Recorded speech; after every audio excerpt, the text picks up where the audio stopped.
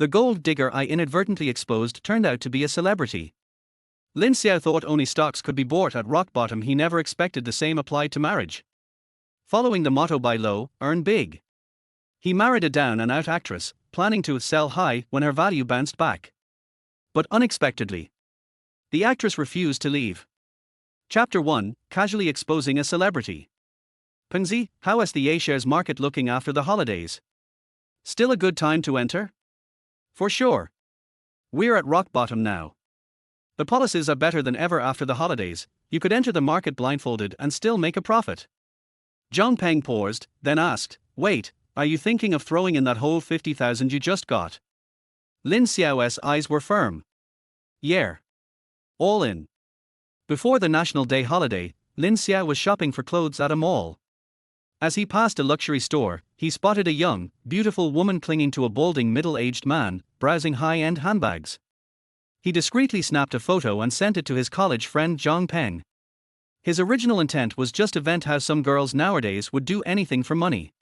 But to his surprise, Zhang Peng instantly recognized the woman in the photo, Han 1111, the recently crowned champion of The Voice of Wuxia, the hottest new star in the music scene. Zhang Peng, who worked for a newspaper, sold the photo to a tabloid journalist and made 100,000 yuan. The two split the money 50,000 each. With the windfall in hand, Lin Xiao set his sights on the booming stock market. He'd been working for 5 years. Just bought a house, and had poured all his savings into it. He'd been watching colleagues make bank off the recent A-share rally, but with no cash to spare, he could only watch from the sidelines in frustration. Now, with this 50k of dirty money in his account, he wasn't about to miss out on the ride. Zhang Peng chuckled and sighed. Man, you're on a lucky streak. A-shares were in a slump for years, and you didn't invest a dime. But you bought your house right at the bottom of the market. Now the stock market is finally coming back, and boom, fate drops a load of cash on you to invest. He added, half-jokingly, your life is going smooth as silk. Promotion at work, bought a house young, and now even the boss wants to set you up with her daughter. You're a certified winner, bro. Zhang Peng and Lin Xiao had been best friends and roommates in college. Lin Xiao came from the countryside. Zhang Peng was a city kid. Growing up, Zhang always felt a little superior. Better food, better clothes, better everything. The only area Lin Xiao beat him was in looks. Zhang Peng used to feel pity for Lin Xiao, thinking his future was bleak and predictable. But just 5 years later, everything had changed. The newspaper industry had been gutted by the rise of social media layoffs, pay cuts, and doom all around. Meanwhile, Lin Xiao had caught the eye of a powerful mentor at his government job, was consistently rated top performer, and had bought his first home at just 27. He was solidly established in Ninghai, the provincial capital. Zhang Peng now felt none of his old superiority, only a twinge of jealousy. Sensing his friend's mood, Lin Xiao quickly said, "Come on, I'm not doing that great. The house is in the suburbs, barely meets basic needs. And the blind date? Please, it's not even official. The boss is just being kind. Her daughter is a city-raised only child. She'd never go for a rural guy like me." That comforted Zhang Peng a bit. "So are you still going to the date tomorrow?" "Of course. The boss set it up herself. I've got to show up and be polite, at least." That was Lin Xiao's honest answer. As a transmigrator, he had once been a wildly successful celebrity back on Earth, dominating the entertainment world for over a decade. Now, on Blue Star, he had chosen a steady, low-key life. But he never looked down on himself, nor was he willing to drift through life aimlessly. Still, society had its hierarchy. His boss's daughter was an only child from a prestigious government family and reportedly studied art. Just thinking about it summoned an image in Lin Xiao's mind: spoiled, self-centered, rich girl type. Forget her looking down on him, he wouldn't dare marry someone like that even if she liked him. That would be like marrying a ticking time bomb. Lin Xiao chose a civil service career because he didn't want to be a servant to capital. He certainly wasn't about to be a servant in his own home. So, while he appreciated his boss's support, he had no real intention of going through with it.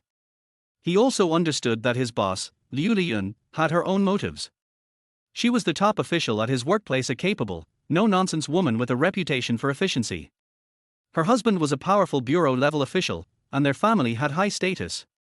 Logically, families like that were expected to find equal matches for their children. But in reality, political families operated differently than business ones. Business families valued alliances, resources, and risk mitigation. Political families didn't worry about risk, they valued stability and loyalty. If the child wasn't in the system, the family would often prefer a grounded, trustworthy new member. Not someone from another elite family that might shift loyalties. So, someone like Lin Xiao, humble background, clean record, hard-working, and good-looking, was the perfect candidate in their eyes. Liu Lian had spotted a rare gem under her own command. How could she not act? Lin Xiao understood her thinking and didn't blame her. Many people would kill for such a shortcut. He didn't judge them, but he wasn't going to be one of them. In his past life, he had tasted all the glamour and excess. This life, he just wanted peace. He had no interest in being a phoenix man climbing into a wealthy family. So, tomorrow, he'd go to the blind date, smile, and leave. The next day was National Day. Lin Xiao tidied himself up, grabbed a fruit basket, and headed to Jilly Garden, a rundown old complex in the city center where Liu Lian lived. He found Building 6, Unit 201. He knocked. A moment later, the door opened. He had already braced himself to greet Director Liu, but instead was met by a stunningly beautiful girl, looking as fresh and graceful as a lotus rising from clear water, so gorgeous she seemed completely out of place in the worn-down stairwell. Lin Xiao was briefly dazed. Back in his past life, he'd seen every kind of beauty in showbiz, so this shouldn't have rattled him. But after 10 years in this new body, living a simple life, beautiful women had only existed in his daydreams. No wonder his composure cracked. "Excuse me, is this Director Liu Lian's home?" he asked, steadying himself. Before the girl could answer, a strange sense of familiarity hit him. He stared, thinking hard. And then, shock. Realization. Eyes wide. Wait a second, isn't this the Han 1111 I secretly photographed? The one who got cancelled because of me. Chapter 2, Can You Marry Me? Lin Xiao was dumbfounded. The trending topic Han 1111 suspected of being a sugar baby was still hanging high on the hot search list, sticking out awkwardly among the surge of discussions about the booming share market. Correspondingly, her public image had plummeted along with the K-line chart of the market's past lows straight into the abyss. And the spark that ignited it all.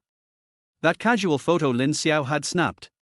A beautiful celebrity, an older man, a luxury boutique, every element was there. There was no room for explanation. One hammer blow from the netizens sent Han 1111 tumbling from the heavens to the depths of hell. It had already been 2 days since the scandal broke, and neither she nor her agency had issued a single statement. That kind of silence was basically an admission.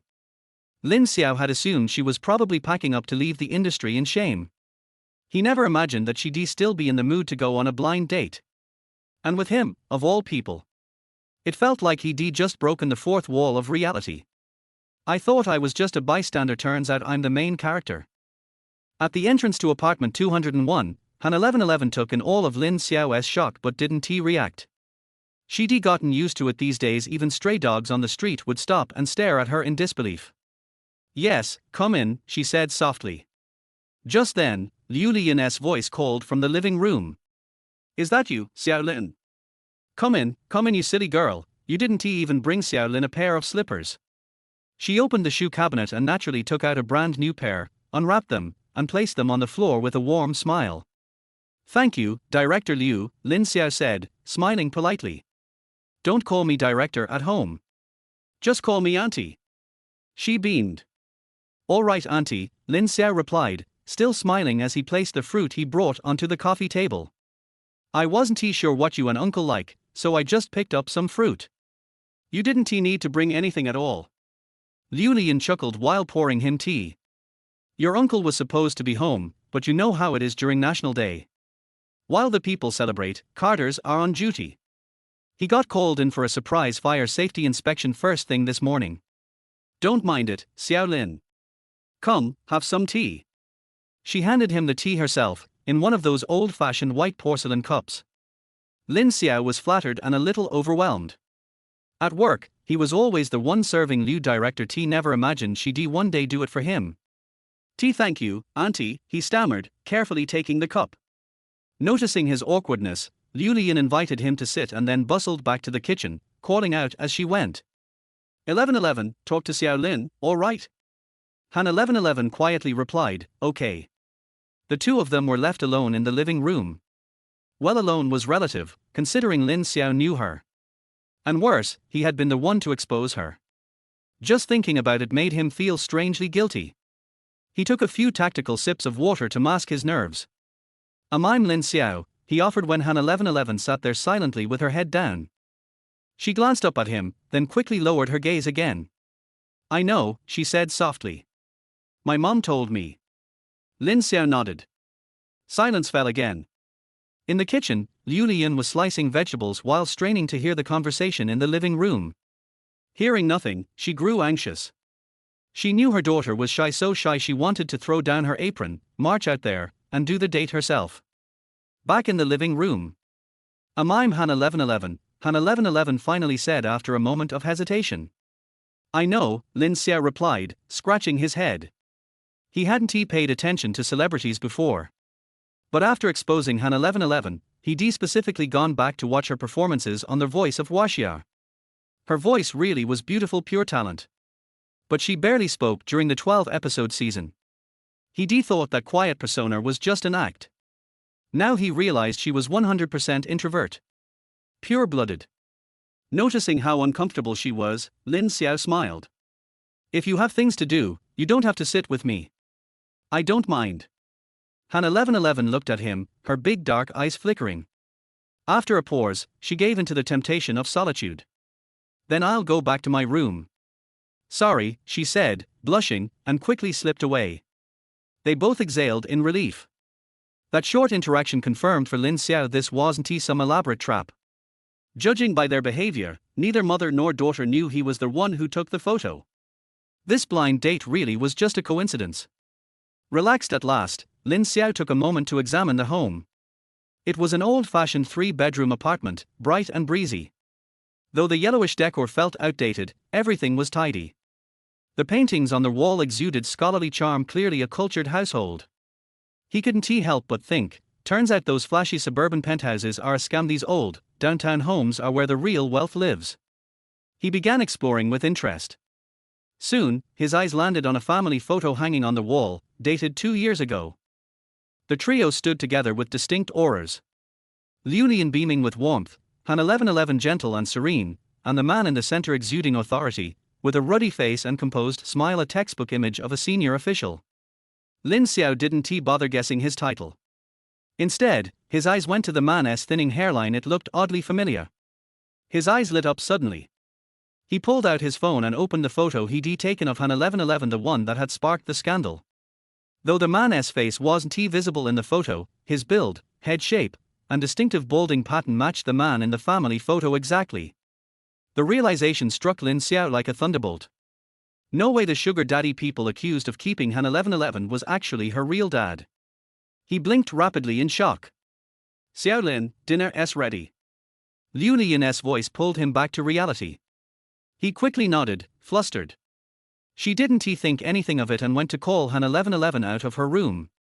The three of them sat around the dining table. For dishes and a soup, some store-bought, but still quite the spread. Just simple home cooking. Hope it's okay.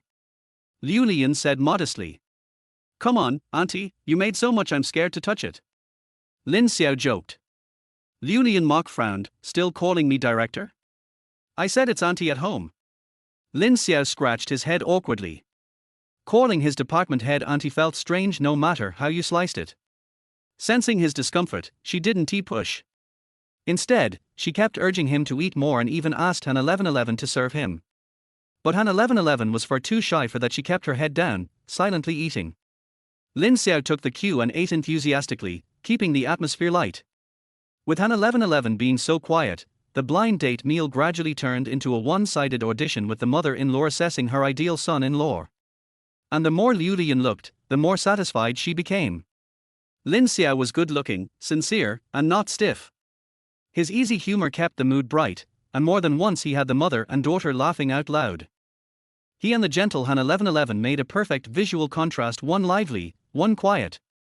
Liu Lian was already mentally planning the wedding. After dinner, Lin Xiao got up to leave. Liu Lian made a token effort to keep him, then used the excuse that he didn't have a car to insist that Han 1111 walk him out. No, that's too much trouble. Lin Xiao quickly declined. But Liu Lian was firm and made the final call. Han 1111 obediently went to change, put on a hat and mask, and walked him out. Lin Xiao had no choice but to go along, thanking her profusely. Downstairs, Lin Xiao followed Han 1111 to the building entrance. The afternoon sun was warm, and a few old ladies nearby were sunbathing, eyeing the two of them with suspicion. 1111, Lin Xiao called. Is it okay if I call you that? Han 1111 turned around and shyly nodded. You really don't need to walk me out.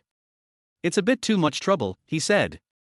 Han 1111 didn't respond, her lips moved, but no words came out. Lin Xiao waited a moment. When she still didn't speak, he nodded and turned to leave. But just then, a soft voice came from behind. See, can you marry me? Chapter 3, Stock Market Chasing Highs, Female Celebrities Buying Lows. Lin Xiao couldn't believe his ears. Did I hear it right just now? She asked me if I could marry her? This joke is too big. What did you say? He turned around, his face full of disbelief. Han 1111 was so embarrassed that she couldn't even raise her head. It was obvious that she had mustered up the courage to ask this question, but now she didn't have the extra courage to ask a second question. Lin Xiao could only confirm it himself. You just asked me if I can marry you. Han 1111's eyes were evasive, her cheeks were flushed, and she pursed her lips in extreme shyness. After a long while, she nodded and replied in a voice as soft as a mosquito, yes. Lin Xiao was going crazy. Today's meal lasted a total of 2 hours. The shock I received was really too great. It was like one crisis after another. At first, he was surprised to find that his blind date was the female celebrity whose scandal had just been exposed. Then I found out that Han 1111's so-called negative information was actually a misunderstanding. Now, the person involved in the scandal is standing in front of him openly, promising to marry him. Lin Xiao felt that his brain cells were not enough. Even so, he still forced himself to remain rational. Seeing that Han 1111 seemed to have some difficulties, he said, it's not convenient here. Let's find a place to talk. If he doesn't figure this out today, he might not be able to sleep. Han 1111 agreed to his proposal. Her car, a red Mercedes-Benz C, was parked in the public parking space under the building. When Lin Xiao saw it, he couldn't help but feel curious. 1111 is an introvert, but the car she bought is hot and sexy. It seems that she is also an introverted person. The car lights flashed. Han 1111 got in the driver's seat, and Lin Xiao got in the passenger seat. The car drove out of the community and stopped at a riverbank 20 minutes later. On the way, Han 1111 had roughly explained the whole story. Just as Lin Xiao guessed, the male protagonist in the exposed photo he took was indeed Han 1111's biological father, Han Haijun. On that day, the father and daughter appeared together in a luxury store to buy a gift for Liu Lian's 50th birthday. After all, it was a big birthday, so it was reasonable to give her an expensive gift, and their family was well off and could afford it. However, what they didn't expect was that the father and daughter holding hands would be photographed and uploaded to the internet, which directly triggered a nationwide carnival of rich men supporting female celebrities. In theory, this matter is just a misunderstanding, and it can be clarified directly. It is not a big deal. But unfortunately, this matter cannot be clarified. Because Han Haijun is a deputy bureau-level cadre, a high-ranking official. Once Han 1111 spoke publicly, stating that the man she was holding in the photo was his biological father, the rumors would naturally be refuted. But it never ends here. The omnipotent netizens will soon dig up all of Han Haijun's resume and expose it all online. This kind of thing has happened many times in recent years. Let us not talk about how well Han Haijun performs as an officer. Even if he is a good official who is honest and upright, how can a good person stand being exposed? With the exposure of the photos, it no longer matters what kind of cadre Han Haijun is. When he appears in a luxury store with his daughter on a weekday, his innocence is at stake even if he spent his own salary to buy the bag. On one side is the daughter's unsupported career in the entertainment industry, and on the other side is the official career that her father has been building for many years. It is clear at a glance which is more important. As a result, the person involved in the scandal, that could be easily clarified by any discerning person, did not respond after 2 days, allowing netizens to throw dirty water on him. This was a sudden misfortune for Han 1111. And the source of this misfortune happened to be the blind date chosen for her by her mother, which closed the loop. After telling the truth, the Mercedes-Benz just happened to stop by the river bank. The atmosphere in the carriage became increasingly depressing. What does this have to do with your sudden proposal of marriage? Lin Xiao broke the silence and asked.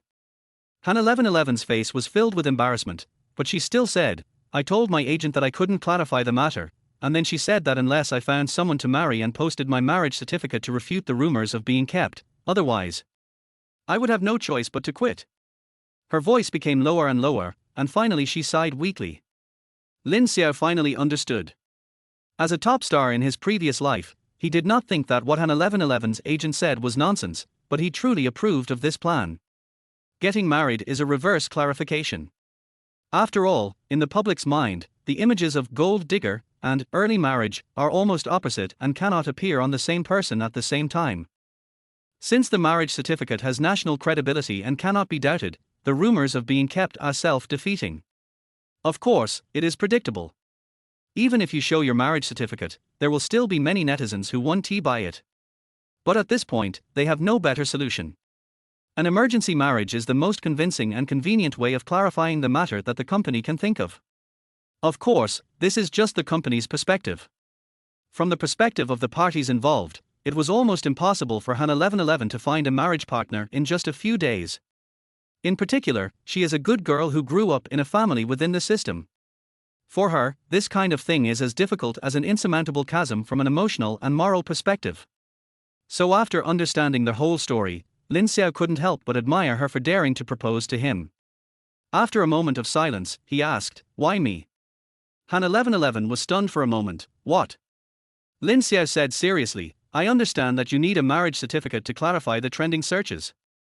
I also understand that getting a marriage certificate is just a temporary solution, so you don't need a real marriage, but a contract marriage, right?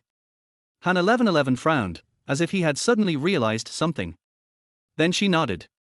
Since it's a contract marriage, it's safer to choose someone you know well, such as a childhood friend or classmate. That way, it won't be easy to fall out. Lin Xiao looked her straight in the eye and continued, and we just met for the first time today. You're so rash as to bring this up to me. Aren't you afraid that I'll ask for a huge sum of money from you, or even turn my back on you in the future? Han 1111 was silent for a moment, then asked hopefully, You said later? So you agree? Lin Xiao. No, are all your art students' train of thought so weird? I'm assuming. Oh. Han 1111 lowered his eyes again. Silence. You haven't answered my question yet. Why did you choose me? Lin Xiao asked again. Well, because my mother likes you. Han 1111 said seriously. That's it. This is very important. Han 1111 said seriously, if I find someone else, even if we get married without my parents' knowledge, they will probably force us to divorce. But you are different. My mother carefully selected you. She likes you very much, so she brought you home to meet me. Even if I get married with you in a flash, she won't be angry. It was the first time that Lin Xiao heard her talk so much, and he actually felt that what she said made a lot of sense. He also had to admire that 1111's voice was really beautiful. No wonder she could sing love songs that made others cry, and she even won a championship for herself. What about your dad? He asked. My dad. Han 1111 smiled slyly, he listens to my mom. Lin Xiao was speechless. This wave is indeed a closed loop. Seeing that he stopped talking, Han 1111 guessed that he was convinced.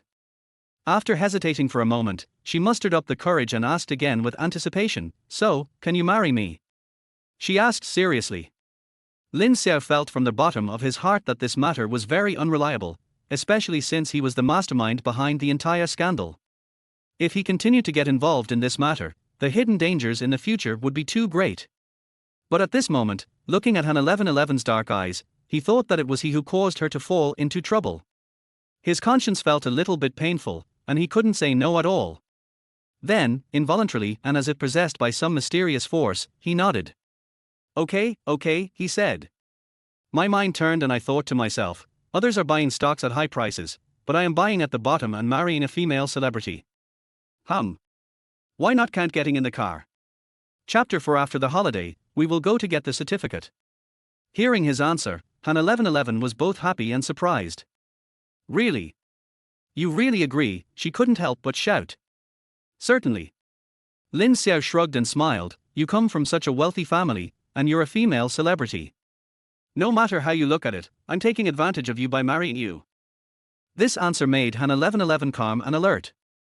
After a moment of silence, she said with difficulty, you know we're just sham marriages, and we're not really going to get a marriage certificate, right? Lin Xiao looked confused. Not getting a marriage certificate? Didn't you say that you came to me just to get the marriage certificate? Han 1111 was anxious. We have to get the certificate, but we don't really have to get the certificate. I mean, just get the certificate, but not really get married. Seeing her so flustered, Lin Xiao laughed as if he had succeeded in his evil humor and stopped teasing her. A real marriage certificate, but a fake one, right? He said. Yes. Han 1111 breathed a sigh of relief. Then I won't lose out. Marrying a famous star will give me a lot of face. Lin Xiao laughed. Han 1111's tense nerves finally relaxed when she saw that he had no intention of making the fake play real or asking for too much. To be honest, she was very nervous about the rash proposal of marriage just now. On the one hand, her personality, upbringing and the education she received since childhood do not support her proposing marriage to someone she just met for the first time. On the other hand, I am really afraid of being bitten back. If she met a scoundrel who used this matter to threaten her and extort a large sum of money, she would have no choice but to swallow the loss.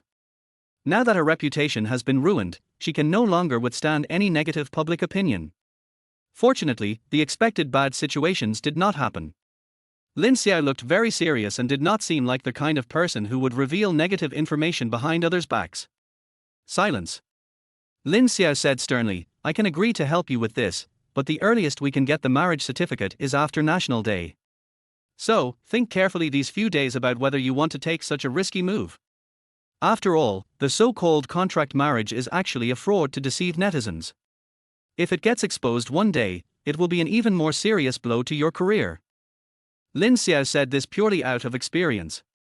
After all, he had been in the entertainment industry for more than 10 years in his previous life, and had seen too many cases of people's image collapsing, and even he himself had collapsed several times. The outcome would be terrible. So, I still advise you to think it over carefully. If you are sure to do this, then after the holiday, we will go to get the certificate. Lin Xiao said seriously and calmly. Seeing his serious expression, Han 1111 took his words to heart and nodded seriously. I understand. I'll think it over carefully. Thank you. You're welcome. The two smiled at each other, and the tense atmosphere disappeared. Han 1111 sent Lin Xiao home and then left. Looking at the figure behind the red Mercedes-Benz with its taillights on, Lin Xiao breathed a sigh of relief, feeling that everything that happened today was too unreal. I thought I was just going to the leader's house for a blind date and a formality.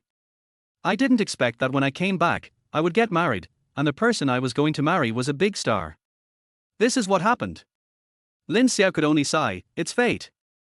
I packed my luggage in the afternoon and rushed to their high-speed rail station at 5 o'clock. Lin Xiao didn't have any expectations for today's blind date, so he bought a ticket for the afternoon and went back to his hometown to celebrate National Day. His hometown is Anyang County, a small county under the jurisdiction of Azhou, a prefecture-level city adjacent to Ninghai City. It is less than 100 kilometers away from Ninghai and only takes about 20 minutes by high-speed rail. Because the distance is short and there are many trains, it is easy to buy tickets even during the National Day. I got on the high-speed train at 5:30 and got off before 6 o'clock. Lin Xiao took another taxi home. When he got home, the sun had not yet set, so he just made it in time for dinner. Although Lin Xiao village belongs to the county seat, it is actually located at the outermost edge, so everyone still considers themselves as rural people. Every household in the village still lives in self-built houses and has fields. Many older people still retain the traditional lifestyle of farming for a living. The younger ones choose to go out to work or work as workers in nearby factories. The income is much higher than farming, and it is also easier and more stable.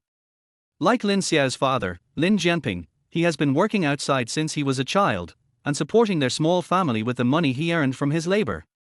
When my mother Zhu Shuping was young, she worked on the farm and took care of the children at home. Later, many factories opened in the surrounding area. Like most women of working age in the county, she was recruited to work in the factories. She could earn more than 2,000 yuan a month, and now her salary has increased to more than 3,000 yuan. Zhu Xiuping is very content with this. With the couple's hard work, their family's life gradually improved. The two of them were unwilling to be lonely, so when Lin Xiao was 10 years old, they gave birth to a second child, his younger brother Lin Yu, who is now a sophomore in the county's #1 middle school with average grades.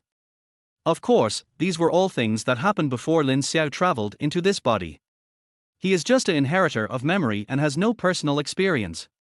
So, after knowing that he had a younger brother who was 10 years younger than him and that every family had at least 2 children, he couldn't help but ask himself, who is really worried about this country's fertility rate? My parents and younger brother were waiting at the door early in the morning. Seeing him get off the car, the three of them hurried over to greet him, all with satisfied smiles on their faces. Isn't the high-speed train at 5:30? Why did you get home so late? I already prepared dinner. Zhu Xiuping complained, but her face was full of wrinkles from smiling. She took the backpack from her eldest son very naturally and threw it directly into the hands of her youngest son Lin Yu without looking back. Lin Yu was not polite either, he unzipped his pants and started rummaging through them. After taking out the tablet computer, an excited smile finally appeared on his young face, as if he had seen his biological father. The family of four went to the kitchen at the back of the main house. The dinner was extremely sumptuous. A large round table was filled to the brim, and even turtle soup was served. Lin Xiao was at a loss for words when he saw this. Mom, is this National Day or Chinese New Year?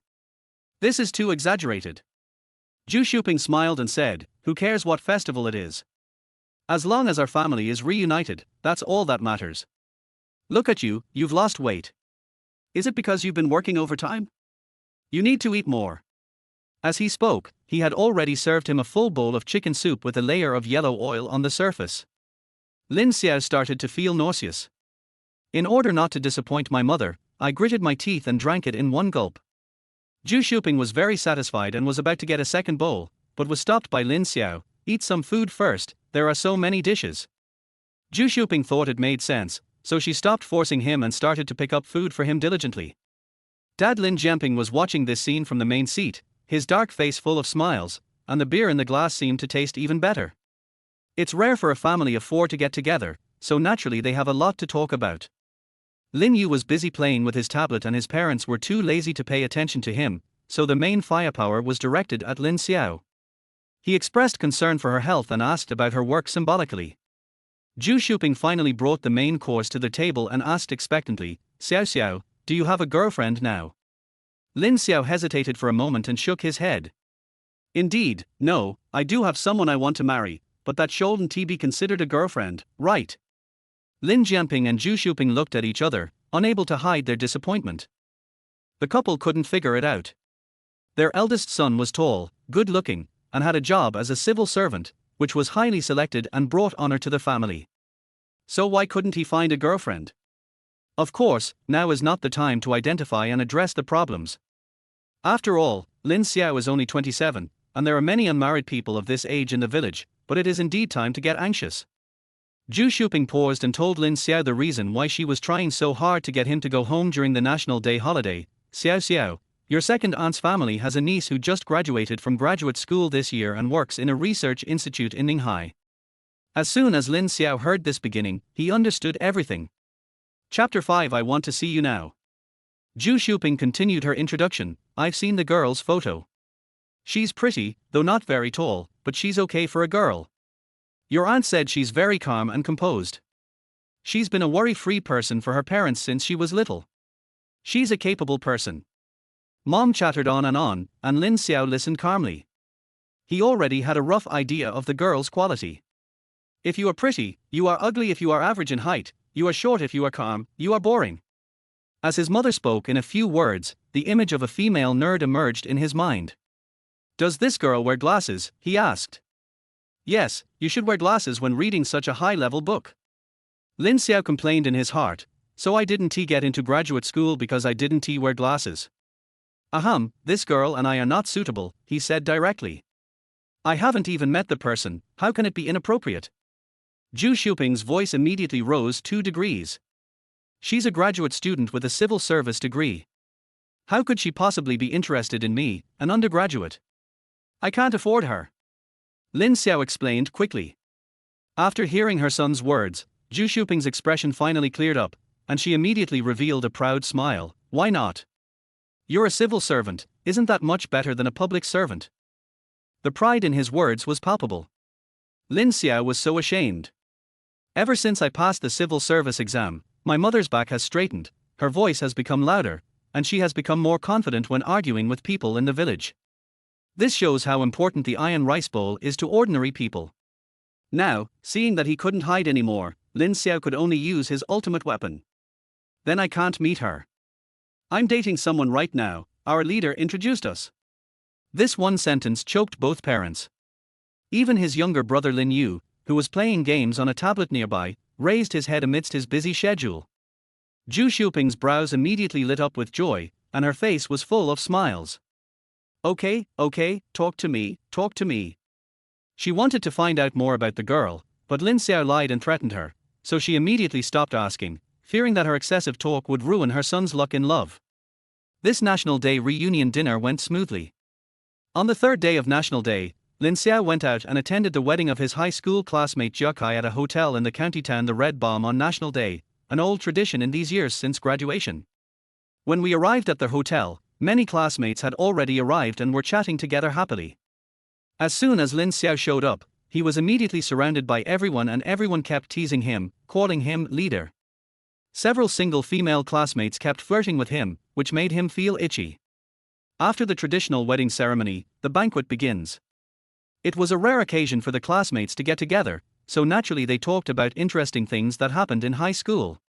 As they talked, the topic turned to Lin Xiao. Lin Xiao, you may not know this, but during your 3 years in high school, there were at least a dozen female classmates who had a crush on you. You can be considered a celebrity in our Anyang number 1 high school. Jia Kai left his newlywed wife behind and came here to chat with his classmates. Of course Lin Xiao knew it, but he could only pretend not to know. How is that possible? He looked surprised. How is that impossible? Classmates, judge for yourself. Is there anyone in Anyang number 1 middle school who is more handsome than Lin Xiao? No, everyone agreed quickly.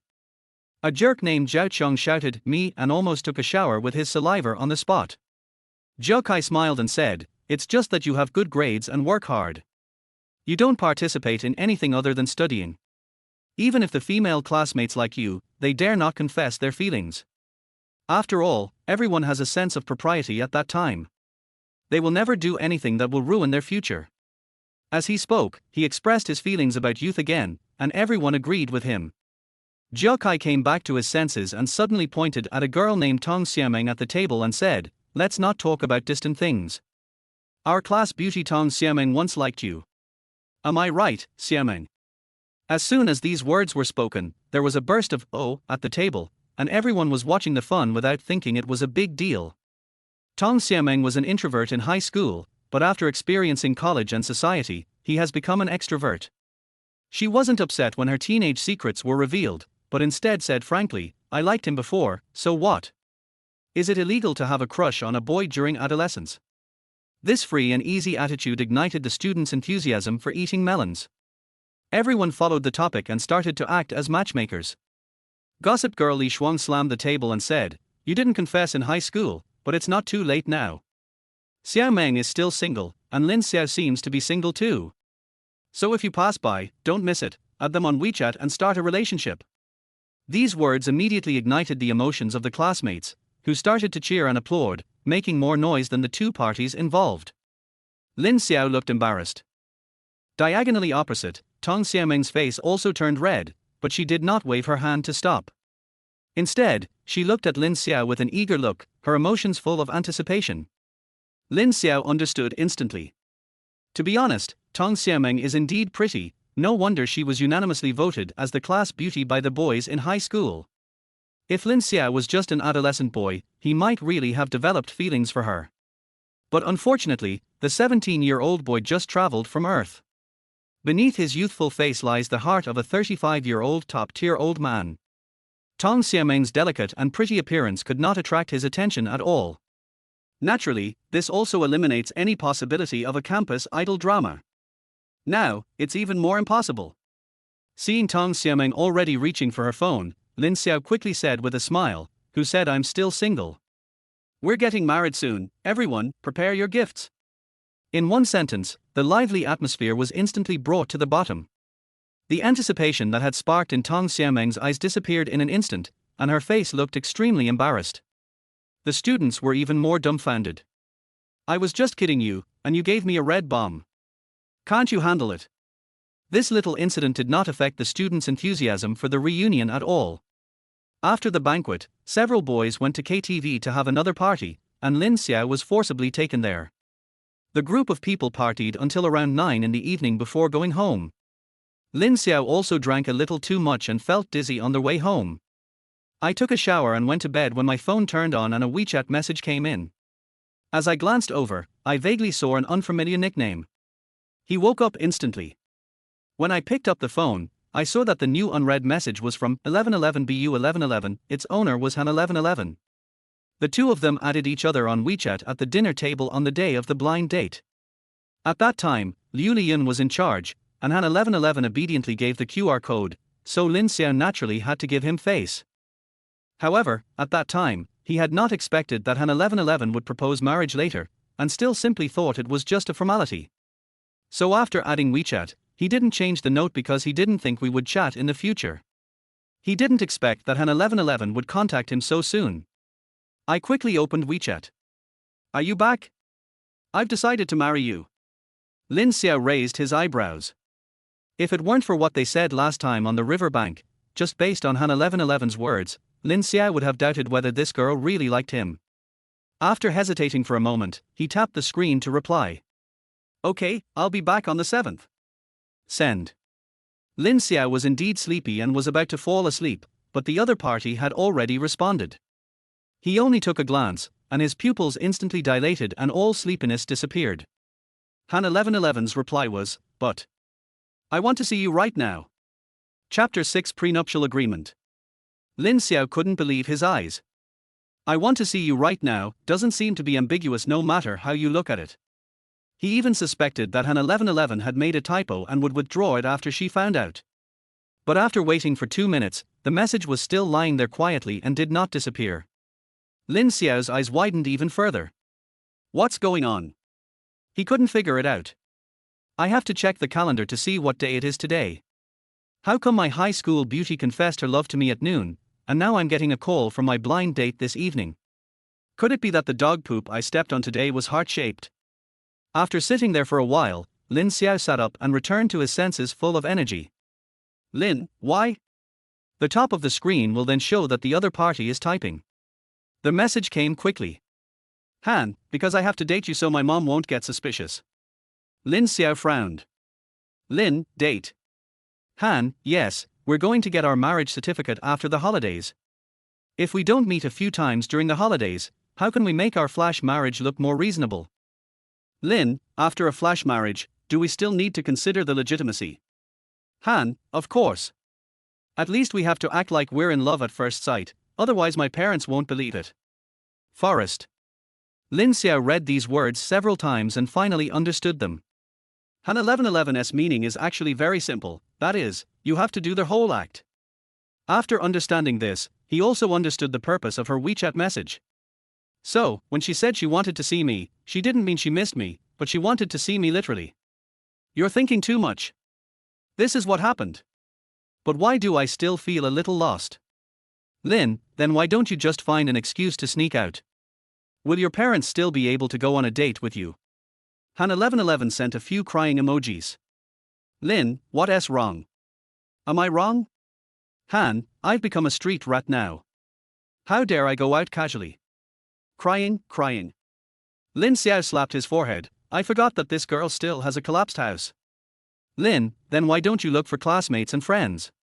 "Han, they are all traveling, and I can't always look for them." Forest. Lin Xiao's mother tongue now is speechless. He agreed to do a good deed out of pity, but why is this girl kind of relying on him? But think about it. Han 1111 originally had a bright future, but his downfall today was caused by that photo he casually took. Although Lin Xiao believes that everything is fate and will not feel too guilty about it, the cause and effect are there after all, and he has to admit it. What's more, considering his experiences of being urged to get married by his parents and having his female classmates confess their love to him in recent days, he suddenly realized that for a 27-year-old single grassroots civil servant like himself, a marriage certificate seemed to be the only way to keep his ears clean. At least he was able to easily rebuff his mother and female classmates with this excuse, which was much more effective than excuses like busy with career, not having enough fun, and not wanting to get married yet. So, rather than saying that he was helping Han 1111, it would be better to say that they were mutually beneficial and complemented each other. After hesitating for a moment, he replied, "See you tomorrow." That night, Lin Xiao bought a ticket back to Ninghai. The next morning, he told his parents that he wanted to go back. Zhu Xiuping got angry when she heard that. He quickly added that he was going on a date with his boss's daughter, and his mother immediately smiled and said, "Then hurry up, hurry up. I wish I could just chase him away with a broom." Lin Xiao sighed again. It turned out that the leader was indeed powerful. He took a high-speed train ticket in the morning and arrived in Ninghai at 11 o'clock. After getting off the car, he wanted to make a voice call to Han 1111, but thinking that she was a single person and would probably have a fear of answering the phone, he patiently sent her a WeChat message. "Lin, I'm in Ninghai now, I can come out anytime." The other party replied immediately. "Han, then, I'll come find you now." Lin, "Yes." Then he asked, "Then why are we meeting?" "To eat." "You can't go out, right?" This time, the other party was silent for a long time, and only sent the message again after Lin Xiao got on the subway. "Han, how about going to your house?" Lin Xiao's eyes lit up. The plot development doesn't seem right. It feels like a feature film. "Lin, go to my house." "Are you sure?" "Han, if it's inconvenient, forget it, awkward." "Lin, it's not inconvenient, it just feels a bit sudden." "Han, I really don't feel like showing up in public right now. Why don't you just come to my house?" Lin Xiao frowned. "Lin, then come to my house." He immediately sent a location message, and Han 1111 didn't say anything else, but replied with a cute, "okay" emoticon. Lin Xiao burst out laughing and didn't reply.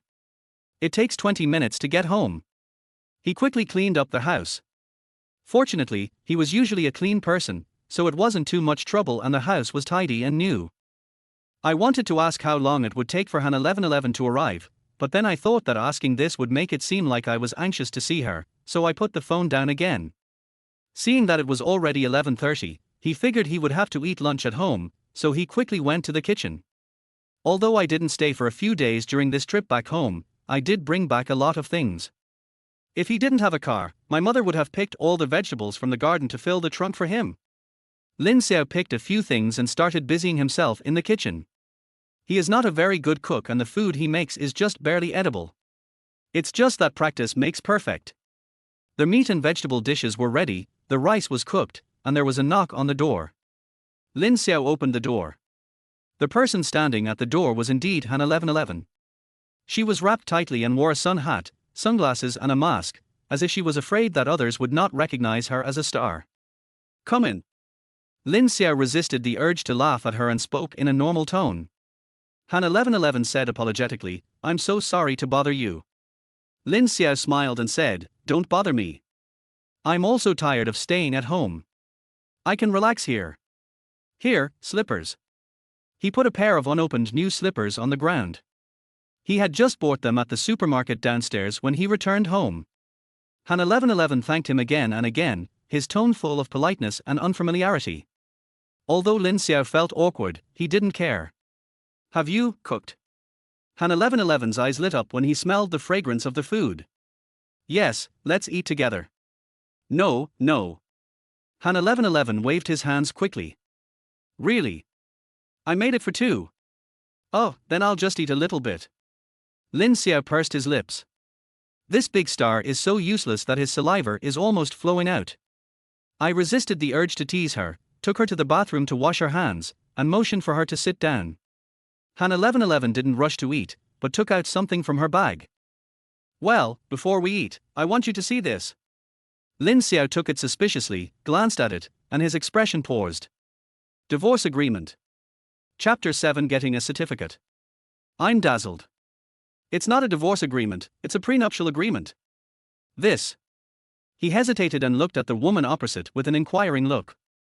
Even though the restaurant faces north and the light is not very clear, it still makes her skin look fair, delicate, and her eyes look pure and innocent.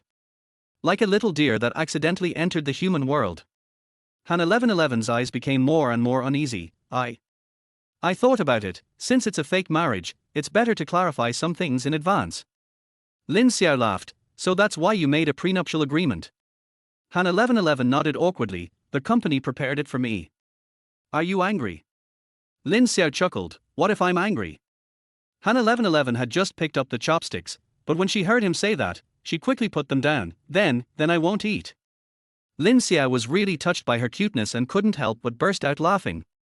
Before visiting the Han family for the first time, he had guessed that Director Liu's daughter, as the only child in the system and a student studying art, was definitely not a good person. She would either be impetuous and decisive like her mother, or she would be the type who was good at handling human relationships. He never imagined that the only daughter raised by a bureau-level official and a division-level leader would have such a soft and cute personality. Lin Xiao suddenly felt that this fake son-in-law might actually be worthy of being won. He stopped teasing Han 1111 and started looking through the agreement. The agreement does not contain many clauses, but it clearly states that the marriage period is 1 year and stipulates some behavioral norms and cooperation obligations of both parties during this period. For example, Lin Xiao has to accompany her back to her parents' home regularly and pretend to be a loving couple. For example, the agency will write some love stories for them, and as the protagonist, he must grant the right to his name and support the creation. Of course, getting a marriage certificate and cooperating in taking some photos as materials to whitewash Han 1111 is the most basic thing. Because of this marriage agreement, Han 1111 is the main beneficiary, so she needs to pay Lin Xiao a cooperation fee of 200,000 yuan, which should be paid in 2 installments, 100,000 yuan after obtaining the marriage certificate and another 100,000 yuan after the contract expires. Lin Xiao saw that there was no problem so far, but was surprised when he saw the contract fee. 200,000. He never thought there would be more money to be gotten. However, Han 1111 interpreted his reaction as that it was not enough. She said with an embarrassed look, this amount was given by my agent, and I also think it's a bit small. But then I thought about it, you and I have agreed to get married, and this must be kept secret from my parents. If they take you as their son-in-law, you will definitely have some benefits, especially in terms of work. So I think this price is reasonable. Of course, if you're not satisfied, we can negotiate. Han 1111's attitude was very gentle and polite. Lin Xiao felt very upset when he heard this. Originally, he was wondering why she chose to pretend to get married with him. Wasn't she afraid that he would bite her back? Now he understood. It turned out that in Han 1111's eyes, his participation in this cooperation was completely profitable. After all, her mother is the head of his unit. No matter how impartial Liu Lian is, can she not take better care of her own son-in-law? In Han 1111's mind, although she was the one who proposed the fake marriage, they were both actually beneficiaries, and it could be considered a very stable alliance of interests. No wonder she didn't look for classmates or acquaintances, but chose him. After learning the truth, Lin Xiao was speechless for a moment and even felt like laughing. I thought Han 1111 was a little cute just now. Only now do I realize that an only daughter who grew up in a family within the system, no matter how gentle her personality is, understands the ways of the world better than the average person. How could Han 1111 have imagined that Lin Xiao agreed to cooperate with the fake marriage just because he was soft-hearted, and not because he had any ulterior motives? What's wrong with you? Han 1111 noticed that his expression was wrong and asked a little fearfully. Nothing. Lin Xiao said lightly. Oh, then the contract fee. Okay, I don't have that big of an appetite. Han 1111 always felt that his tone was strange, but he couldn't tell what was strange, so he stopped talking for a while. Lin Xiao was too lazy to say more, so he just found a pen and quickly signed his name on their Party B side. Seeing this, Han 1111 also signed the signature. The agreement was put away, and the atmosphere at the table became increasingly tense. Then, can I eat now? Han 1111 asked, swallowing secretly. Eat. Lin Xiao waved his hands, helpless and speechless. For 2 consecutive days, Han 1111 hid out of the house on the pretext of meeting Lin Xiao and went to his house for meals. However, due to the prenuptial agreement, Lin Xiao's attitude towards her became noticeably colder. Every time they are at home for 2 or 3 hours, they don't say more than 10 sentences. Most of the time, Lin Xiao either went out to buy groceries or take out the trash, or stayed in his room reading or playing games. Except for occasionally inviting Han 1111 to drink water and eat fruit, he completely ignored her. Han 1111 clearly noticed that the atmosphere was not right, but he couldn't put his finger on it. In addition, she was introverted and didn't like to talk, so she felt like a fish in water staying alone in the living room, so she didn't think of anything else. Soon, the National Day holiday is over. Early in the morning on the 8th, Lin Xiao called the office director and asked for half a day off. Then he packed up simply and took out his only white shirt to wear when getting the certificate. The place for getting the certificate was scheduled to be the Qinghu District Civil Affairs Bureau, which was only 2 kilometers away from Lin Xiao's home. The two agreed to go separately. Lin Xiao ate his breakfast slowly, then went out, scanned a shared bicycle and went there. When we arrived at the Civil Affairs Bureau, it was just 9 o'clock. Han 1111's red Mercedes-Benz had already stopped in the yard. The two of them greeted each other very politely and went in together to get a number. Their unfamiliar attitude did not show that they were here to get married, but rather to get a divorce. It will be their turn soon. Taking photos, filling out forms, and getting the certificate, I thought it would be complicated, but it ended up being done in just 10 minutes. Congratulations to you too. The staff mechanically gave their blessings. Is that the end? Lin Xiao asked in disbelief. It's done. I saw online that there are oaths, things like sickness or health, riches or poverty, etc. That's Western, that's not the word for our country. The staff almost rolled their eyes, thinking that it was already annoying to go back to work after the holiday, and now here comes a big fool. He pointed impatiently to the side. The oath area is over there. You can read it a few more times if you like, at the back. The two of them quickly made way. He took a look at the solemn and festive oath-taking area and looked terrified. Should we still take the oath? Han 1111 asked embarrassedly. Oh, maybe not. Yeah, I think so too. The two looked at each other and quickly slipped away. Outside the Civil Affairs Bureau, Han 1111 didn't even have time to say hello before he stepped on the accelerator and ran for his life. Lin Xiao watched the taillights of the car disappear at the gate, then looked at the red book in his hand and felt dazed for a moment. So, you got the certificate already. Chapter 8, Fighting for the Headlines with Big A. After leaving the Civil Affairs Bureau, Lin Xiao took the subway to work. On the way, he repeatedly looked at the marriage certificate in his hand and found many interesting things. It turns out that Han 1111's real name is not this. The name on her ID card is Han 1111, so Han 1111 can only be regarded as her stage name. As for why she chose a stage name, there is no need to ask her herself. As a top star in her previous life, Lin Xiao has a lot to say about it. Simply put, there are various reasons why celebrities change their stage names, and the ways of changing them are also varied. Some people think their names are not nice, so they change both their given and surnames. Some people had their fortune told and were told a character that would indicate they would become famous, so they kept their surname and only changed their given name. Of course, it is very rare for someone like Han 1111 to change only one character, and it is a homophone. But it's not impossible. There is a post-85's flower on the earth named Liu Shisha. Her original name is Liu Shisha. Only one character was changed, but the name has a very different temperament. Lin Xiao guessed that this was probably the reason why Han 1111 changed so much, but the direction of her change was completely opposite to Liu Shisha's. Except for the name. Lin Xiao was also surprised to find that Han 1111 was only 22 years old this year, which means she was 5 years younger than him.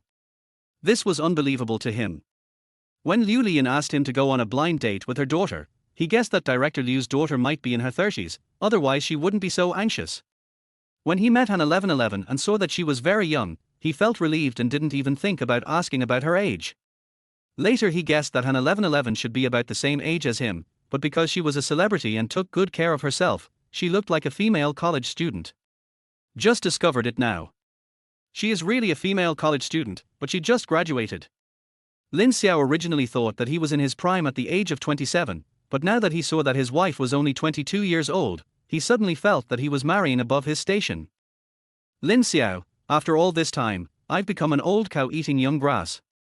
On the way, he also thought, Han 1111 is obviously still so young, why is director Liu so anxious to arrange a blind date for her? The answer is not difficult to guess. It should be that Han Haijun and Liu Lian both disagreed with their daughter entering the entertainment industry, especially after the keeping scandal. They became more determined in this idea, so they were so anxious to arrange a blind date for their daughter, hoping that she would have a stable relationship, live an ordinary life, and then completely stay away from the intrigues of the entertainment industry. As a family in politics, Han Haijun and Liu Lian have sought stability throughout their lives, so it is understandable that they would think and arrange things this way. Poor parents in the world. I arrived at work at exactly 10 o'clock. Back in the office director Li Mingdao was a little surprised to see him. Didn't you take the whole morning off? How come you're here so soon? Lin Xiao didn't explain much, just smiled and said, I'll come over when I'm done. Li Mingdao didn't ask any more questions. After all, although the National Day holiday is over, many people in the company have not returned yet, and those who have returned are not in the mood to go to work for the time being. It's normal for Lin Xiao to come late or not to come at all. The office had 4 staff members. Besides Li Mingdao and Lin Xiao, there was a 58-year-old veteran cadre and an elderly mother who was expecting her 3rd child. The veteran cadre was due to retire in 2 years and was rarely seen. The elderly mother was even more vulnerable, having returned home after 6 months to protect her pregnancy. Li Mingdao couldn't rely on them, and even less so on himself. At the age of 52, he knew that there was no hope for him to be promoted to deputy director, and he had already been lying down. So Lin Xiao became the only strong laborer in the office, and Li Mingdao spoiled him. Wipe off the light layer of dust on your desk. Lin Xiao dealt with the unfinished work before the holiday, and it was already past 11 o'clock, waiting for lunch. Lin Xiao suddenly remembered that he was planning to trade stocks before the holiday. He quickly opened the financial management software and looked at the market, and found that his shares opened high again, just as Zhang Peng expected. He felt relieved now. He spent all the 50,000 yuan of ill-gotten gains on real estate and liquor. On the same day, I bought the dip and married a celebrity whose scandals were exposed, then bought 50,000 shares at a higher price. This can be considered risk hedging. Lin Xiao suddenly realized that after 10 years of peaceful life after traveling through time, things suddenly became exciting today. In the afternoon, there will be a team meeting. As the only strong laborer in the office, Lin Xiao has always been responsible for attending meetings. Although attending meetings may seem simple, it is actually very tedious and energy-consuming. Before the meeting, topics are collected, typeset and printed, notes are taken by hand during the meeting, and minutes are compiled after the meeting and then signed by all participating leaders. It seems that the meeting only lasts half a day, but the whole process will take at least 3 days to complete. Such a team meeting should be held once a week. This task alone almost wore Lin Xiao out, not to mention the other materials, big and small, that needed to be written, and all kinds of trivial matters that needed to be coordinated, and all of these were basically done by Lin Xiao alone. No wonder Li Mingdao worships him like an ancestor. If one day Lin Xiao quits his job, he really won't be able to find a young person in the entire unit who can write materials, work meticulously, and be hardworking and willing to take over this job. There were not many topics to discuss in the team meeting after the holiday, but the leaders chatted about interesting holiday stories and 3 hours passed. After the meeting, Lin Xiao packed up the materials and returned to the office, where he was so tired that he collapsed in his chair and didn't move. As expected, after 7 days off, I became lazy and obviously couldn't keep up with the pace of work. Director Li Mingdao left work early. Lin Xiao packed up his things and prepared to go home from get off work. At this moment, Zhang Hongxie from the office next door suddenly came over with a bag of snacks and said with a smile, "Brother Lin, let me give you some of our specialties." Lin Xiao quickly reached out to take it. "Thank you, I've been in meetings all afternoon and I'm hungry." "Brother Lin, you've worked hard." Zhang Hongxie took the opportunity to stay and chat, saying with a smile, "But I think everyone is a bit holiday sick today. Apart from you working hard, everyone else has nothing to do and is busy eating melons." Lin Xiao smiled helplessly and said, "I have no choice." He asked casually, "What kind of melons are there today? Are there any from our unit?" Zhang Hongxie perked up and said excitedly, "What kind of gossip could there be about our company? It's all online. Brother Lin, you don't follow entertainment news, do you?" This afternoon, someone online broke the news that Han 1111 got married. Do you know Han 1111? She's the winner of this year's The Voice of China, the one who was photographed shopping in a luxury store with an older man before the holidays. Lin Xiao's expression became unnatural for a moment, but he quickly returned to normal. He knew that after obtaining the marriage certificate, Han 1111's agency would quickly make an official announcement and whitewash the situation, but he didn't expect the action to be so quick. "I just got the certificate in the morning, it was still warm, and it was spread on the internet in the afternoon." As expected, he is from the circle and moves quickly. "Oh, it's her. I have some impression of her," Lin Xiao said perfunctorily. Seeing that he had no interest, Zhang Hongxia's enthusiasm for gossip suddenly dropped greatly. She chatted for a few words and then left. As soon as she left, Lin Xiao immediately opened Weibo on his mobile phone and clicked on the hot search list. Sure enough, the topic of Han 1111 is suspected of getting married has rushed to third place, and the first two and last two are all related to shares opened high after the holiday. Lin Xiao suddenly smiled. Wow, Han 1111 is fighting with the shares, competing with the shares for headlines before and after the holidays. Chapter 9. Lin Xiao is such an honest child. Lin Xiao clicked on the topic. The source of this hot search was discovered when a person claiming to be a staff member of the Ninghai Civil Affairs Bureau broke the news, saying that Han 1111 and a young man were seen together this morning. They were in a very sweet relationship and had obtained a marriage certificate. The explosive post was very detailed and emphasized that the man was a young man who had a good relationship with Han 1111. Lin Xiao frowned as he watched. He clearly remembered that when they got the certificate in the morning, the staff member was a man in his 40s who sat there yawning continuously and never looked at them directly from beginning to end. It was obvious that this uncle didn't know Han 1111. In that case, it is impossible that he was the one who leaked the information. There weren't many people at the Civil Affairs Bureau this morning, with only 2 windows open, so it was unlikely there would be anyone else. Besides, he and Han 1111 clearly didn't act familiar with each other in the morning, and they acted as if they were getting divorced. How did the person who made the news know that they had a good relationship? Therefore, Lin Xiao quickly guessed that this so-called disclosure should be a drama directed and performed by Han 1111's agency. Oh, that's pretty smart. Lin Xiao couldn't help but sigh. After all, if Han 1111 directly announced it, even if the marriage certificate was real, netizens would think that she came prepared and deliberately wanted to clarify the rumors of being kept before the festival. However, if their whole story is revealed in advance from a third-person perspective, netizens will accept the fact itself with preconceived notions. If Han 1111 comes out and makes an official announcement openly, the credibility will be much higher and there will be fewer conspiracy theories. To put it bluntly, nowadays, netizens would rather believe a netizen they have never met and who cannot provide any valid evidence than trust celebrities who provide lawyers' letters and public statements. I'm really scared of being slapped in the face. Lin Xiao flipped through the comments section under the topic. Sure enough, netizens were all shocked and even began to doubt the pre-holiday trending search for being kept married? I think she just graduated from college. Am I remembering wrongly? Didn't she just reveal she was being kept by a wealthy sponsor before the holiday? Is this melon guaranteed to be authentic? She wouldn't just marry the rich man, would she? Impossible. The post said the man she got married to was a handsome young man. It definitely wasn't the Mediterranean guy that was leaked last time.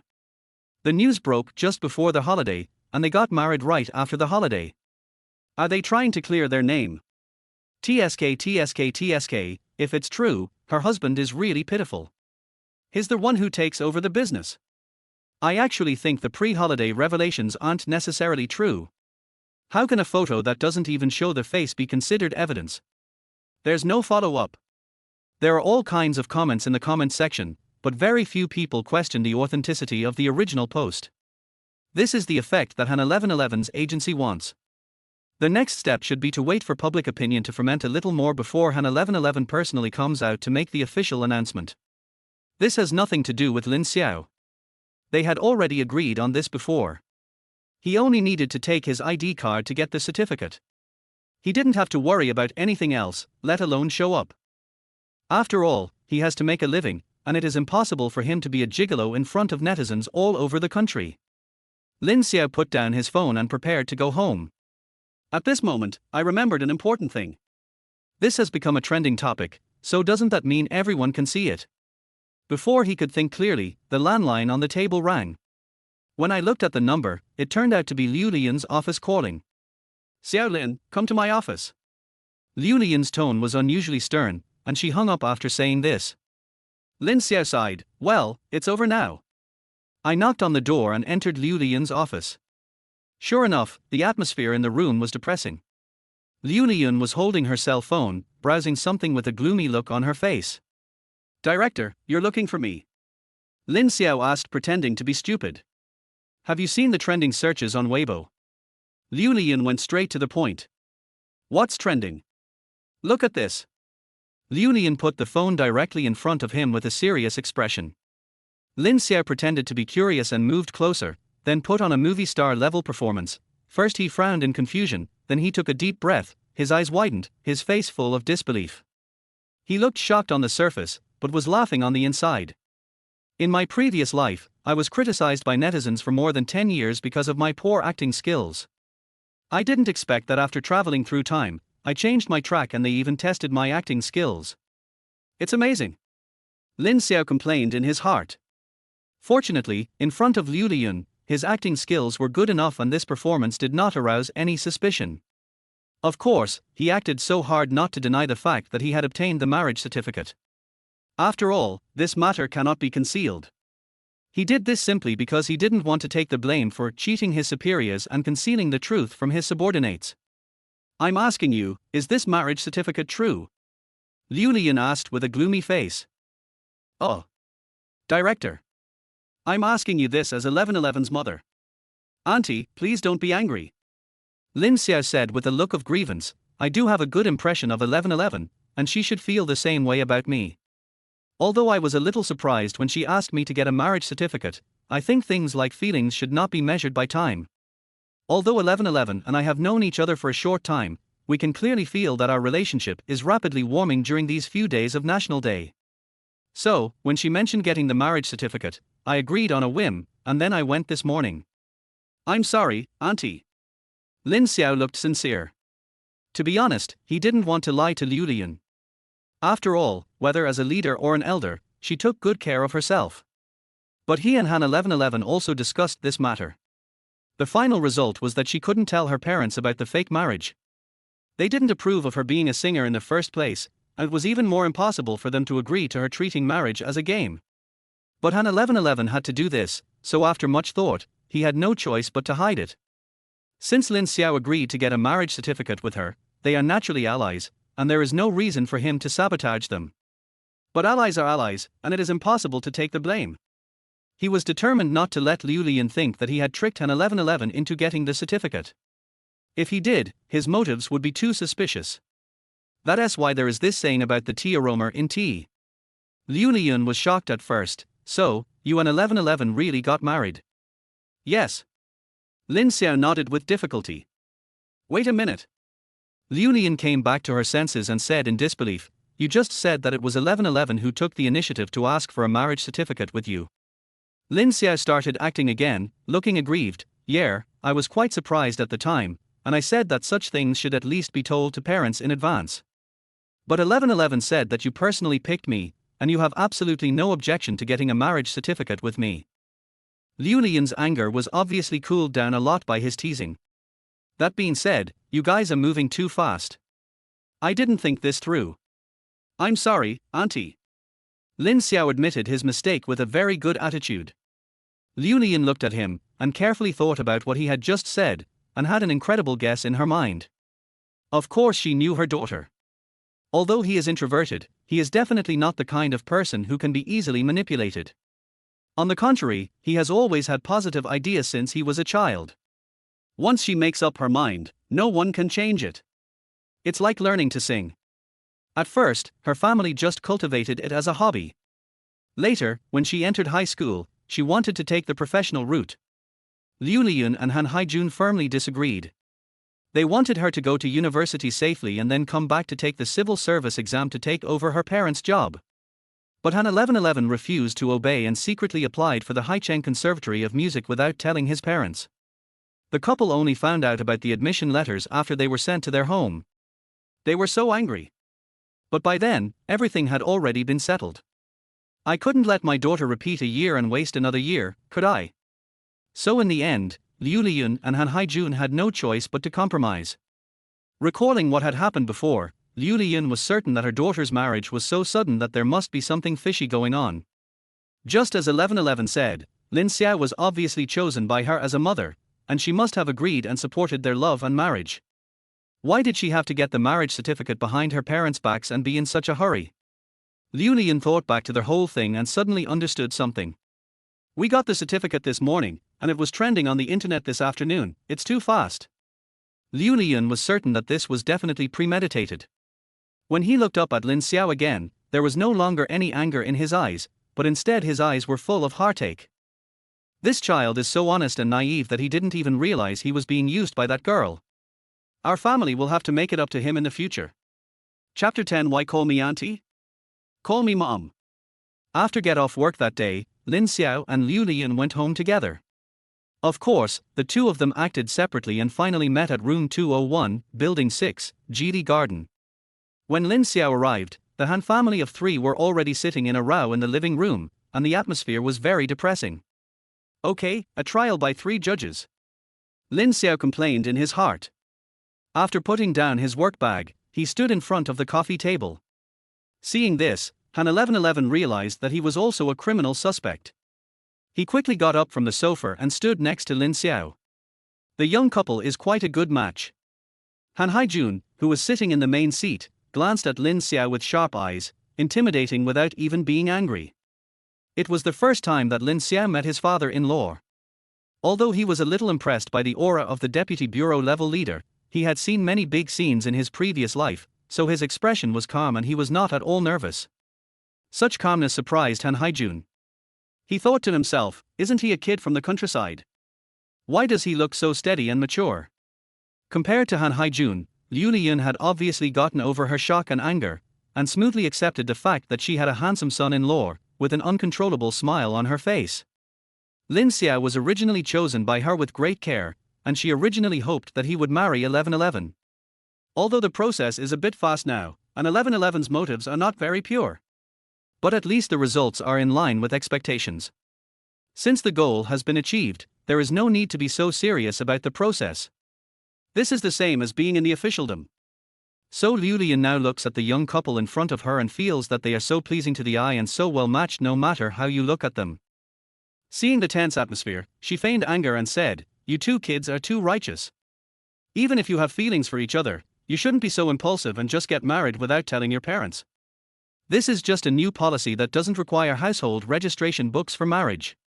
If the policy hasn't changed, would you still be stealing household registration books from home?" These words seem to be blaming the young couple, but in fact they are easing the atmosphere and giving them a way out. Han 1111 remained silent. Lin Xiao, however, understood his mother-in-law's subtext and said sincerely, "Auntie, it's our fault. We definitely wouldn't dare to steal their household registration booklet. We were confused at the time and thought that this policy was to encourage young people to have freedom of marriage and love, so we got the marriage certificate in a fit of rage. I'm sorry, uncle and auntie. Be sincere and well-reasoned." Lin Xiao's implication was that the country encourages young people to get married whenever they want. You two are state officials and local leaders, and you still dare to go against national policy. As expected, Liu Lian immediately smiled brightly upon hearing this. She continued, "That's true. Our country's current marriage and fertility rates are indeed very severe. Young people are trending towards not getting married and having children. There aren't many people like Xiaolin and 1111 who are brave enough to step into the siege.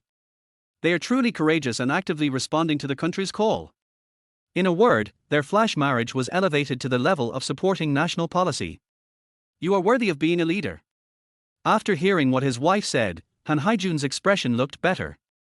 He felt that he had some awareness as a leader. However, Han Haijun was still furious when he thought about the daughter he had raised for more than 20 years being taken away by someone he had never even met. After a moment's silence, he finally spoke, "While this is still just a rumor and hasn't been officially announced, you should hurry up and get a divorce. 1111 should also quickly issue a clarification statement and pretend this never happened." All 3 of them were shocked. Liu Lian was frightened and said, "Old Han, what nonsense are you talking about? The children have already received their marriage certificate. How can we get divorced right after getting married?"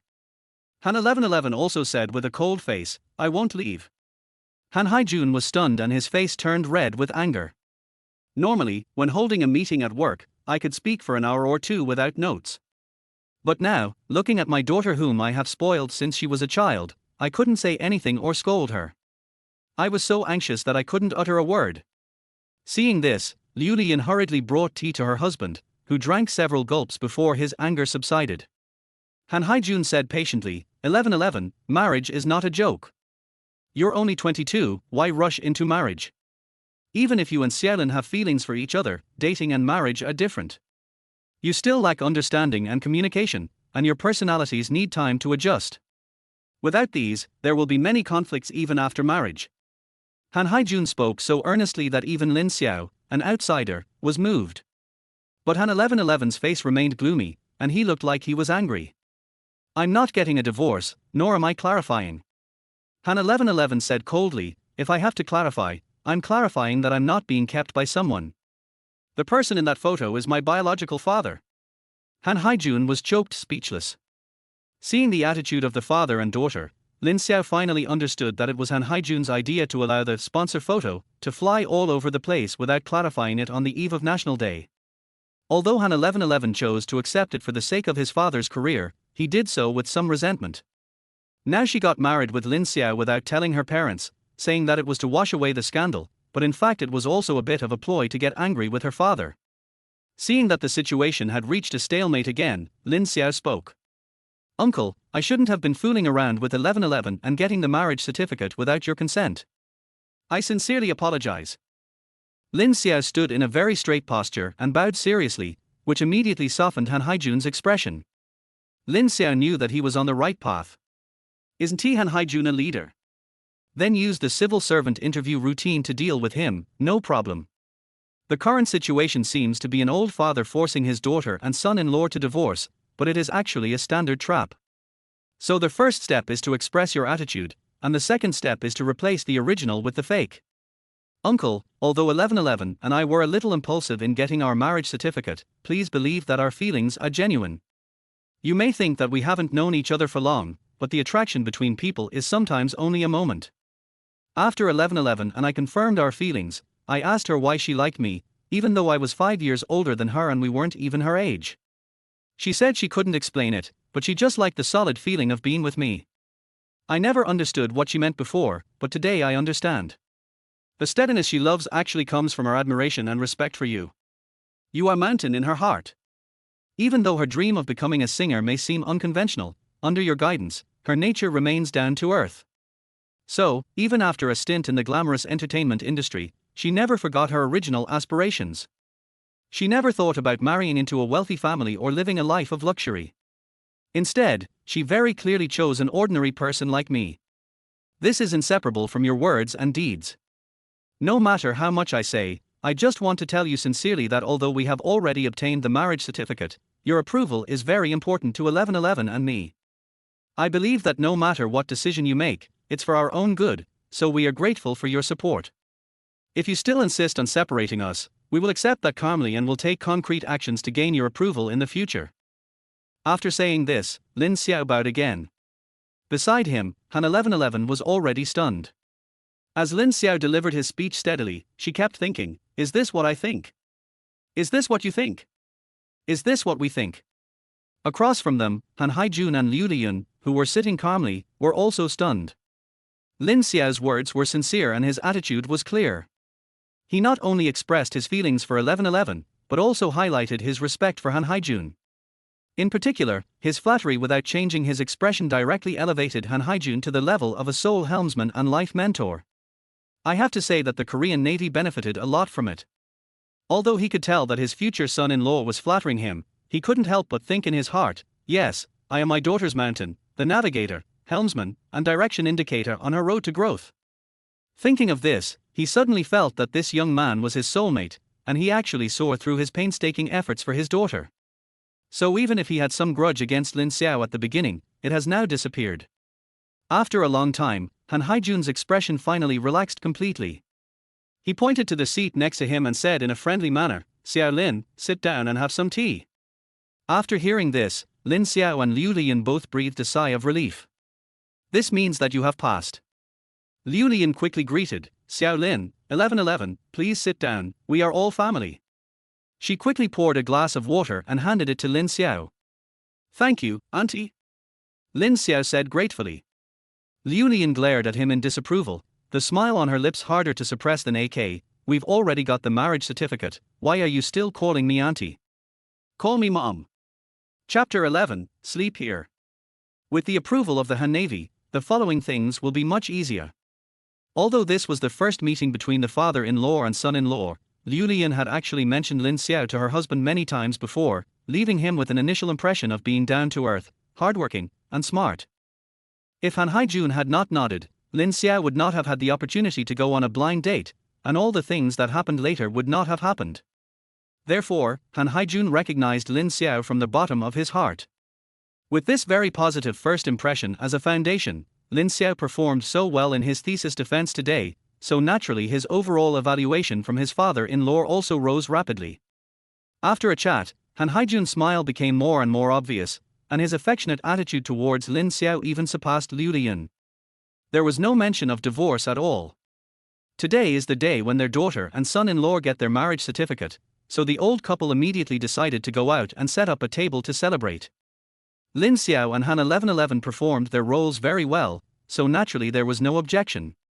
There was a high-end restaurant just outside the community. Liu Lian called to reserve a private room, and the four of them went straight there. There should be wine at happy events, and leaders want people to accompany them. When the leaders become the father-in-law and mother-in-law, you have to drink their wine to your heart's content.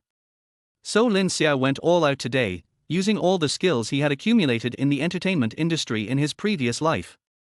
He praised Han Haijun so much at the dinner table that he was very happy, and coaxed Liu Lian so much that she wanted to treat him as her own son.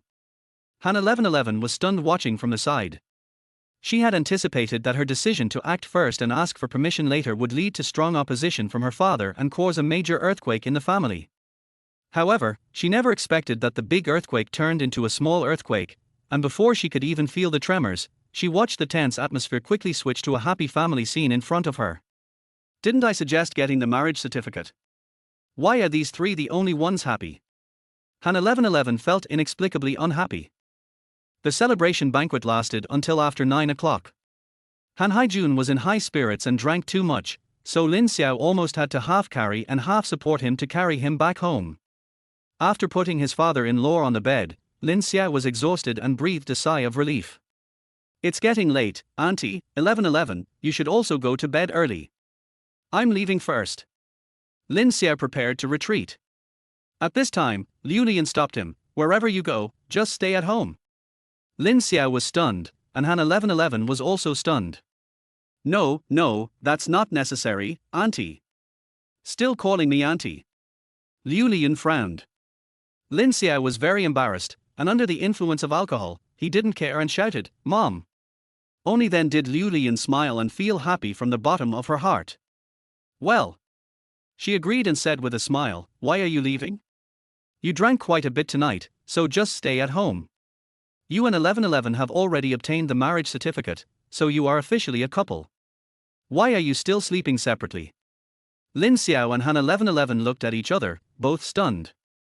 Before, they only thought about getting the marriage certificate and having a showdown, but they never thought about how they would complete this scene after getting married. Now, what should I do?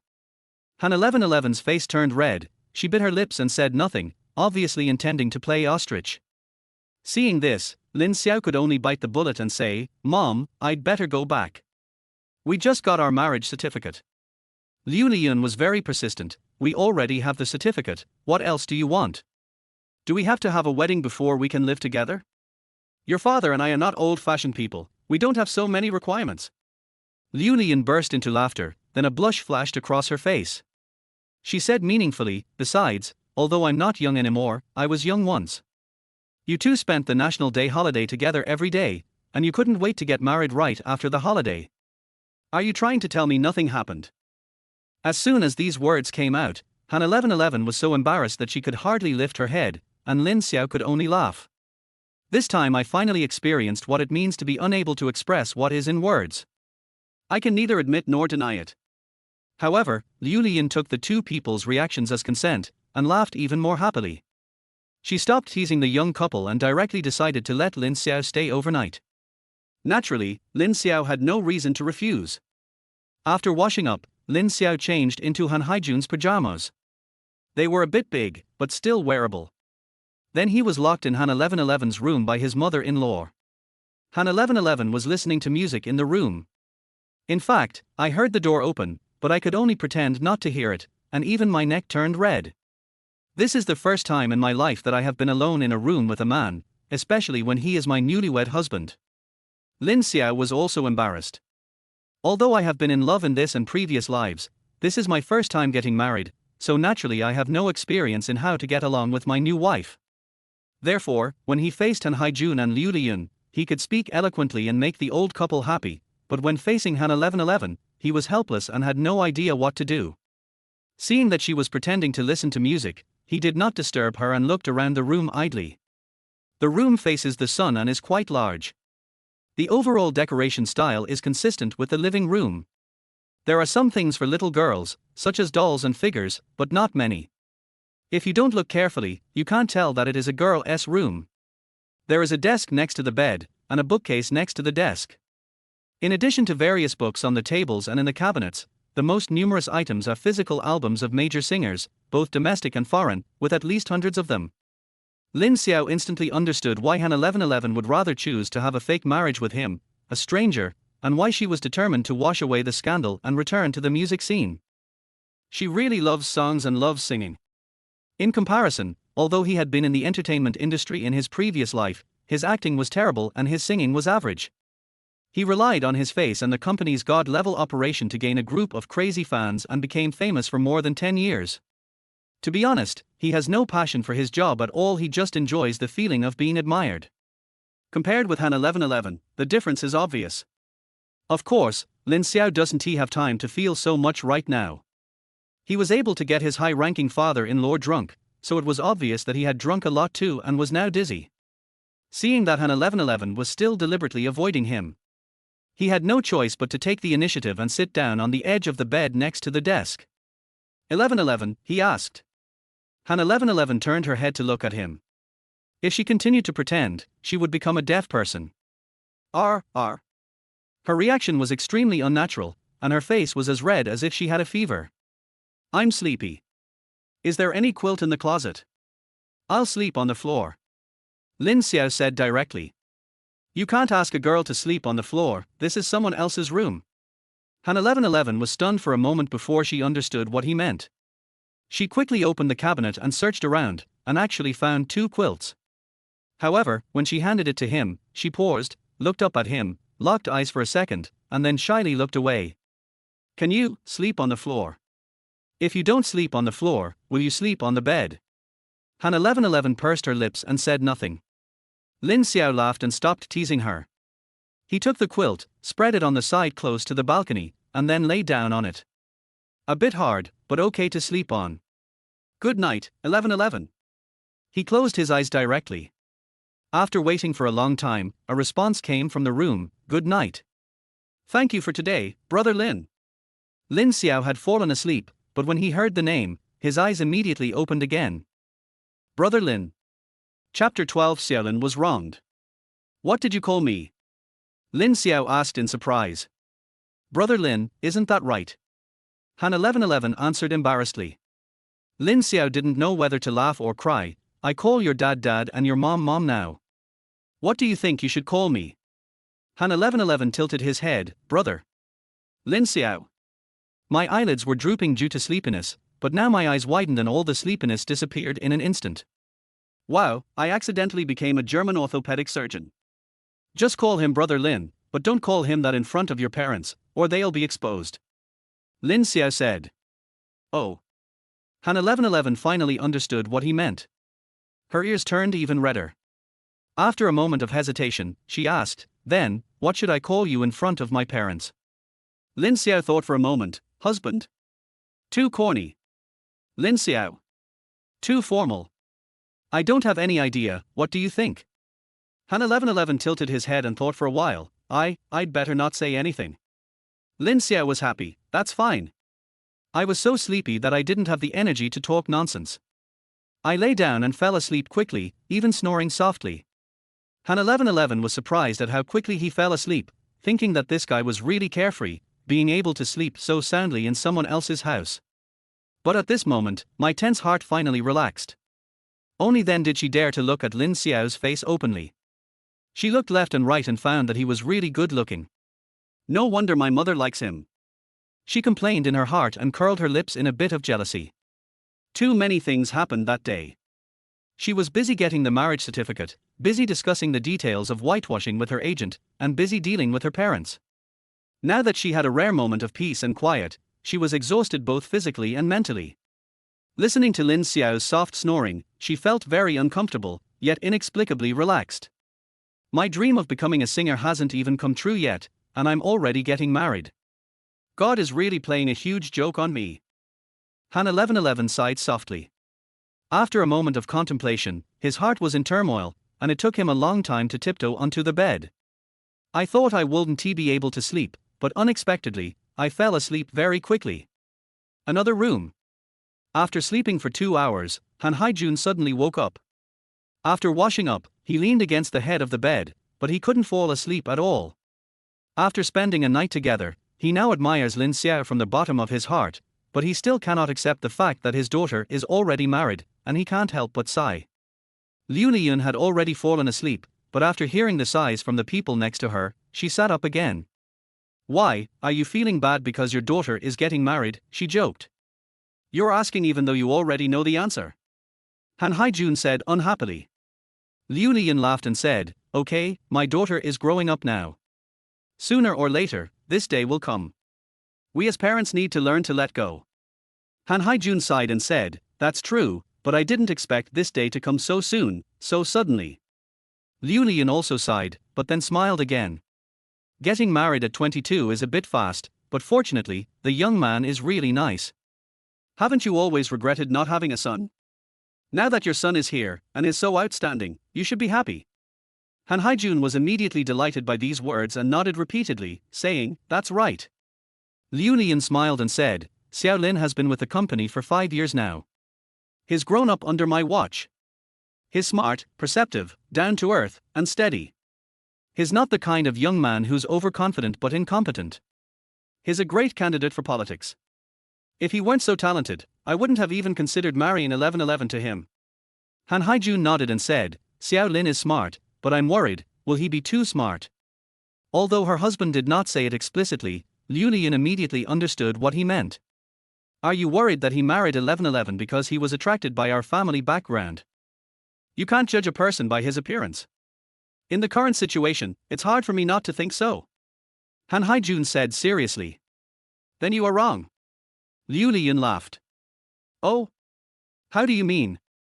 Liu Liyun smiled confidently and said, not to mention that I've been observing Xiaolin for 5 years and know he's not the kind of person who thinks too deeply. As for the flash marriage, I confirmed it with both of them as soon as I saw the trending search. It was your daughter who took the initiative to bring it up, and Xiaolin just didn't object. Zixity? Impossible. Han Haijun's tone was very firm. He added, I know my own daughter. 1111 has always been steady and methodical. She always plans everything in an orderly manner and never takes risks. She must have had many boys chasing her, but she hasn't accepted any of them. Even if Xiaolin is handsome and she's attracted to him, she wouldn't be so impulsive as to get married after just knowing him for a week. That's totally out of her character.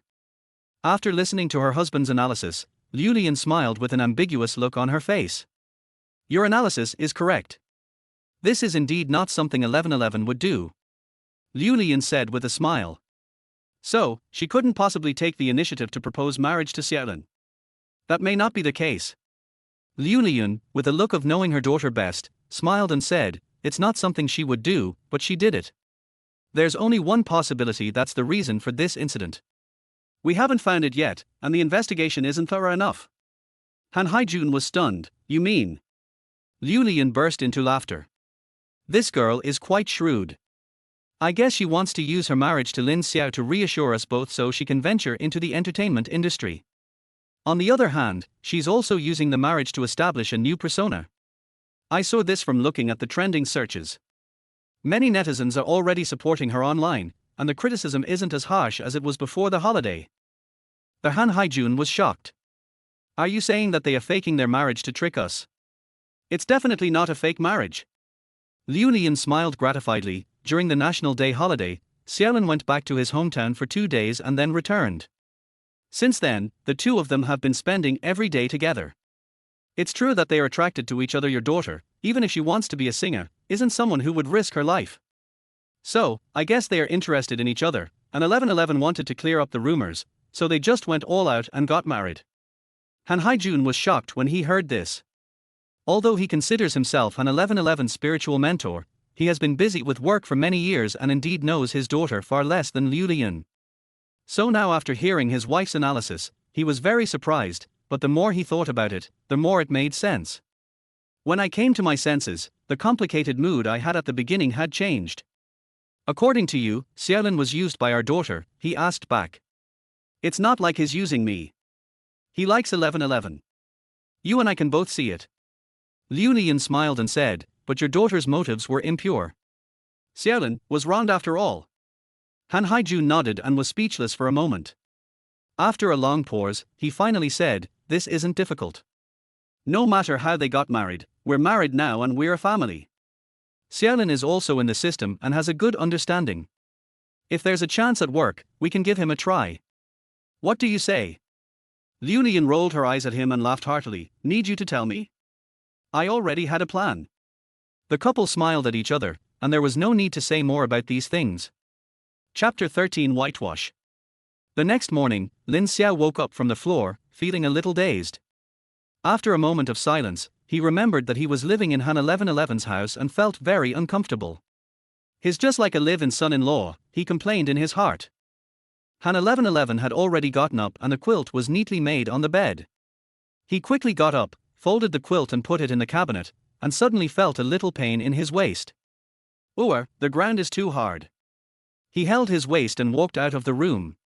In the living room, a family of 3 was having breakfast. Liu Lian was about to call him over, but when she saw him looking sleepy and holding his waist, she immediately smiled as if she understood. As expected, they are a young couple with lots of energy. She couldn't help but feel emotional.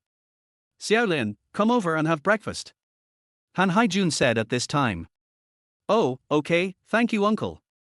And call me uncle. Han Haijun frowned and looked at Lin Xiao with even more eager eyes than last night. It seemed that he truly treated him as his own son-in-law. Lin Xiao scratched his head. Thank you, Dad. Han Haijun then showed a satisfied smile and took the initiative to put a steamed bun in his bowl. Han 1111 next to him was shocked. As Director Han's daughter, she was 22 years old and couldn't remember how many times her father had taken care of her like this. Now he was so nice to a stranger. Han 1111 couldn't help feeling a little jealous and curled her lips. After breakfast, Lin Xiao went to the bathroom to change clothes and prepare for work. I opened the bathroom door and found Han 1111 standing at the door. You need to go to the bathroom. No, it's not. Han 1111 held the phone, looking embarrassed, but still said, can you do me a favor? Lin Xiao nodded. You say. Han 1111 said, my agent said that I can officially announce my marriage today. But we only took photos for the marriage certificate yesterday. She said it was a bit thin, so she asked me to take another photo with you. Lin Xiao frowned and whispered, but we agreed before that I won't show my face. Han 1111 hurriedly said, it's just a photo, you don't have to show your face. Lin Xiao raised his eyebrows and found that the two were not really in conflict. After thinking about it, I suddenly had an idea. He led Han 1111 into the bathroom, and they stood in front of the mirror, one in front of the other. He rolled up the sleeve of his right arm, revealing his well-developed biceps, then held up his phone and took a selfie in front of the mirror, with the camera just capturing his chin and the top of 1111's head. Laugh. Lin Xiao issued the order. Han 1111 subconsciously revealed a sweet smile. Her gentle and lovely smile on her strong and sexy arms formed a strong contrast. Although Lin Xiao did not show his face, the photo was very sweet. Can I take a look at it? Lin Xiao handed her the phone. That should be possible. Han 1111 looked at the photo full of sexual tension and blushed inexplicably. This scene between the two was seen by Han Haijun and Liu Lian in the living room. The couple immediately smiled like ants, and couldn't help but think of how sweet and clingy they were when they first got married more than 20 years ago. Han Haijun and Liu Lian go to work in different directions and usually drive separately. Today Lin Xiao went to work with Liu Lian in her car. On their way, Liu Lian suddenly asked, "Xiao Lin, if I remember correctly, you've been awarded excellent grades for 4 consecutive years, right?" Lin Xiao nodded, "Yes, director." Liu Lian frowned, "Didn't you change your words? Why are you getting more and more unfamiliar with me?" Lin Xiao laughed and said, "I'm about to go to work, right? I'm afraid I'll get used to it and won't be able to change. If other colleagues hear it, it won't have a good impact." Liu Lian hadn't thought that far. After she came to her senses, she immediately nodded approvingly. In the workplace, kinship relationships must be avoided.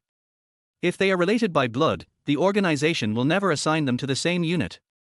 Although it does not violate regulations for people like Liu Lian and Lin Xiao who got married later, the organization will make timely adjustments to their working relationship after understanding the relevant situation.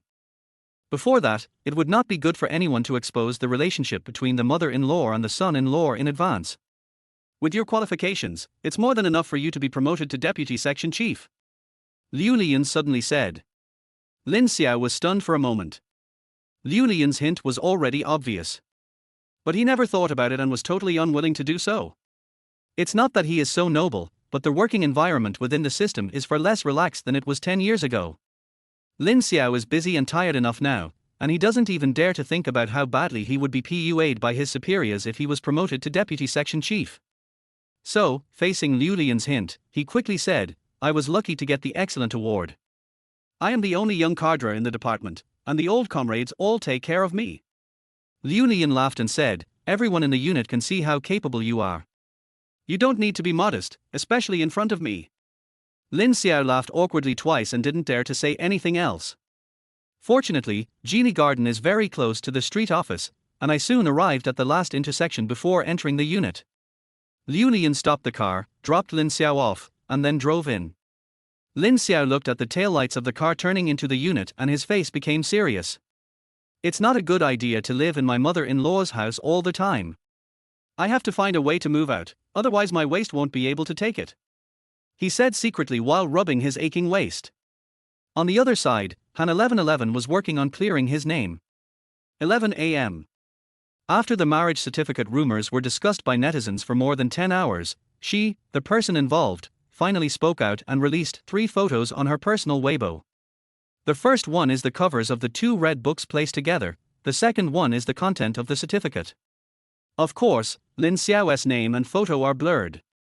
The third one is the photo they took in the bathroom in the morning. There is a sentence above the 3 photos. Han 1111V, I am very happy, thank you all for your concern. The words were concise and to the point, which was also in line with the cold image Han 1111 left on the audience during the China Voice competition. Of course, the content was carefully edited by the agent, and Han 1111 was not even qualified to express his opinion. After this Weibo post was published, it quickly became a hot topic and instantly attracted attention from the entire internet. Normally, given Han 1111's fame, it shouldn't have come to this. But after all, her scandal just broke out before the holiday, and her current popularity is comparable to that of top stars. In addition, the fact that a female artist got married at the age of 22 is shocking enough, so the popularity is so high. Agent Chu Hui was so happy that she couldn't close her legs as she watched the topic ranking rise rapidly. However, Han 1111 was not interested in paying attention to netizens' reactions. Her attention was completely focused on the third photo. Recalling the morning when Lin Xiao held her in his arms, his arm almost touching her cheek, and the warm masculine scent lingering around her. Her face started to heat up uncontrollably again. Chapter 14 New Age Bully. Lin Xiao was busy all morning. It was almost time for lunch when he remembered that Han 1111 said that an official announcement would be made this morning, so he quickly clicked on Weibo to check. On Weibo's hot search list, the topic, Han 1111 officially announced that she has obtained her marriage certificate, has reached the top of the list. Scrolling down to the comment section, netizens left a variety of messages, and everyone was enjoying the fun. "No, sister, are you serious? Getting married at 22, a first in the entertainment industry, right? You wouldn't do this just to whitewash yourself, right? Is the entertainment industry really that alluring? Will this sponsor agree? This girl is so cool and sassy, she's definitely my type. It's fake at first glance. If you have the guts, reveal all the man's information. Wow wow wow, who understands this photo? If you have the guts to make an official announcement, then show your true face. Are you looking down on me? I have a feeling there's something fishy going on here. I'm not sure, let's wait and see. Overall, the reviews are mixed, with both good and bad. But compared to the overwhelming online abuse when the Keeping Sugar Daddy scandal broke out before the festival, it is very difficult to reverse the situation. This marriage certificate achieved the expected effect. Lin Xiao flipped through it casually and felt relieved after confirming that his information had not been leaked. After a meal and a nap at noon, I was busy again in the afternoon. When it was almost time to get off work, Lin Xiao received another call from Liu Lian's office, asking him to come up. He guessed that his mother-in-law must have invited him to dinner at her house again, and he was already thinking about how to refuse. It was not that he didn't want to go, but he didn't change his clothes yesterday, and he smelled bad today. Go upstairs and knock on the door. Enter. Director, you're looking for me. Lin Xiao walked in with a calm smile. Yes, close the door. Okay. When Lin Xiao turned around to close the door, he remembered that he and Director Liu now had two identities, one above ground and one underground. Now, there is still no real feeling about his relationship with Han 1111, but he is having a lot of fun acting out the scenes with his mother-in-law, where he is serious in public but friendly behind the scenes, just like he is in a melodramatic ethical drama. Director, do you have something to talk to me about? Yes, you don't have any plans for tonight, right? Liu Lian asked with a kind smile. Oh. Director. Lin Xiao was sure that he had guessed correctly, and after hesitating for a while, he said, I don't have any plans, but I still smell of alcohol, and I want to go home, take a good shower, and change clothes. Lin Xiao said it very tactfully. Liu Lian nodded and smiled, it's time to clean up. Well, go home and change your clothes first, then come to the Ronghua Hotel on Mian Road at 7 o'clock. I'll have 1111 send you the room number later. Lin Xiao looked surprised. Ronghua Hotel? What are you going there for? Hi. Liu Lian then realized she hadn't finished her sentence and said with a smile, meet 1111's grandparents, uncles, and aunts. 1111 officially announced her marriage on Weibo today, and all the relatives know about it and are calling to ask about it. Your father and I thought we could take our time planning the wedding, but it's time to introduce you to the family. Lin Xiao was confused.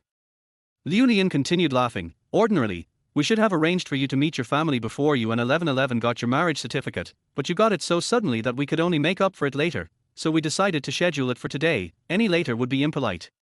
Lin Xiao understood, but was still surprised. In fact, he still hasn't completely recovered from yesterday's drunkenness, and he did another inexplicable job during the day. He is very tired now and just wants to go home to eat takeout, then lie down and play with his mobile phone for a few hours, until he can't open his eyelids and hits his face with the phone, then charge it and go to bed. However, according to Liu Lian, the dinner had clearly been arranged, and now they just wanted to notify him. He has no right to refuse. Lin Xiao was very unhappy, but he could only agree, okay, I will be there on time. Walking out of Liu Lian's office, he sighed deeply. I can't help but sigh, money is hard to earn and shit is hard to eat. It's really not easy to put these 200,000 into my pocket. I took the subway home, took a shower, and changed into something more refreshing. It's already 6 o'clock. Lin Xiao went downstairs and bought some things at the tobacco and alcohol supermarket outside the community, preparing to take a taxi.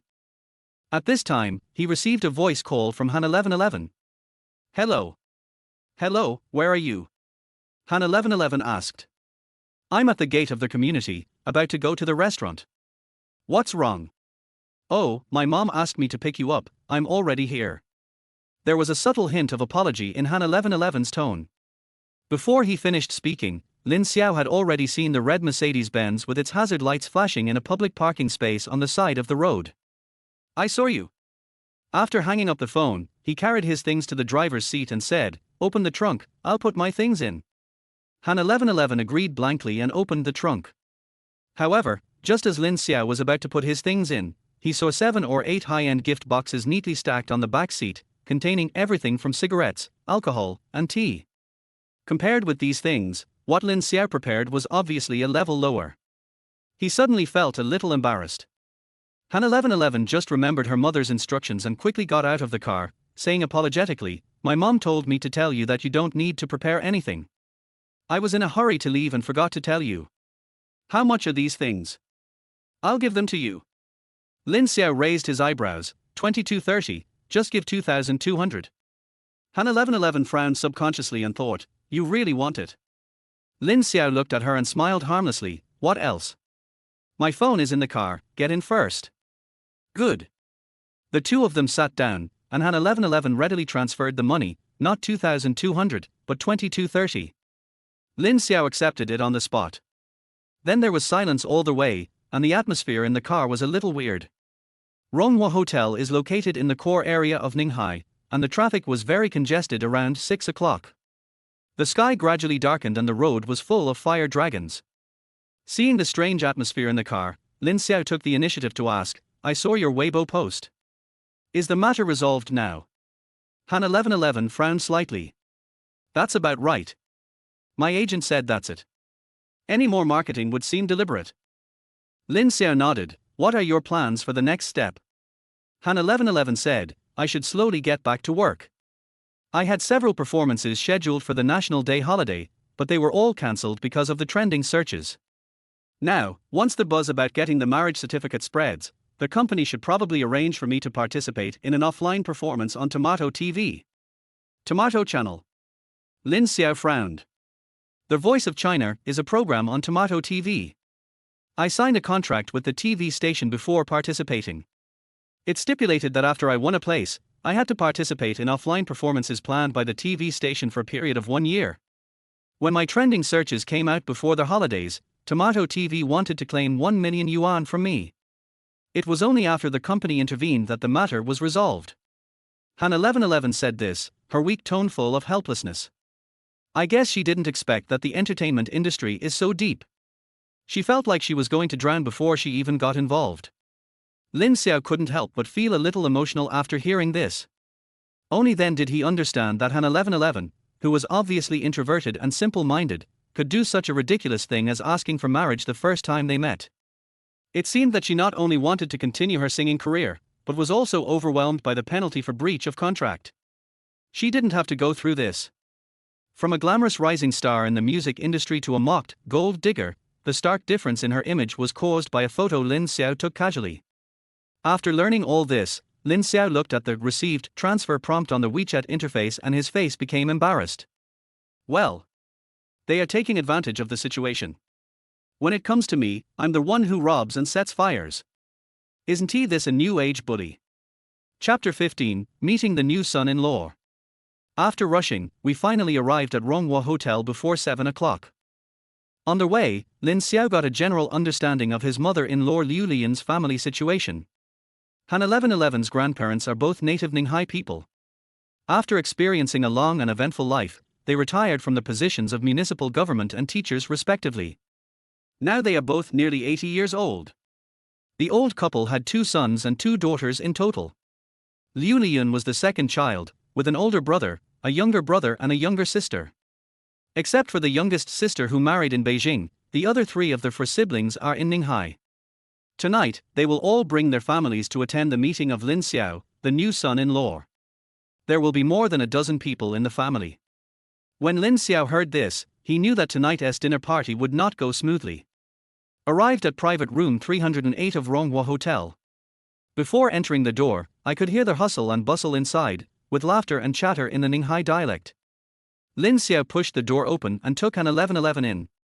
As soon as he appeared, he immediately attracted the attention of more than a dozen people inside, and more than 20 eyes were looking at him eagerly.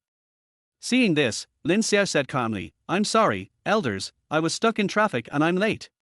He smiled peacefully, and although he was apologizing, his tone was not humble.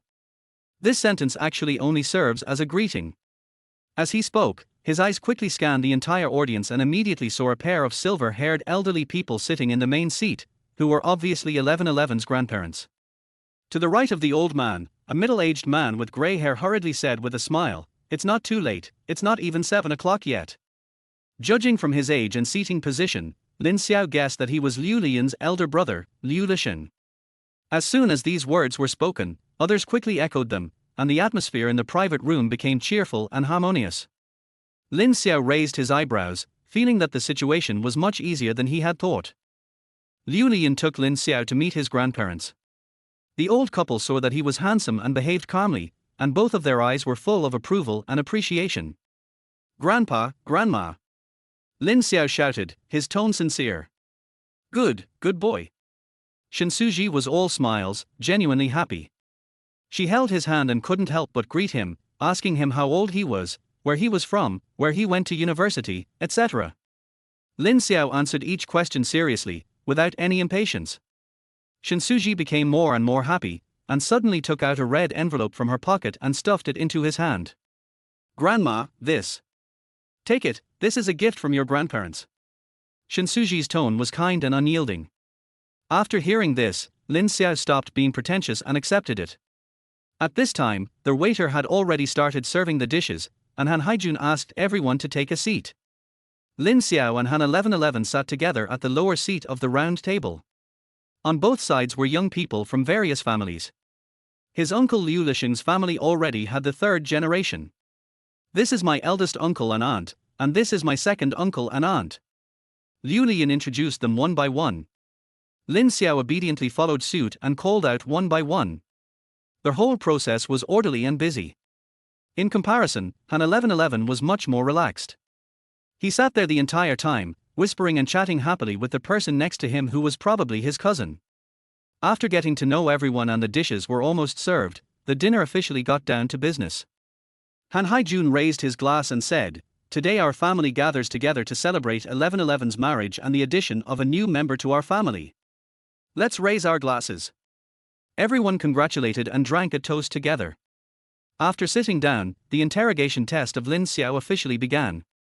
In less than half an hour, he revealed all his basic information, from how many people were in his family to whether he had ever had hemorrhoidectomy.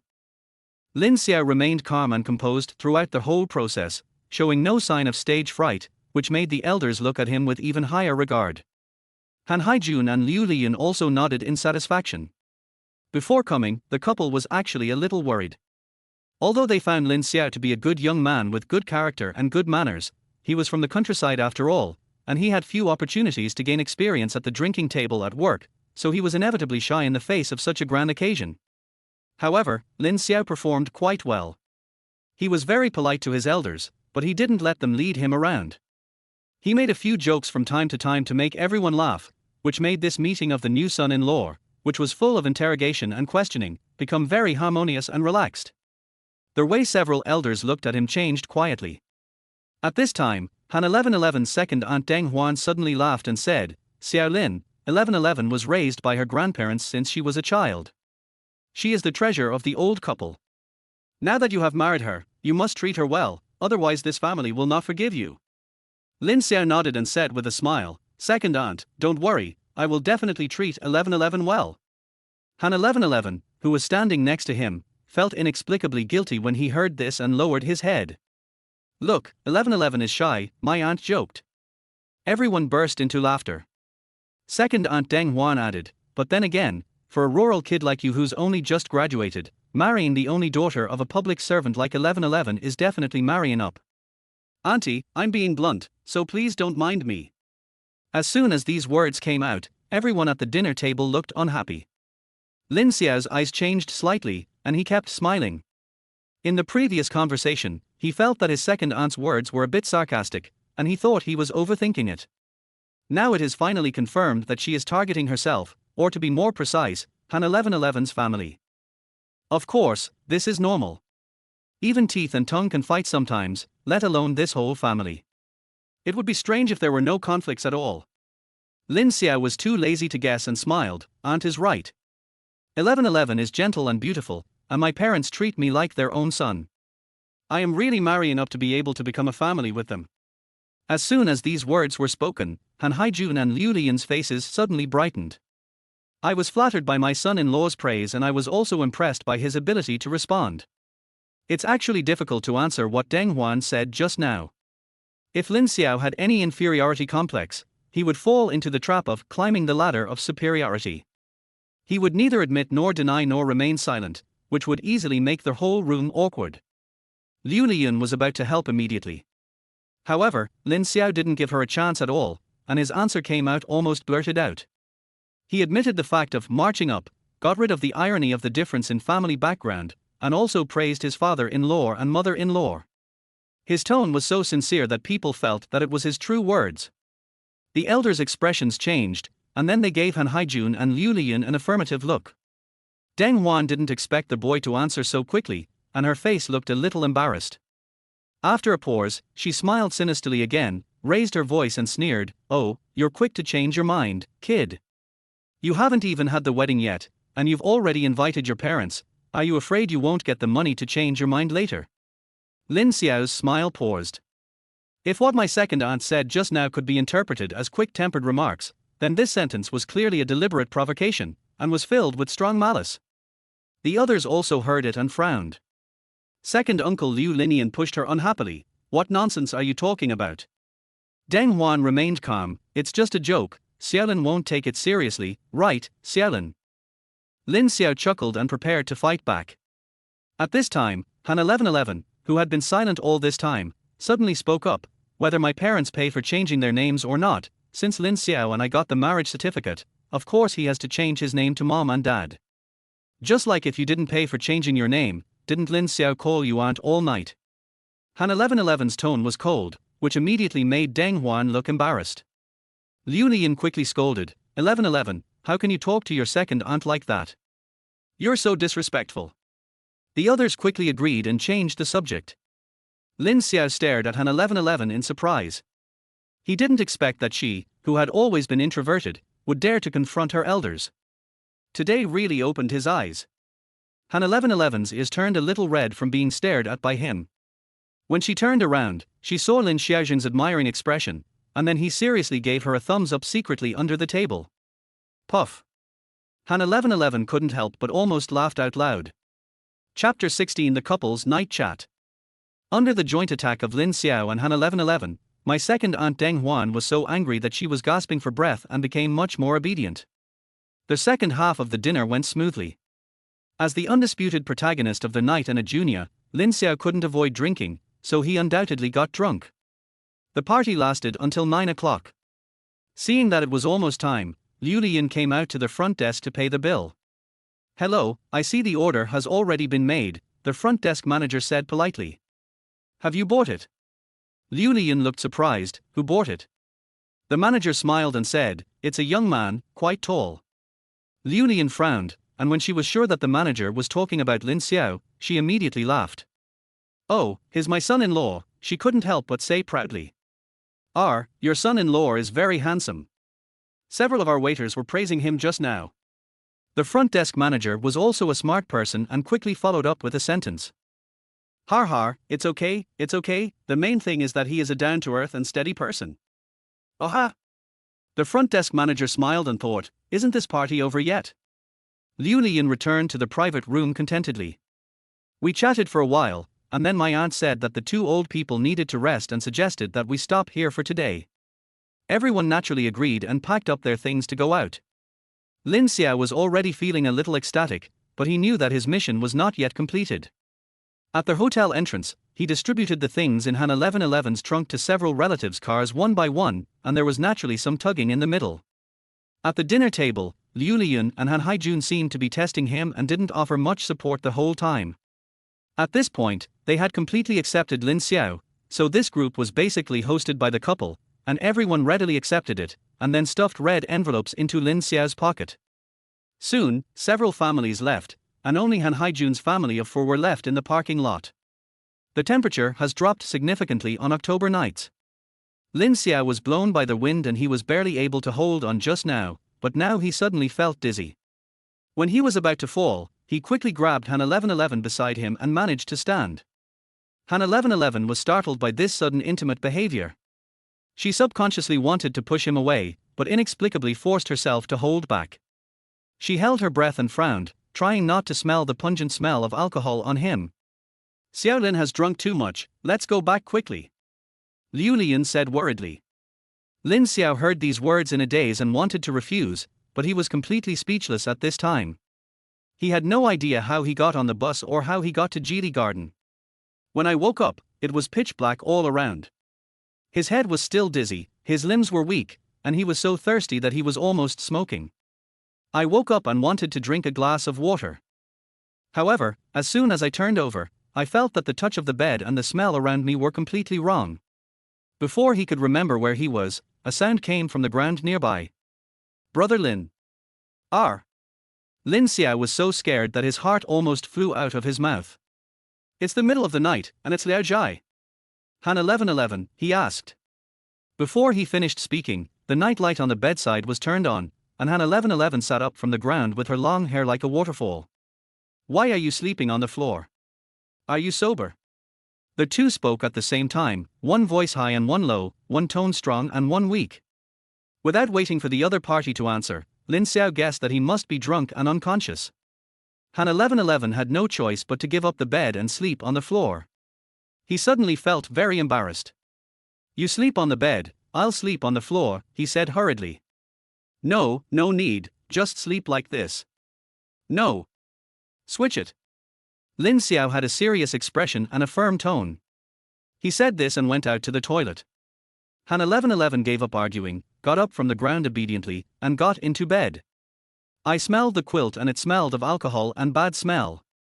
She frowned in disgust. Soon, Lin Xiao came back with a glass of water in his hand, drinking it heartily. Han 1111 frowned even more, he seems to be holding my cup. After drinking the water, Lin Xiao lay on the ground and turned off the night light. It's quiet all around. But both of them knew that the other was awake, but no one spoke for a while and the atmosphere was a little strange. What time is it now? Lin Xiao suddenly asked. It's past 4 o'clock. Han 1111 replied. Oh. Silence. I'm sorry for making you sleep on the floor all night. Lin Xiao spoke again. Oh, it's okay, you got drunk because of me. Han 1111's voice was soft and gentle. That being said, I do like your relatives. Han 1111 didn't say much, so Lin Xiao stopped talking. Silence again. 1111. Lin Xiao spoke again. Han 1111 felt her throat inexplicably hoarse when she heard her nickname being called out from his mouth. Can I ask why my second aunt is targeting your family? Oh, this one. Han 1111 breathed a sigh of relief and said calmly, it seems to be because of the job arrangements made by my grandparents back then. The street where my mother works now was originally assigned to my second uncle, but he thought the street was too idle and had no future, so he refused to work there. I don't know the details, but my second uncle later went to work in a factory, but was later laid off. His own business was not very successful, and my second aunt always felt that my mother took his job away. Whenever we met during the holidays, she would be sarcastic and aggressive. Oh, that's it. Lin Xiao nodded and said nothing more. Silence again. This time it lasted longer, so long that both of them thought the other had fallen asleep. That's right. Lin Xiao suddenly spoke. What's wrong? The red envelope I received tonight. Lin Xiao sat up. Han 1111 thought he remembered something important, but when he heard this, he frowned in the dark. I put it away and gave it to my mother. Oh, do you want it? No. Lin Xiao said hurriedly, we were both lying in the first place. How could I ask your relatives for money to change my story? That would be too shameless of me, har har, har har har. Then why are you asking? Han 1111 whispered. I'm not having a memory loss, I'm afraid I won't be able to hold it and drop it outside. Han 1111 was speechless, and the room fell silent again.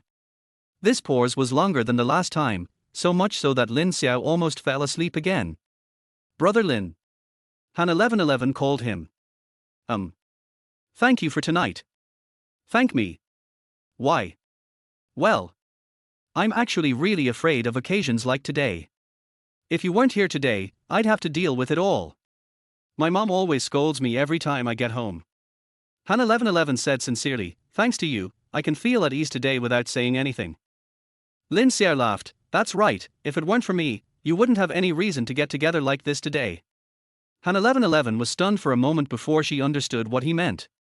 If it weren't for her and him getting married, their whole family wouldn't be together on this unusual day, and naturally there wouldn't be any annoying relatives to worry about. She was immediately happy. 2. Besides, I have to thank you too. Lin Xiao said. Thank me. Thank me for what? Thank you for helping me deal with my second aunt's troubles. Sister 1111 is so domineering. Puff. Han 1111 couldn't help laughing out loud. This time, neither of them spoke for a long time, and the air returned to silence. Soon, soft snoring sounds were heard from the ground. Han 1111's tense body finally relaxed a little, and the warmth from the warm quilt spread throughout her body.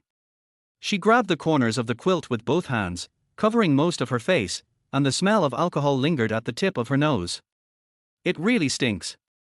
Chapter 17, Sharing the Loot. The next morning, Lin Xiao opened his eyes and the sun was already shining through the gaps in the curtains. His head was still a little dizzy. When I got up, I found that my waist was even more sore. No, I can't sleep on the floor anymore, my waist will be ruined if I continue sleeping on it. At that time, I decided to find an opportunity to make things clear with Han Haijun and Liu Lian and continue to live in my own home. Get up and change clothes. Only then did Lin Xiao realize that he was wearing a set of pajamas, and his eyes suddenly widened. I was so drunk yesterday, who changed my pajamas? He was a little panicked. I didn't directly guess that it was Han 1111. But there are only a few people in this room. No matter which of the three of them it is, the scene is shocking enough to imagine. This wine is really not a good thing. Lin Xiao shook his head and smiled bitterly, changed his clothes and went out. It was just 7:30 in the morning. Han Haijun said he had gone out for an inspection, and Liu Lian had just finished making breakfast. Xiao Lin, get up, wash your face and come for dinner. Liu Lian said with a smile. Okay director, mom. Lin Xiao quickly changed his words. Liu Lian didn't take it to heart and continued to look at him with a warm smile. Go to the bathroom and wash up. Yesterday, he only had a new toothbrush, and the mouthwash cup and toothpaste were Han 1111's. Today, there is a set of tools belonging to him on the shelf. The cup is dark blue, and it looks matched and fresh when placed next to Han 1111's light pink one. Lin Xiao's eyes lit up. Although it was a fake marriage, it felt good to be valued so much by the other party's family. After washing up, a sumptuous breakfast was already set on the table.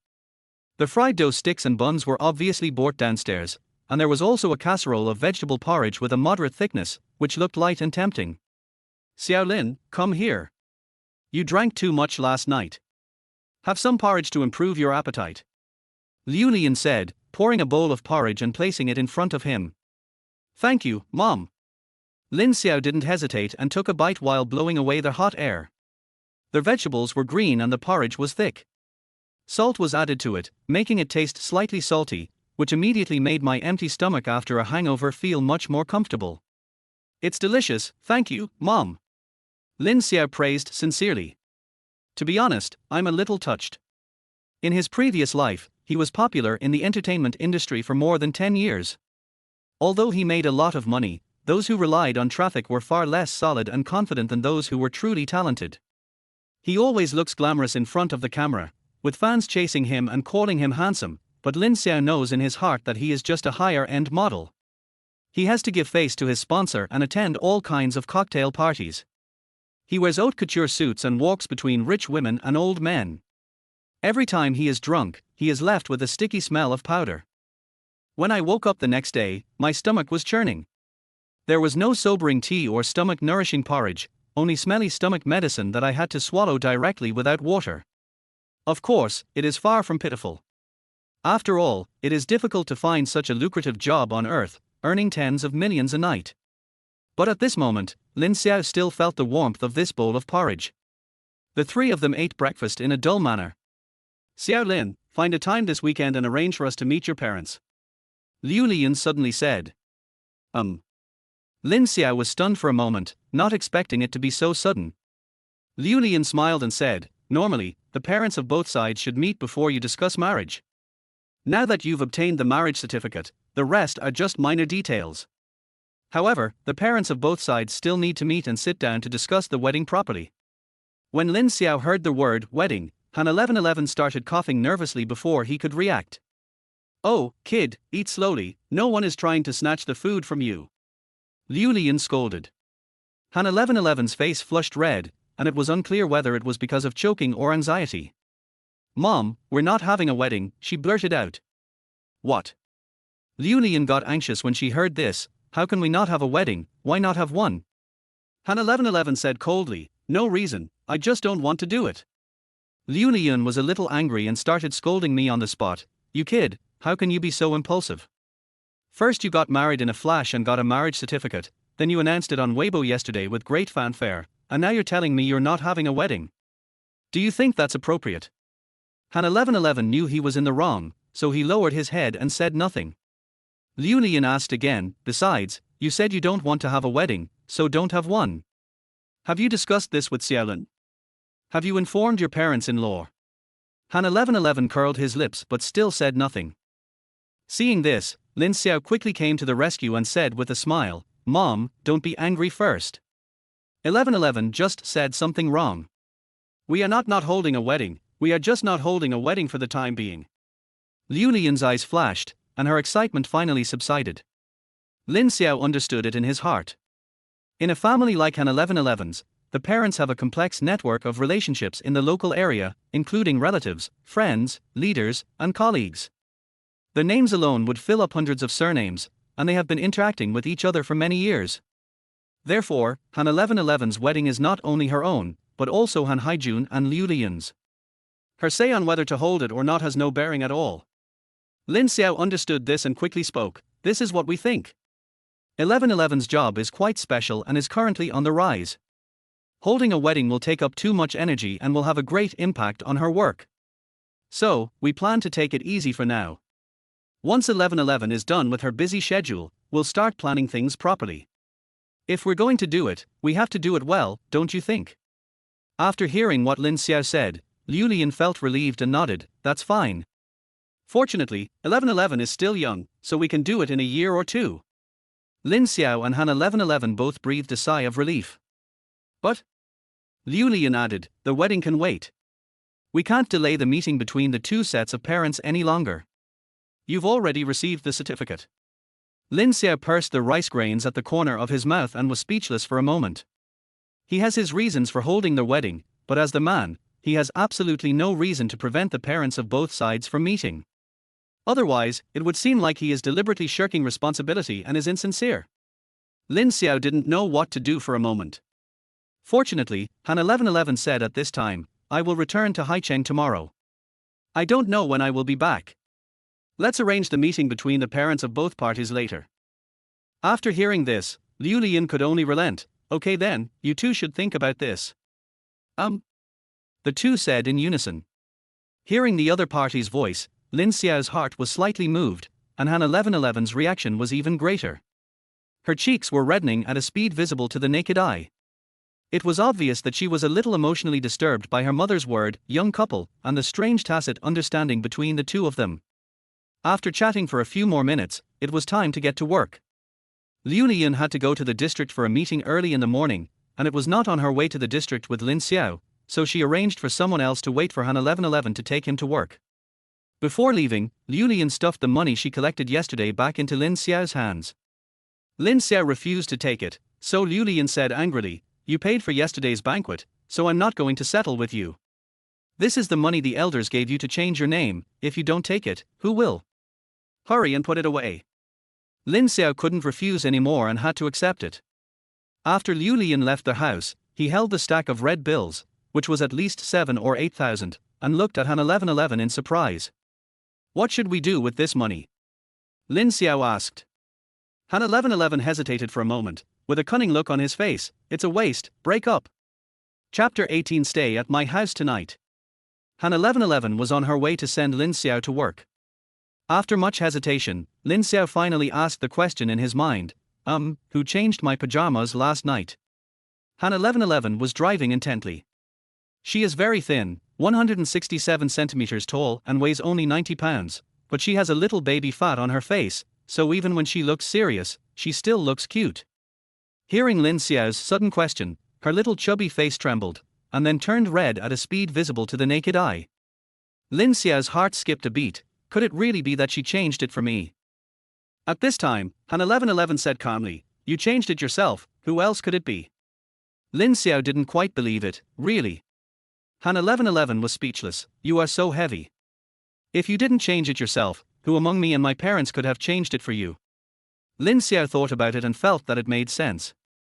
Although I was drunk yesterday, I wasn't drunk to the point of passing out. As the saying goes, when a man is 1/3 drunk, he will act until you cry. It's not that men really like to act, but the effect of alcohol can amplify people's emotions and blur their memories. Sometimes there is no problem with basic mobility, but in fact they have already blacked out and can't remember anything when they wake up the next day. So, there was no problem for Lin Xiao to change into his pajamas by himself yesterday. But he was still curious why Han 1111 blushed. I didn't think much about it at the moment. Next to him, Han 1111 secretly breathed a sigh of relief when he saw that he did not continue to ask questions. In fact, she didn't lie just now. Lin Xiao really changed into his pajamas yesterday. However, what she didn't say was that when Lin Xiao changed into his pajamas yesterday, she was also in the room. The original story was this: after the family of 3 helped Lin Xiao into the room, Liu Lian brought a basin of warm water and asked Han 1111 to wipe his face and body, and then helped him change into pajamas. Of course Han 1111 refused to do it, thinking why? Then, Liu Lian started scolding him. Xiao Lin is such a good kid. He's polite to his relatives, and he speaks just the right amount of words, defending you in every way. If it weren't for the sake of saving our family's reputation, would he have been so drunken by his relatives? Do you have any heart, kid? And you're still someone else's wife. I think Xiao Lin got really cheated by marrying you. Speak ill of Han 1111. Han 1111 was very upset, but couldn't stand his mother's nagging anymore, so he could only agree reluctantly.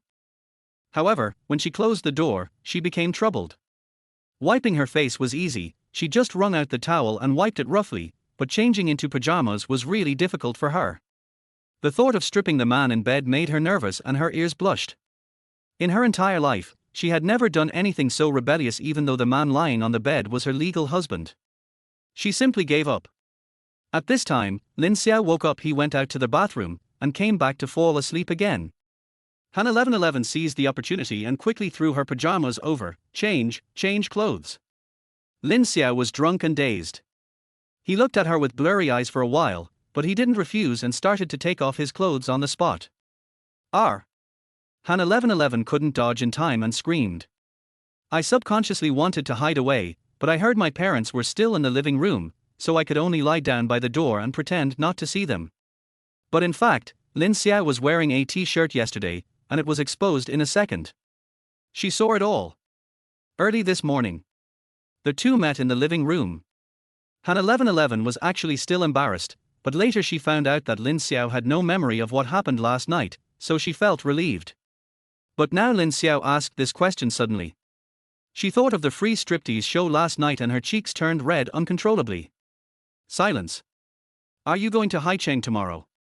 Lin Xiao asked. Yeah, that's right. How do I get there? Plane or high-speed rail? Airplane. What time is it? 7:30 in the morning. What's going on? 7:30, so early. Lin Xiao was a little surprised. Han 1111's expression remained calm. The company gave me a ticket. Lin Xiao pondered for a moment and asked, how did you get to the airport? Did someone send you off? Han 1111 said, my mom or my dad. Before he finished speaking, Lin Xiao said, let me take you there. Han 1111 paused, glanced over with a suspicious look, and frowned slightly. Lin Xiao said frankly, you have to act the whole way. You, as their wife, have to go to work. How can your parents-in-law get up early to send you off while I, as their husband, sleep in at home? Han 1111 pursed her lips. Although I thought what he said made sense, I still felt uncomfortable when I heard him call me husband and wife. Well, let's not do it. It's too much trouble for you, and you have to get up early. No trouble. Lin Xiao smiled slyly, revealing his big white teeth. You can stay at my house tonight, so you don't have to get up early. Han 1111 was stunned for a moment. Huh? Lin Xiao said hurriedly, you've been to my house before. It's in Qinghu district, the same district as the airport. It only takes about 20 minutes to drive from my house to the airport, so if we leave at 6 o'clock, we'll definitely make it. It will save you at least half an hour compared to leaving from Jilly Garden. When Han 1111 heard this, he actually thought it made sense. Would that be too much trouble for you? No trouble, no trouble. Lin Xiao waved his hands quickly, his eyebrows dancing with excitement. I've been bothering you for several days now, and bothering me once is not considered bothering. Han 1111 pursed her lips. Although she felt that this was inappropriate, she was actually quite nervous after knowing that the company had booked such an early flight because she would have to get up very early. According to the original schedule, she had to get up at least at 5 o'clock. Although it won't take that long to get there, she is no longer an ordinary person but an artist, and it is impossible for her to go out without makeup. So even if you are naturally beautiful, you still need to put on some light makeup. However, Han 1111 actually likes to sleep in. The reason why she got up so early every day these 2 days at home was simply because she didn't want Lin Xiao to see her just getting up. To be honest, if Lin Xiao didn't leave, she would go crazy. And if she insisted on leaving home tomorrow morning, then Lin Xiao would have to live with her again tonight. In other words, she has to get up earlier than 5 o'clock. Just thinking about this made Han 1111 feel like she was in pain. Compared to her fear of getting up early, staying at her new husband's house for a night didn't seem so difficult to accept. Well, okay, thank you, she agreed. No thanks, no thanks. Lin Xiao tried his best to suppress his joy, heaved a long sigh, and thought to himself, I should thank you, I finally don't have to sleep on the floor tonight. In the evening, Lin Xiao went to Han's house for dinner as usual. At the dinner table, the young couple talked about this idea. Han Haijun and Liu Liyun were both stunned for a moment, but soon agreed. However, there was a slight difference in their emotions. Liu Liyun was very happy. She felt that her daughter had someone to take care of her. Lin Xiao was very considerate and attentive. As a mother, she felt relieved and satisfied. Han Haijun was also happy, but also a little disappointed. Only then did he realize that his daughter had really grown up. When she was little, she would act coquettishly in his arms and ask for lollipops, but now she has found a new home and no longer needs him. Han Haijun felt a little lonely and smoked a cigarette on the balcony.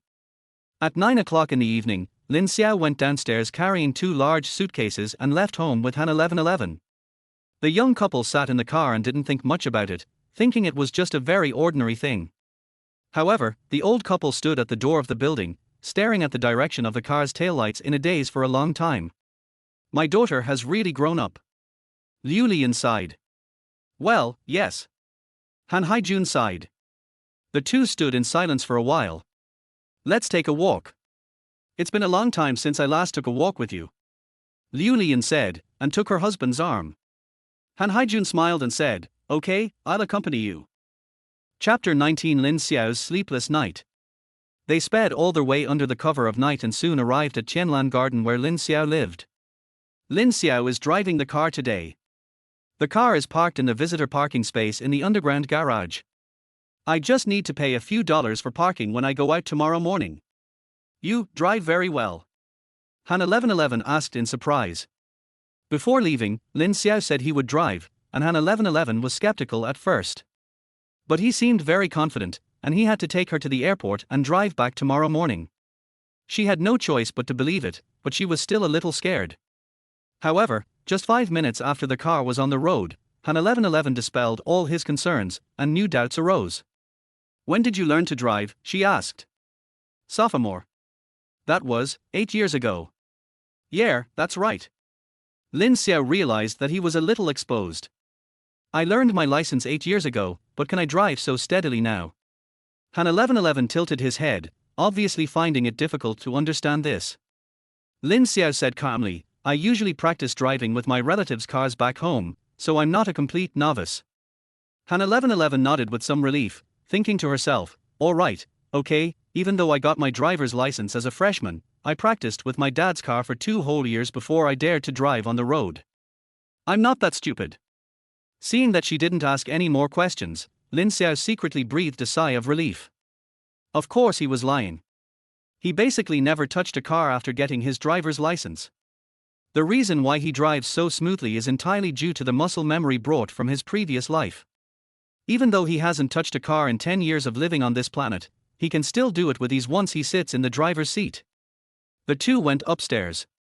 Since we were going straight to the airport tomorrow morning, we put the suitcases directly in the car.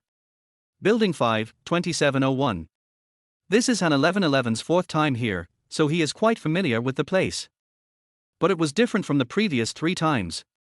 She came during the day and left after only 2 or 3 hours, but this time she would stay here for a whole night. The content is different, so the emotions are naturally different. Han 1111 is very nervous now. Even standing in front of the floor-to-ceiling window on the 27th floor at night is far less scary than during the day. Go wash up first. I'll change you a new set of sheets and quilt covers. You can sleep in the master bedroom today. Lin Xiao said. No need, I can just sleep in the small room. Han 1111 said, a little flustered. The small room has never been lived in, so it might have a bit of smell.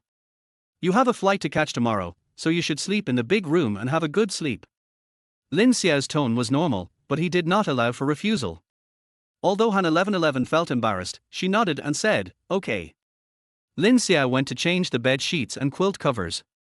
Han 1111 came here after washing up at home, so she had nothing to do at the moment, so she stood obediently at the door and watched Lin Xiao replace all the bed sheets and quilt covers with new ones in just 5 minutes, and they were very neat. She exclaimed in amazement, You are so amazing. The sudden praise made Lin Xiao a little dazed. Is this amazing? Yeah, awesome. Han 1111 said seriously, I don't know how to do it. My mom changed it for me when I was at home. Later, when I went to college and had to live on campus, my mom taught me at home. She taught me several times, but I still couldn't learn it. Every time I was rejected. Lin Xiao couldn't help laughing. So what happened next? What did you do in college? Han 1111 looked pitiful. What else can I do? Just take my time. It takes me half an hour to wash and unwrap the sheets. It's become a psychological trauma for me. Lin Xiao couldn't help laughing. Han 1111 rarely felt embarrassed. She leaned against the door frame, scratched her head, and smiled with a blushing face. Okay, let's go to bed. Lin Xiao got up and went out. Good night. Good night. Lin Xiao closed the door and then took a deep breath. I was a little anxious when changing the sheets just now. In fact, I was also very tired, but I was determined not to show it in front of Han 1111. Just about to sit down and rest for a while. Behind him, the door of the master bedroom opened again, and Han 1111 stood at the door with an embarrassed look on his face. Their eyes met. One was confused, the other was embarrassed, and no one spoke. What's wrong? Lin Xiao asked. Well, my pajamas are still in the suitcase. Han 1111 said shyly. Lin Xiao finally understood, then I'll go down and get it for you. Which suitcase is it in? Han 1111 hesitated for a moment and sighed, forget it, I won't take it. It's too troublesome. Lin Xiao glanced at the jeans she was wearing. Her 2 pencil legs were thin and straight, which was quite tempting. It would be strange if you could sleep comfortably dressed like this. But if I just take off my outer pants? I'm overthinking it. Let us do this. Lin Xiao thought of a solution and tried to test it out. I'll get you a set of my clean clothes. Han 1111 frowned. Is that okay? Lin Xiao didn't explain and directly took out a summer sportswear from the closet, a t-shirt on the upper body and shorts on the lower body. It was loose on him and would definitely be too big for Han 1111, but it was perfect as pajamas. Han 1111 hesitated for a moment, but still took it. Then I'll try. Thank you. Lin Xiao waved his hand and went out. In the room, Han 1111 struggled for a long time before she put on this set of pajamas. When she was putting on her shorts, she accidentally put both legs into one trouser leg, and there was still some room left. Adjust and put it on again. The 2 trouser legs were empty, and there was some air leakage at the thigh roots, which made me feel cold. This feeling is so strange and unique that I have never experienced before. I had just changed my clothes when I heard a sound outside the door. How about it, can I wear it? Han 1111 shuddered with fear. Although the door was closed, she still felt ashamed as if someone had peeped at her. It's wearable. That's good. Go to sleep. I'll wake you up at 5:45 tomorrow morning. There was no more sound at the door. Han 1111's cheeks were inexplicably hot. She covered them with her cold hands for a long time before finally lowering the temperature. Lying on the big bed in the master bedroom. The sheets and quilt covers are all linen gray, without any patterns or designs, and look simple and clean. The mattress is moderately firm and the pillows are just the right height. She covered herself with the quilt and smelled it, which had a faint scent of grass. I feel inexplicably comfortable. Han 1111 actually has a problem with being attached to his bed. When he first went to college, it took him nearly a month to get used to his new bed. Before coming to Lin Xiao's house, she had actually prepared herself to stay awake all night. But I didn't expect that I would feel sleepy as soon as I lay down. Then, I quickly fell asleep. The next morning, Han 1111 woke up and saw a layer of grey light coming in from outside the curtains. I looked at my phone and it was exactly 5:45. Then there was a gentle knock on the door, followed by Lin Xiao's voice, 1111, get up. Yeah, I'm up. She answered lazily. Good. The light outside the door came on immediately. Han 1111 went to the bathroom to wash up and found that Lin Xiao had prepared new toothpaste, toothbrush and cup for her. They were very similar to the ones she had at home, and were also light pink. She was very surprised. When did you buy it? I ordered takeout from the supermarket last night. Oh, thank you. Han 1111 pursed her lips, and a stream flowed in her heart. Lin Xiao didn't say anything and went to the kitchen to heat up breakfast. When Han 1111 came out of the shower, bread, fried eggs and hot milk were already on the table. I guess it's too early for you to eat much, but you still have to eat something. It's not convenient to eat at the airport. Well, thank you, would you like to eat some too? I'm not hungry yet. I'll eat at work after I send you off. Han 1111 said, oh, and said no more. The two sat down facing each other. One was eating, the other was watching. The atmosphere was a little awkward, yet inexplicably ambiguous. Lin Xiao noticed this and started to make small talk. How did you sleep last night? Yeah, that's good. As he said this, Han 1111 looked up and saw two exaggerated dark circles under Lin Xiao's eyes, and was very surprised. Did you not sleep well last night? She asked. Lin Xiao realized that his expression betrayed him. He scratched his head and smiled awkwardly. It's more than just not sleeping well. I didn't sleep at all last night. Chapter 20 Little Daddy Husband. At 6:20, Lin Xiao sent Han 1111 to the airport. He wanted to stop the car and take her directly to the terminal, but was refused. Han 1111 said that it was easy for people to take pictures of his face. Lin Xiao thought about it and realized that he had no intention of becoming famous in this life, so he immediately behaved himself. Watching her pushing two suitcases into the terminal, he drove away. Thinking that he still had 2 hours before work, he decided to go home and take a nap. He didn't sleep all night last night, not because Han 1111 was at home. But the second bedroom has never been slept in by anyone, so the sheets and quilt covers need to be redone. But he had been busy all night and didn't want to move anymore. At first he just lay on the sofa to rest and bought some toiletries for Han 1111. Then I didn't want to get up. I have slept on the sofa before without any problems. But my waist has been hurting from sleeping on the floor at Han's house these past 2 days, and the sofa at home is too soft and very uncomfortable to sleep on. Then he spent the whole night struggling over whether to sleep on the sofa or get up and make the bed in the small room. The end result was that the bed was not made, I didn't sleep well, and my waist hurt even more when I woke up in the morning. After sending Han 1111 off, Lin Xiao parked her red Mercedes in the free parking space outside the community, then rushed home and got into bed. The bed is still comfortable. He sighed and planned to have a good hour's sleep. Then I could faintly smell the scent of gardenia. He woke up again. I grabbed the quilt and smelled it, then grabbed the pillow and smelled it, confirming that it was indeed the scent of gardenia. After a moment of confusion, he realized that it must have been left by Han 1111. Oh, so, does this count as sleeping in the same bed? A strange feeling arose in his heart. I lay down, closed my eyes, and quickly fell asleep, accompanied by the faint fragrance. At 9 o'clock in the morning, the plane landed in Haicheng. Agent Zhu Hui came to pick him up in person, and a cute little girl was with him. Big star, long time no see. Zhu Hui, a cheerful person, joked. Sister Hui, stop joking with me. Han 1111 was very embarrassed. Zhu Hui took the suitcase and introduced it. This is the assistant assigned to you by the company, Chen Zhizhe. Han 1111 was most afraid of meeting strangers, so he nodded. Chen Zhizhe, on the other hand, was cheerful and outgoing.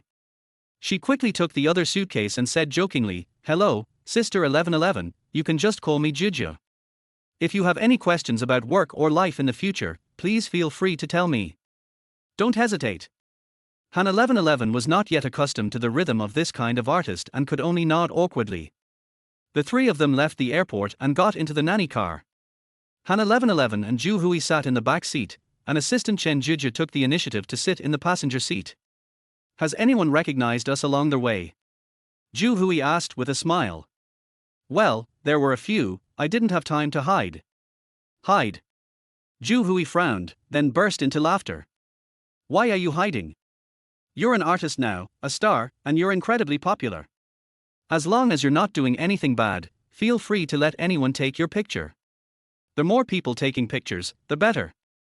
Han 1111 was a little surprised and found that he still had a long way to go before becoming a qualified artist. At the very least, you still need to cultivate your mentality. "By the way, is your little husband okay?" Zhu Hui asked again. "Little daddy husband." These four abrupt words made her face twist into a ball. Zhu Hui laughed and said, "Isn't he 5 years older than you? How is he any different from your little dad?" After hearing the explanation, Han 1111 rolled his eyes helplessly. Zhu Hui continued, "You haven't answered me yet. Is this person reliable? Will he backstab you? Your reputation has finally been cleaned up a bit, but it can't withstand any more trouble." Han 1111 thought for a moment and said seriously, "Don't worry, Sister Hui, he's fine." Zhu Hui nodded, "That's good." At this moment, Chen Juju, an assistant in the front row, suddenly interrupted excitedly, "But Sister 1111, that photo of you and your husband looks so good together. The atmosphere is so good, my classmates and I are going crazy."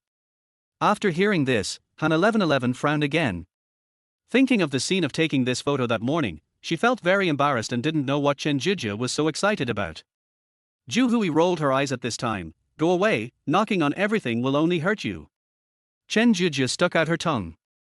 Zhu Hui said seriously, 1111, "I'll give you one last warning. The role of your contract husband is to help you whitewash your image, and now that role has been achieved. From now on, you have to downplay your married persona. After your contract expires in a year, the company will issue you a divorce statement. By then, you'll only be 23, so there's no problem establishing a single persona again. With your looks, even if you're divorced, there are still plenty of male artists willing to be your sweetheart. This will be very helpful for your career development. So, you need to make sure that your little husband can keep everything under control and won't come back to bite you in the future. Do you understand?" Han 1111 frowned as he listened to Sister Hui's words. Zhu Hui had told her these words many times, and she understood them all and always agreed to them. But now, listening to Sister Hui's arrangements, she thought of how carefully Lin Xiao had taken care of her these days. It was obviously just a contractual relationship, but she inexplicably felt that he was a scumbag who had abandoned her.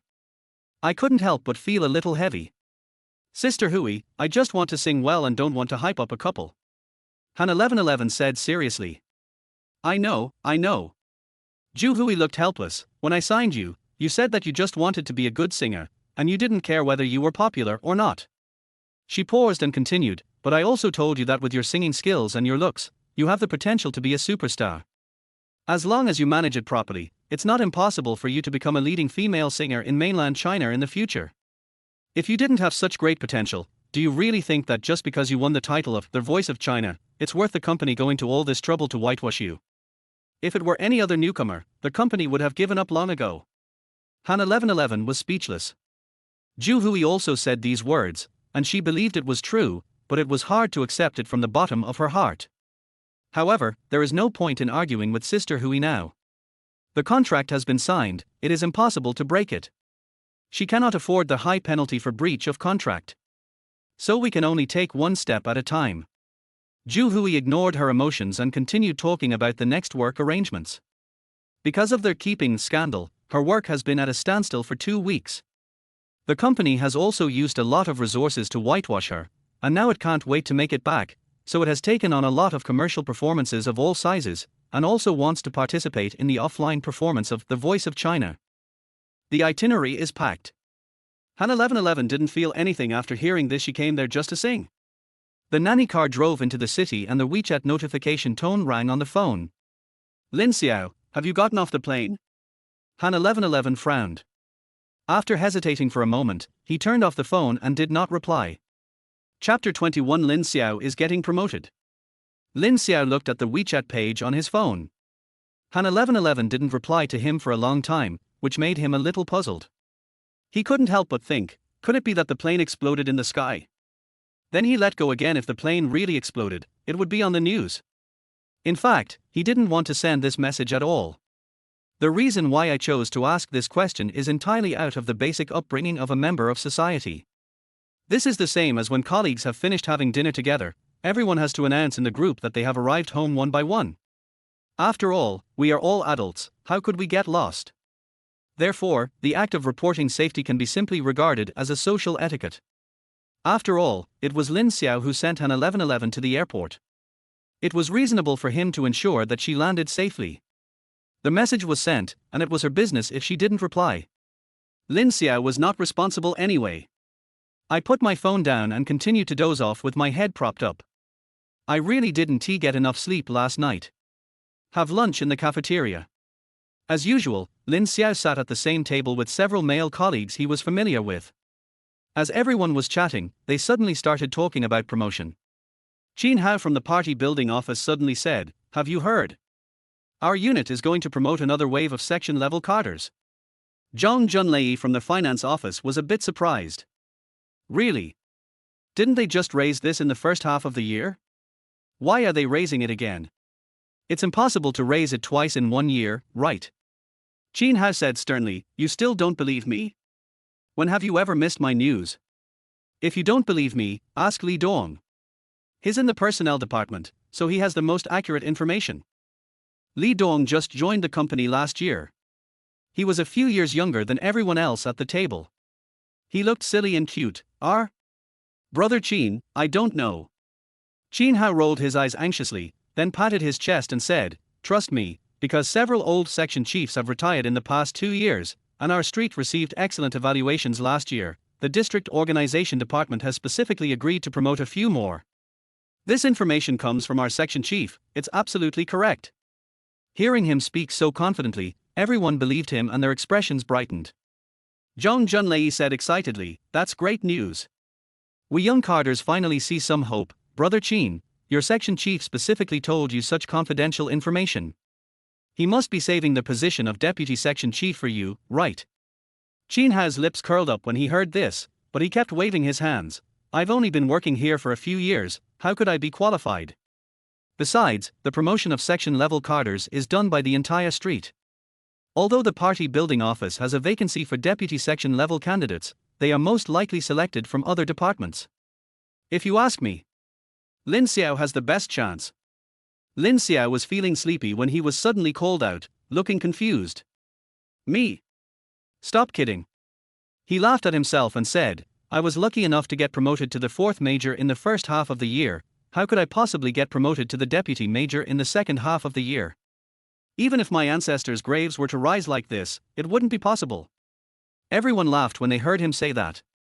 Although Lin Xiao's work achievements are obvious to all, what he said is also the truth. There are 2 paths for promotion within the system, real positions and honorary positions. Lin Xiao currently only holds a nominal position, and was just promoted from a 1st-level clerk to a 4th-level chief clerk in the first half of the year. Although there is no explicit regulation, everyone tacitly assumes that there will be no further promotion within a year. Of course, he definitely meets the qualifications. He has been excellent for many consecutive years and his work ability is obvious to all. But in grassroots units, there are more wolves than meat, and promotions certainly depend on ability, but more considerations are given to qualifications and seniority. After all, harmony and stability among cadres are the top priority. So when Lin Xiao heard this topic, he knew it had nothing to do with him. Everyone else also understood that this position would most likely belong to Qin Hao. After all, he has more experience than the young people, has a postgraduate degree, and works in a core department like the party office. No matter what, it should be him, not Lin Xiao. Qin Hao felt the same way from the bottom of his heart, but he certainly couldn't admit it openly, so he deliberately mentioned it to others. Everyone knew the truth, so they just laughed it off. At noon, Lin Xiao had a good sleep on the folding bed and finally recovered. I was busy all afternoon and didn't even notice that Han 1111 replied to my message. There was no reply afterwards. When it was almost time to get off work, Liu Liyun called him over. Director, you're looking for me. Yes, close the door. Liu Liyun's expression was a little serious. Lin Xiao put away his smile, closed the door, and stood in front of the desk. 1111 has arrived in Haicheng, right? She asked. It's here, it went smoothly. Lin Xiao knew that Liu Liyun definitely didn't call him here for this matter, so he didn't elaborate and waited for her to get to the point. Sure enough, Liu Liyun nodded and said seriously, let me tell you something. Our unit is about to start the second section level cadre promotion this year. The team held a short meeting this afternoon to discuss the candidates for promotion, and the leaders unanimously mentioned you. Lin Xiao was shocked when he heard this. Director, this. What's the problem? Lin Xiao hesitated for a moment, then spoke truthfully, Director, my education and qualifications are not outstanding among young cadres. It shouldn't be my turn, right? Liu Liyun was stunned for a moment, obviously not expecting this silly boy to react like this. She was a little angry. It is difficult to get promoted within the system, and it is even more difficult to get promoted at the grassroots level. In fact, it is not easy to move up in the workplace. Because of this, everyone will fight hard for any opportunity and will be extremely happy to be promoted. But this kid reacted like this. Liu Liyun thought for a while and realized that he had misunderstood. She was not angry. After all, it was normal for young people to be ambitious. It was difficult to deal with them if they were so young and so obsessed with scheming. Liu Liyun said earnestly, Xiao Lin, cadre promotion is a major matter. It's not something I can decide alone, nor can it be decided by just holding a meeting. This matter has been brewing since July. During the first team meeting, a leader mentioned your name, and it was unanimously agreed upon by all other team members. As the director, I have to express my opinion last. Do you want to say that I agree? I agree, but my opinion has not influenced other people's decisions at all. What does this mean? It means that your work performance is highly recognized by all members of the team. I'm telling you today because the research on this matter is almost complete and the formalities are about to begin, so I'm giving you a heads up so you can be mentally prepared. That attitude of yours is unacceptable. Your superiors clearly promoted you because of your abilities, yet you look down on yourself. Your words and actions reveal a guilty conscience. Isn't that the same as saying your superiors made a wrong decision? These words made Lin Xiao feel ashamed. He quickly said, Director, don't be angry. I was just overwhelmed by happiness. Don't worry, I'm mentally prepared now and will work hard. After hearing what he said, Liu Liyun's face brightened up and she smiled. Okay, come home for dinner. Your dad got off work early today and stewed some beef at home. She said with a smile, and her gaze as a mother-in-law looked at her son-in-law again. Lin Xiao originally wanted to go home and catch up on his sleep. At this time, I couldn't say no, so I could only nod and smile warmly. Okay, thank you, Mom. Chapter 22 Undercurrent.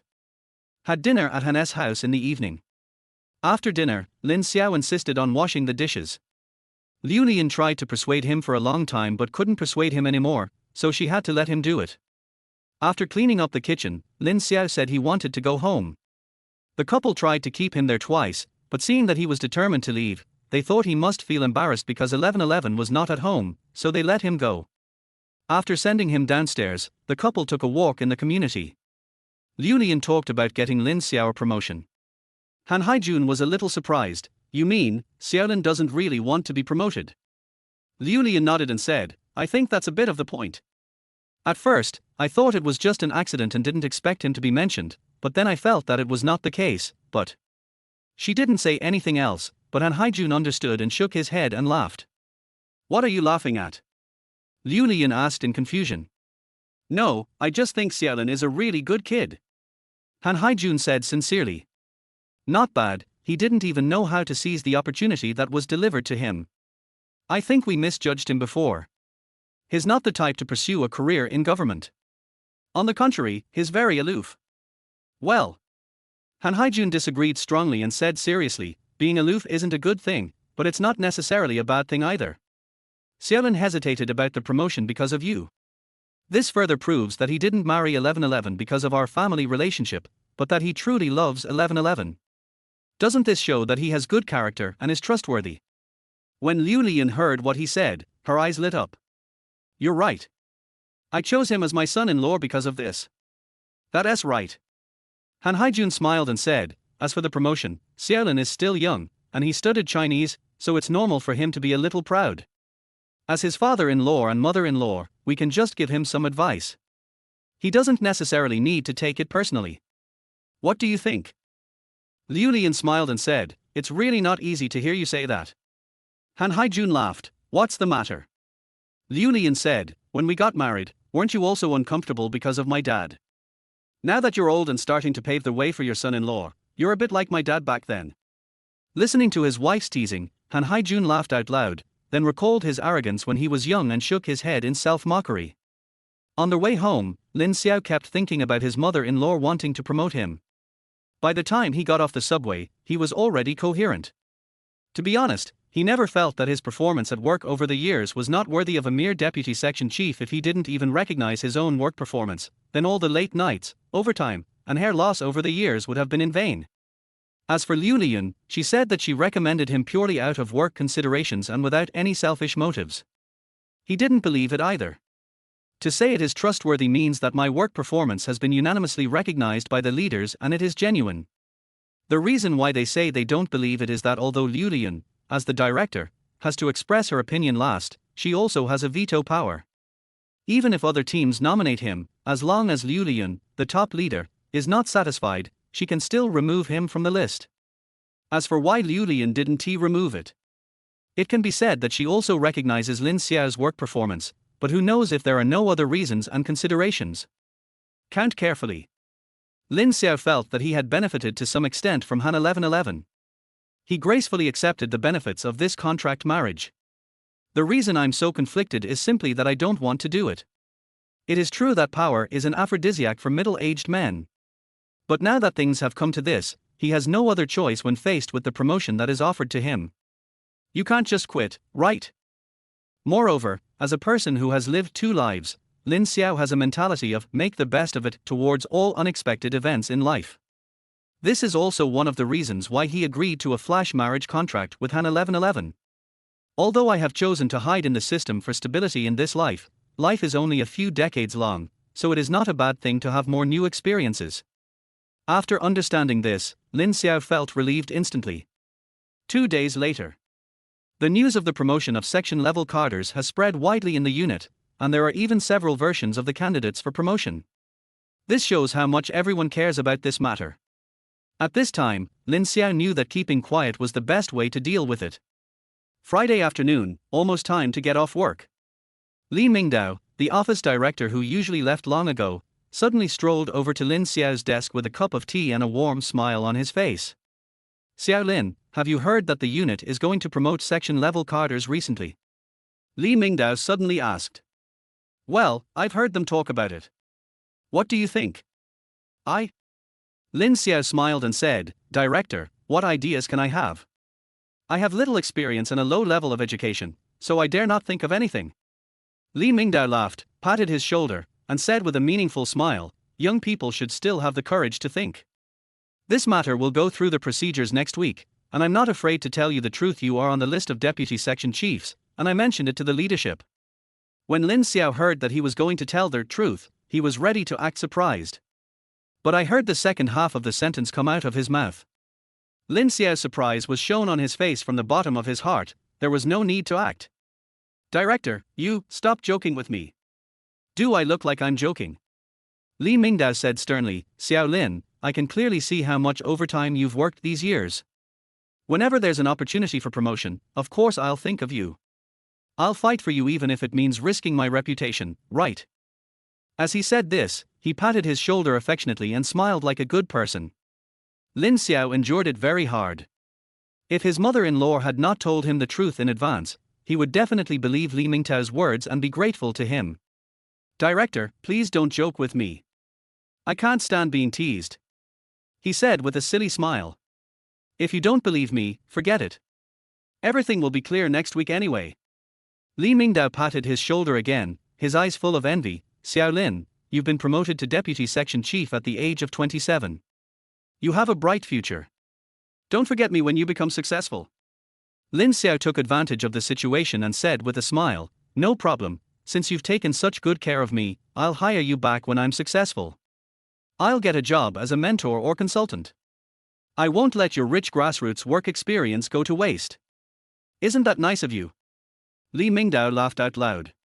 Knowing that the boy still didn't believe it, I didn't say anything more and left work happily.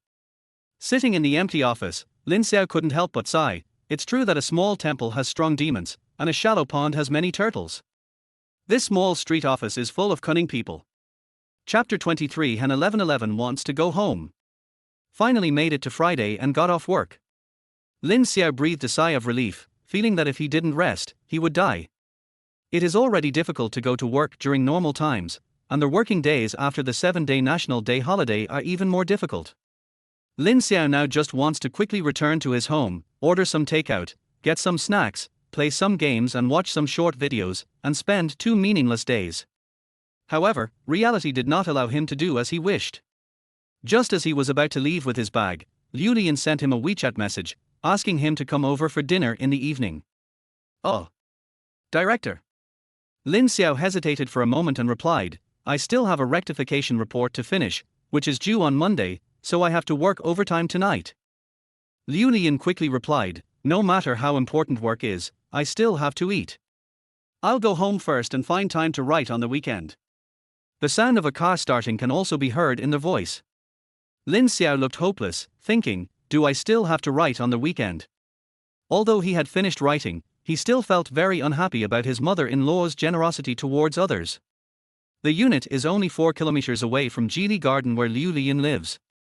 Lin Xiao rode a shared electric bike and arrived in 10 minutes, which was faster than Liu Lian's car. After he parked the car and entered the community, Liu Lian arrived in her car. The two went upstairs together.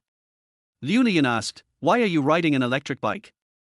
Isn't 1111's bike at your place? Why aren't you driving it?" Lin Xiao laughed and said, "That car is too high profile. It's not something I can afford to drive at my level. My colleagues will talk about me." Liu Lian thought about it and realized that this was the truth. After all, they work in the same unit, and colleagues know everyone's family background. If Lin Xiao suddenly drives a Mercedes-Benz to work, everyone will be shocked and may even suspect that he has embezzled money.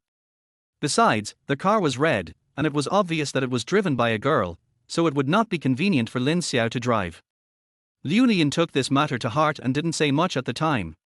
Entered the house.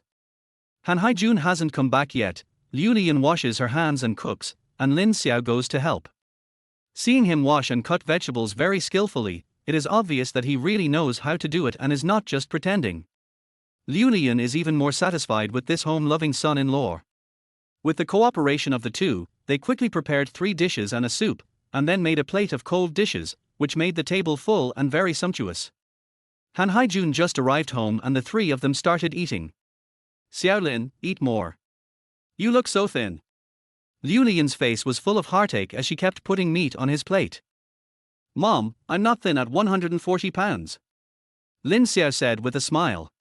Liu Lian said sternly, "You're a grown man, over 5 feet 4 inches tall, and only weigh 140 pounds.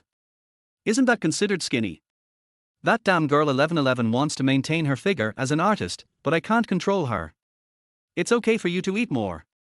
Lin Xiao was at a loss for words and could only hold the bowl to accept his mother-in-law's kindness, watching a small mountain of food pile up in front of him. Han Haijun laughed beside him. The couple were both genuinely happy. It had been a long time since they had such a normal meal at home. Both of them are busy with work. Especially Han Haijun, he usually either works overtime at the company or has dinner parties, and rarely has the opportunity to eat at home. Even when I got home, my daughter was not there. The couple often just got along casually, not as happy as they are now. They look more like a family of 3 than with Han 1111. After dinner, Lin Xiao took the initiative to wash the dishes again. Liu Lian refused to let him go and sent him to chat with Han Haijun. Lin Xiao had no choice but to obey. Han Haijun made tea in the living room, and when he saw him coming, he served him a cup. "Thank you, Dad," Lin Xiao said in a normal tone, and it seemed like he was getting more and more comfortable calling them parents. Han Haijun nodded, his face full of joy. The father-in-law and son-in-law were enjoying themselves while drinking tea. Xiao Lin, tomorrow is the weekend. Don't you want to go to Haicheng to see 1111? Han Haijun suddenly said. Lin Xiao was caught off guard, but he quickly reacted and said, I was planning to go, but I have an unfinished report that needs to be submitted on Monday, so I can only go next week. Han Haijun remembered that he was about to be promoted and nodded. Work is important. Changing the subject, he added, however, you and 1111 just got married, so living apart for a long time isn't a good idea. That girl is stubborn. Once she decided to become a singer, she threw herself into it without a fixed rest period, so you'll have to make more trips between the two places. The words were sincere, and the old father's concern for his little girl was evident in his words. Lin Xiao was moved by what he heard, and said, Dad, don't worry, I will go to Haicheng tomorrow. Actually, I am also worried about her, afraid that she can't take care of herself. Han Haijun looked pleased and said yes repeatedly, looking at him with more approval. It was already 9 o'clock when we came out of Jilly Garden. On the subway on their way home, Lin Xiao thought about it and sent a few WeChat messages to Han 1111. I just had dinner at your house. Your parents asked me to go to Haicheng to see you, and I agreed. Remember this. If they ask you about it later, don't tell them you've exposed yourself. After waiting for a while and getting no reply, he put the phone back in his pocket. Of course he wouldn't really go to Haicheng. My goodness, a round-trip high-speed rail ticket costs more than 400 yuan, and the plane ticket is even more expensive. Is there a ferry over there who is worth him spending so much money?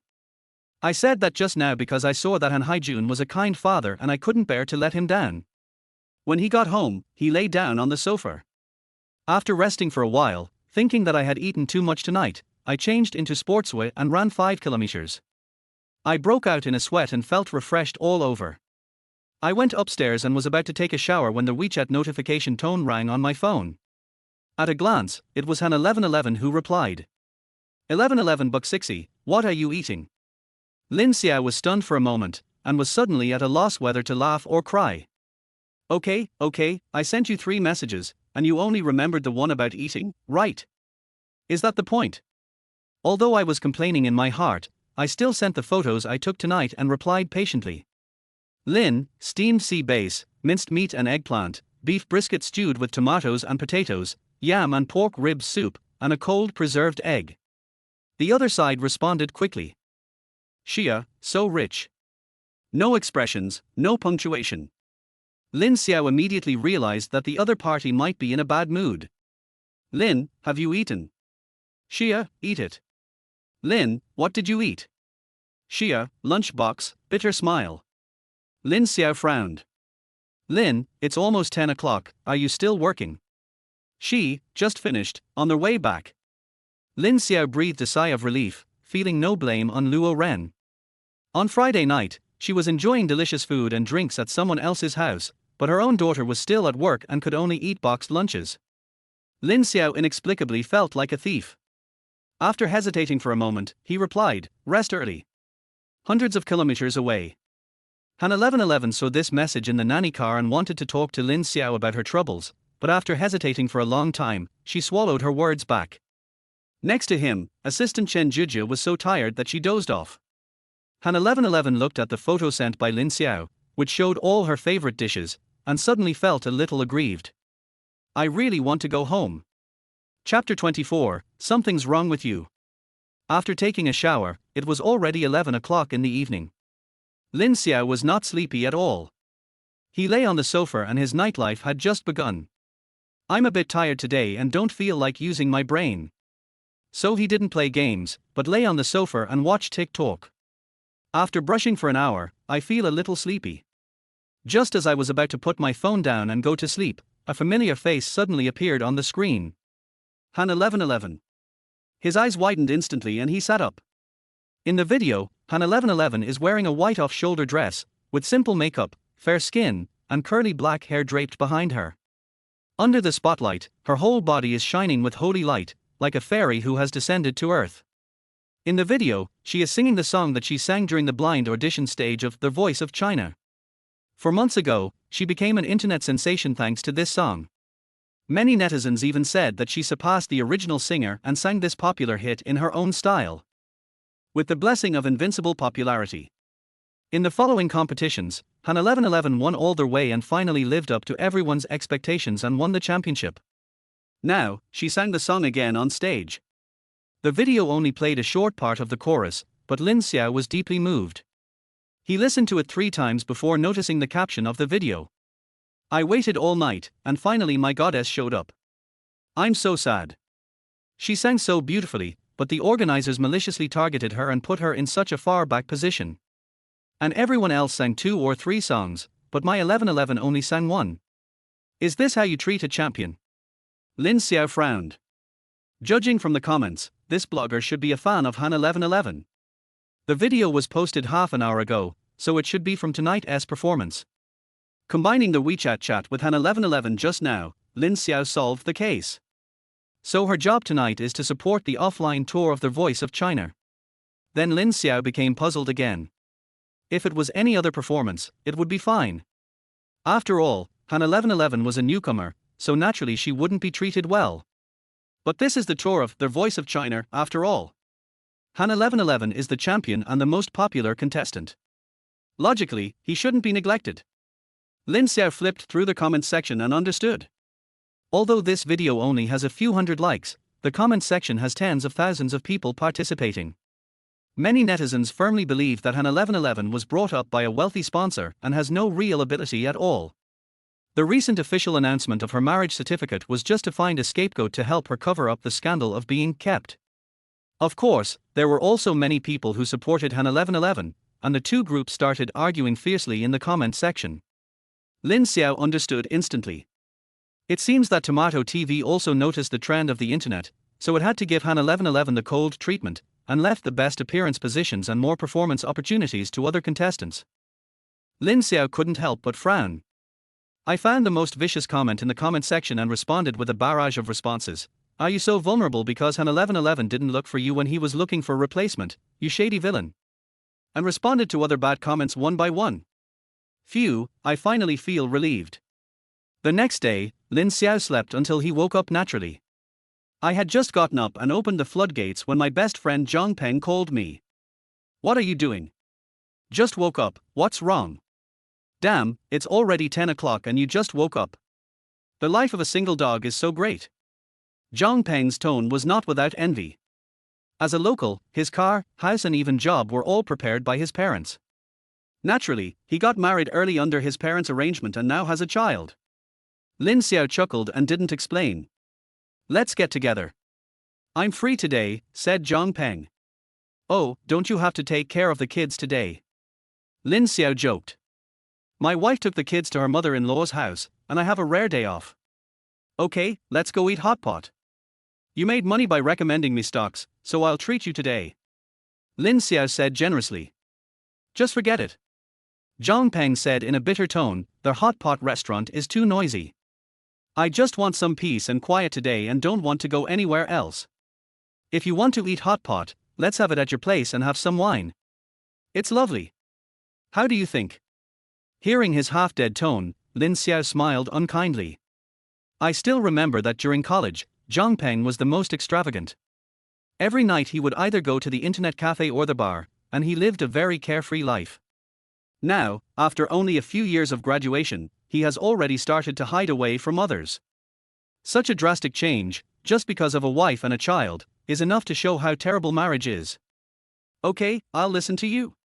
After hanging up the phone, Lin Xiao went out and bought ingredients for hot pot and some cold dishes at the market, and also brought back a dozen beers. As soon as I entered the house, Zhang Peng also arrived. He threw down his car keys and went straight to the bathroom. "Hey," Lin Xiao complained, "you can't pee at home, so you come to my house to pee, right?" Zhang Peng laughed in the toilet. "Good things should be kept within the family." Lin Xiao was too lazy to pay attention to him.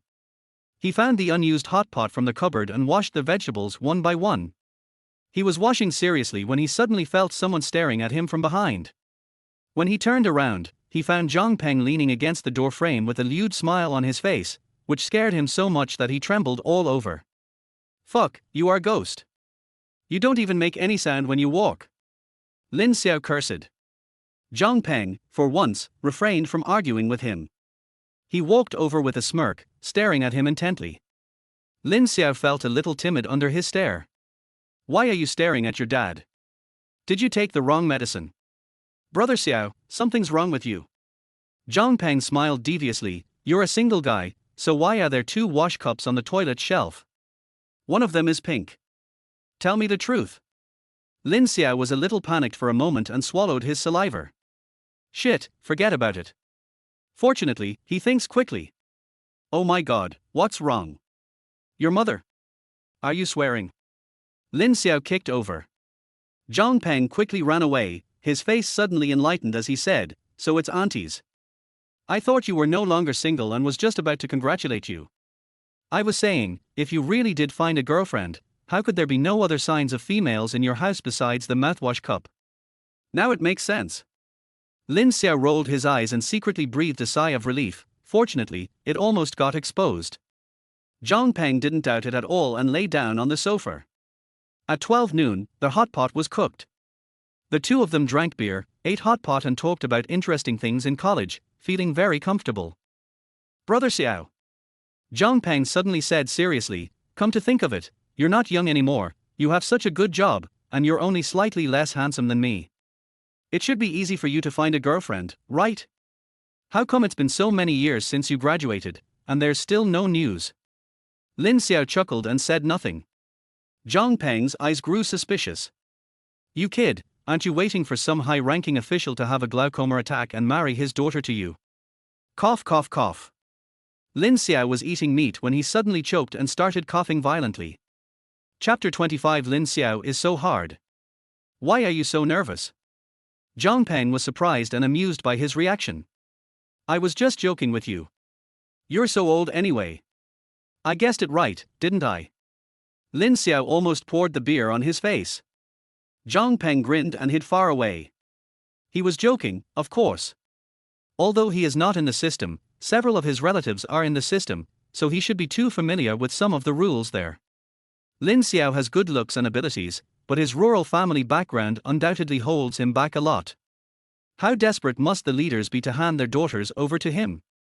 This matter was quickly exposed. Before long, the two of them had eaten up 3 pounds of mutton and a box of beer. They lay on the sofa, burping and playing games. 2 games are over, nothing interesting. Hey, did you know that Han 1111 got married? Zhang Peng suddenly said. When Lin Xiao heard the name, Han 1111, he panicked a little. I secretly observed Zhang Peng's expression and found nothing special. I was sure that he was just talking casually and not really discovering anything. Which Han 1111, he asked casually. And who is that?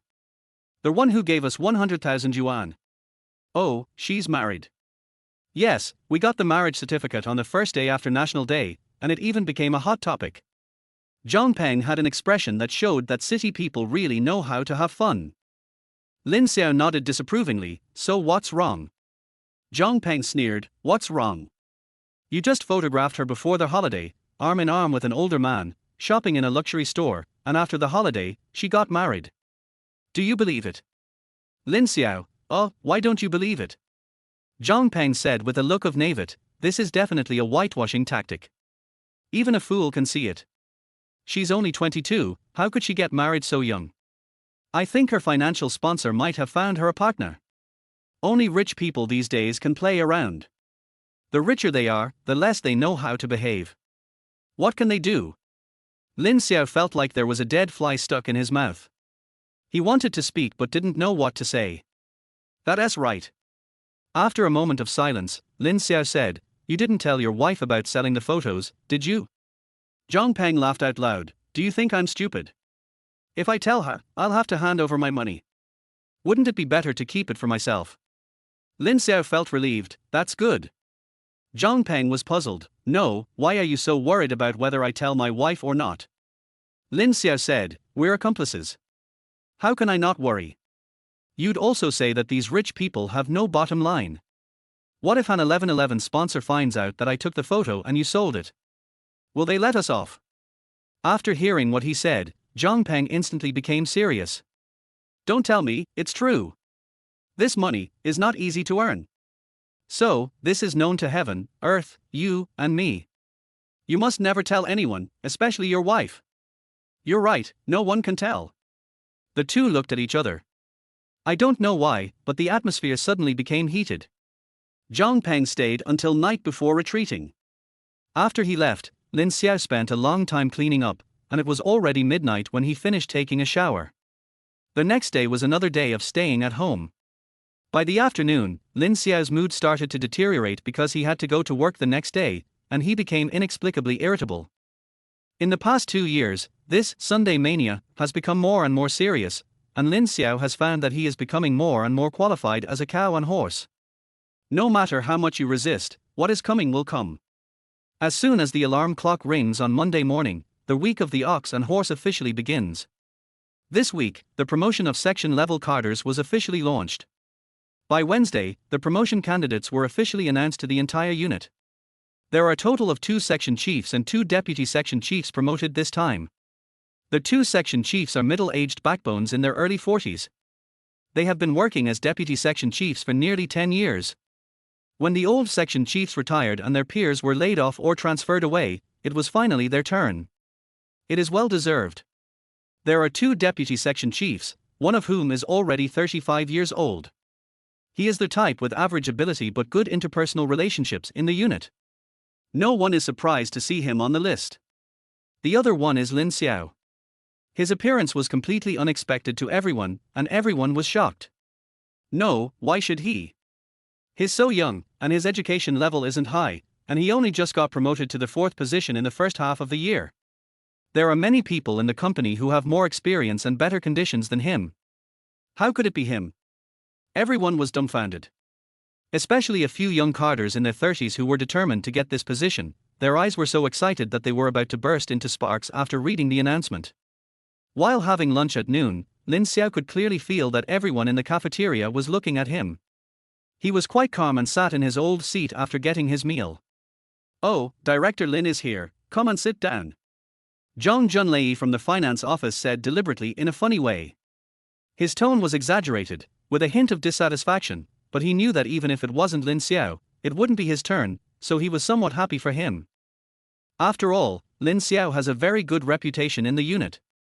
Compared with some carders who are so proud of being in core departments that they look down on everyone, Lin Xiao can be considered a rare animal. He treats everyone equally and never flatters others just because they are leaders, or bosses people around just because they are newcomers. So although everyone was surprised to see him on the promotion list, many people were also happy to see it happen. Zhang Junlei made this joke and everyone at the table started laughing. At this time, Qin Hao from the party building office came over with a tray. Seeing Lin Xiao sitting at this table, he was stunned for a moment, but still sat down with his neck stiff. "What are you laughing at?" Qin Hao asked, pretending to be calm.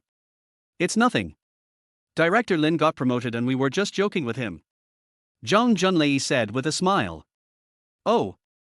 Qin Hao sneered, "He's just a deputy section chief, and you're already calling Director Lin? Zhang Junlei, you're exaggerating." Zhang Junlei's smile suddenly froze on his face. The others sensed the tension in an instant and quickly lowered their heads to eat. "Lin Xiao, maybe you will be the deputy section chief of our party office in the future. When you take office, remember to take good care of me, your brother," Qin Hao said with a smile.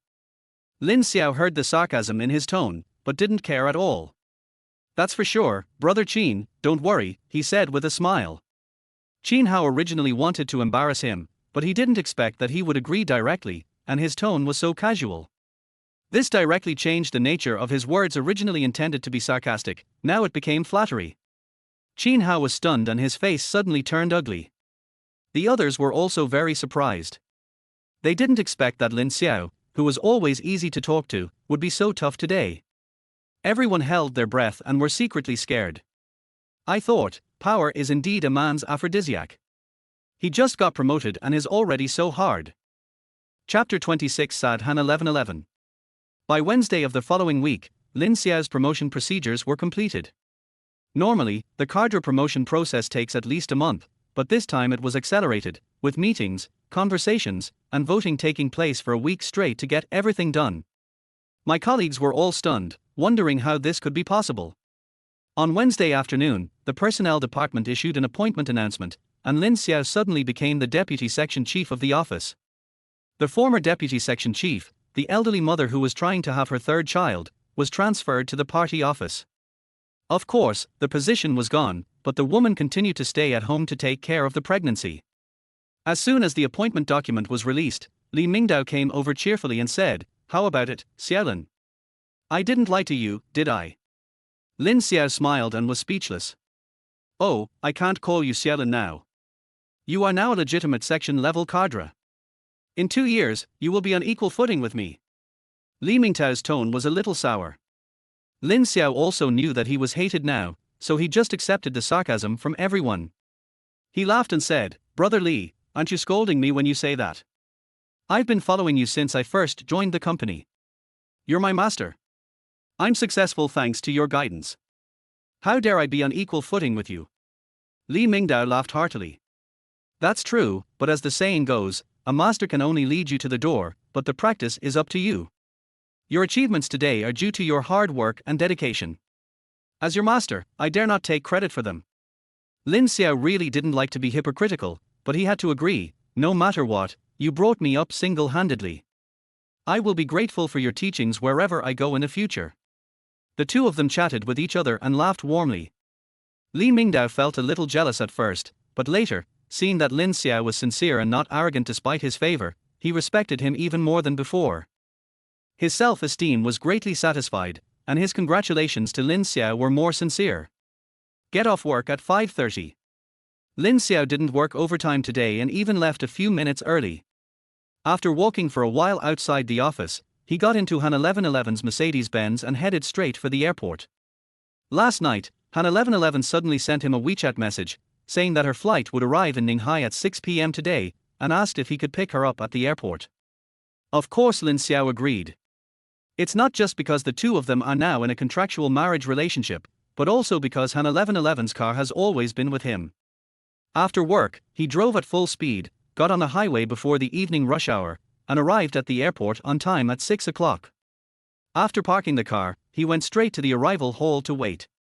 After waiting for more than 10 minutes, Han 1111 finally came out pushing a suitcase. Although she was wearing a coat and sunglasses, Lin Xiao still recognized her at a glance. After all, she was so beautiful that she stood out in the crowd. The two did not exchange much and went straight to the underground parking lot. The car drove out of the airport. It was already dark outside and late autumn had arrived. Han 1111 looked tired. He sat in the passenger seat, leaned back in the seat, closed his eyes and took a rest. Seeing that she was unhappy, Lin Xiao knew what to do and didn't say anything. Out of the corner of his eye, he saw the warm yellow street light shining down, forming a halo of alternating light and dark on her chubby little face. It was not until they entered the city that Han 1111 sat up straight and opened his eyes. "Brother Lin, I heard you got a promotion," she asked. Lin Xiao was stunned for a moment. He didn't expect her first sentence to be this. "Oh, yes," he admitted. Han 1111 nodded without any expression. "Very good, congratulations." Lin Xiao smiled awkwardly. He could tell that Han 1111's tone was not like that of his colleagues at work, which was filled with disdain, sarcasm, or a strong sense of jealousy, but it was definitely not a blessing from the heart. As the saying goes, your own failure is terrible, but your friend's success is even more heartbreaking. Han 1111's current mentality is a little unhappy because his recent situation is very bad, but his friend got a promotion and a raise. Lin Xiao understood, and after hesitating for a moment, he asked, "Have you been busy with work recently?" "Not bad," Han 1111 said in a low voice. "I saw a clip of your offline performance on TikTok. Oh. You sing really well, you deserve the championship." Han 1111 smiled, not knowing what to say. This day is completely boring. Lin Xiao simply shut up, turned on the radio, and walked home in silence. Liu Lian cooked a large table of dishes today. Han Haijun was also at home, and the couple were very happy. No matter how unhappy Han 1111 was, she still forced herself to put on a smiling face the moment she entered the house. A family of four sat down. Han Haijun took the lead in raising his glass and said with a smile, "Today is a double celebration for our family. The first is that Xiaolin has been promoted to deputy section chief, and the second is that 1111 is back. Come on, let's all have a toast together." Seeing Han 1111's forced smile, Lin Xiao hurriedly said, the main thing is to welcome 1111 home. Cheers. The four of them clinked their glasses. After sitting down, Han 1111's expression looked better. This was originally a reunion dinner, but its meaning changed because of Lin Xiao's promotion. Han Haijun and Liu Liyun are both people who have worked in the system for most of their lives, so they naturally have countless experiences to share on this topic. As a result, Han 1111, the biological daughter, was neglected. While listening to his father-in-law's earnest teachings, Lin Xiao silently observed Han 1111's expression. He tried to steer the topic to her several times, but was pulled back by Han Haijun without exception. Lin Xiao was so angry that he almost rolled his eyes. He complained in his heart, "With your eyesight, how did you become a deputy director? Your father-in-law must be a high-ranking official, right?" After the meal, Han 1111's face became paler and paler, while Han Haijun's face became redder and redder. In the end, I drank too much. It was 9 o'clock in the evening. Lin Xiao gave up the idea of going home. Han 1111 had been away from home for half a month. He couldn't be taken away by his new son-in-law as soon as he came back, that would be too ignorant. So after washing the dishes and talking to Liu Lian for a while, he was locked in Han 1111's room again. As soon as the door closed, the surroundings fell silent, and the atmosphere was quickly filled with awkwardness. The two of them didn't even exchange glances. Han 1111 took the initiative to open the cabinet, and Lin Xiao quickly took out the bedding and spread it on the floor. He was so skilled that it made people feel distressed. Turn off the lights and the air becomes quieter. After a moment of silence, Lin Xiao asked, "You seem to be in a bad mood all night. Did something happen?" Han 1111 didn't say anything. "You can tell me. Although I can't help much, I can still listen to your thoughts," he said again. This time, Han 1111 finally responded. Perhaps the darkness had made her relax her guard. After hesitating for a moment, she said, "It's nothing serious. It's just, the company originally promised to release an album for me, but now the matter has been put on hold."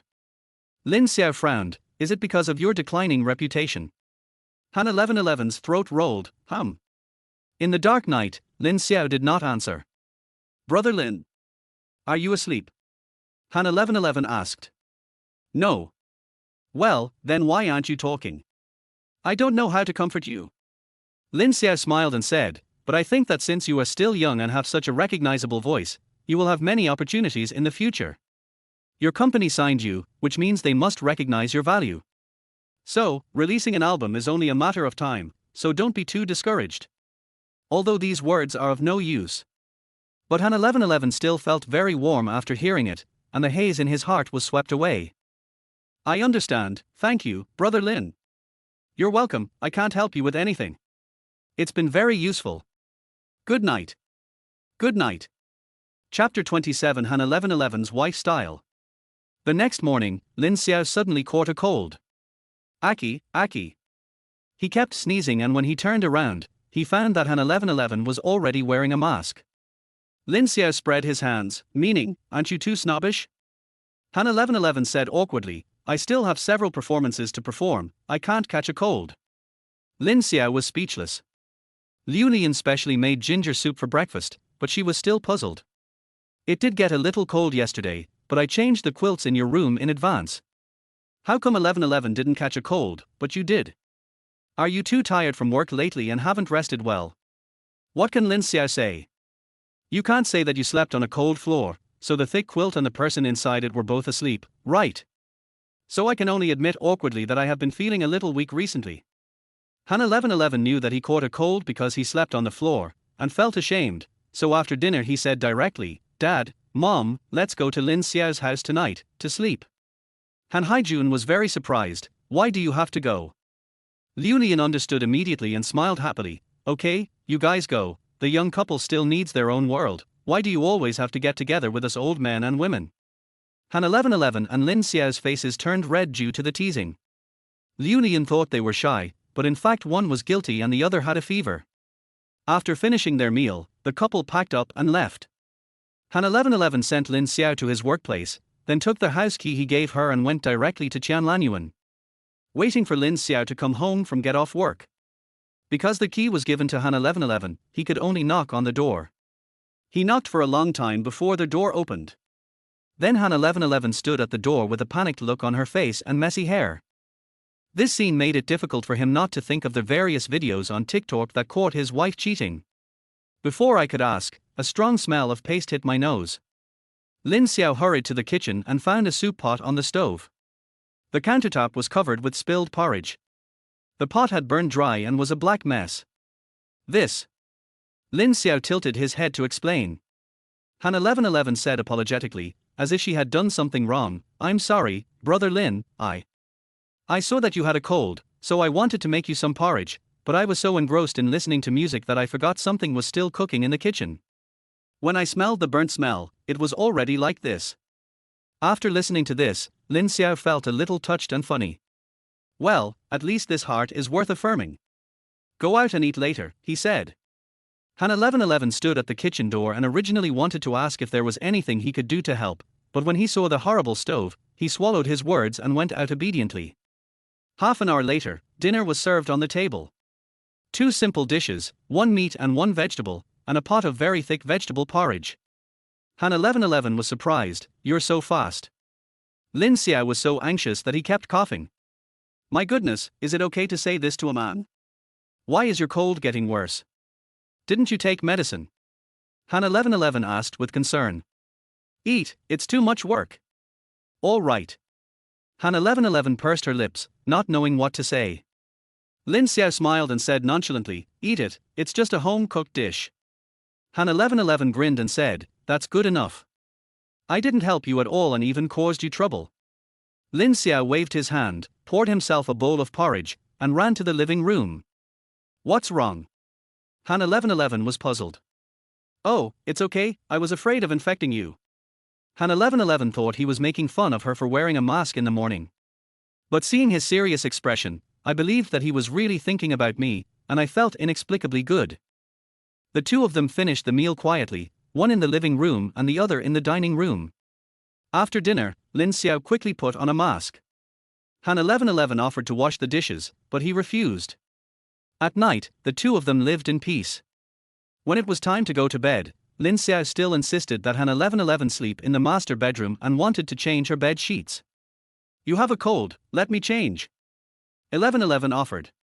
"Can you?" "Won't." Han 1111 admitted it honestly, and then said, "Then don't change it, let's just leave it like this." Lin Xiao was very surprised.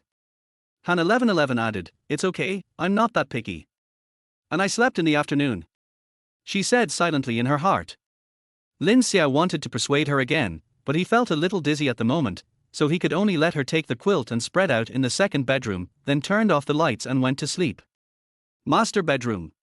Han 1111 lay on the bed and confirmed that the sheets had not been changed for 2 weeks because they were still the same ones he slept on when he left last time.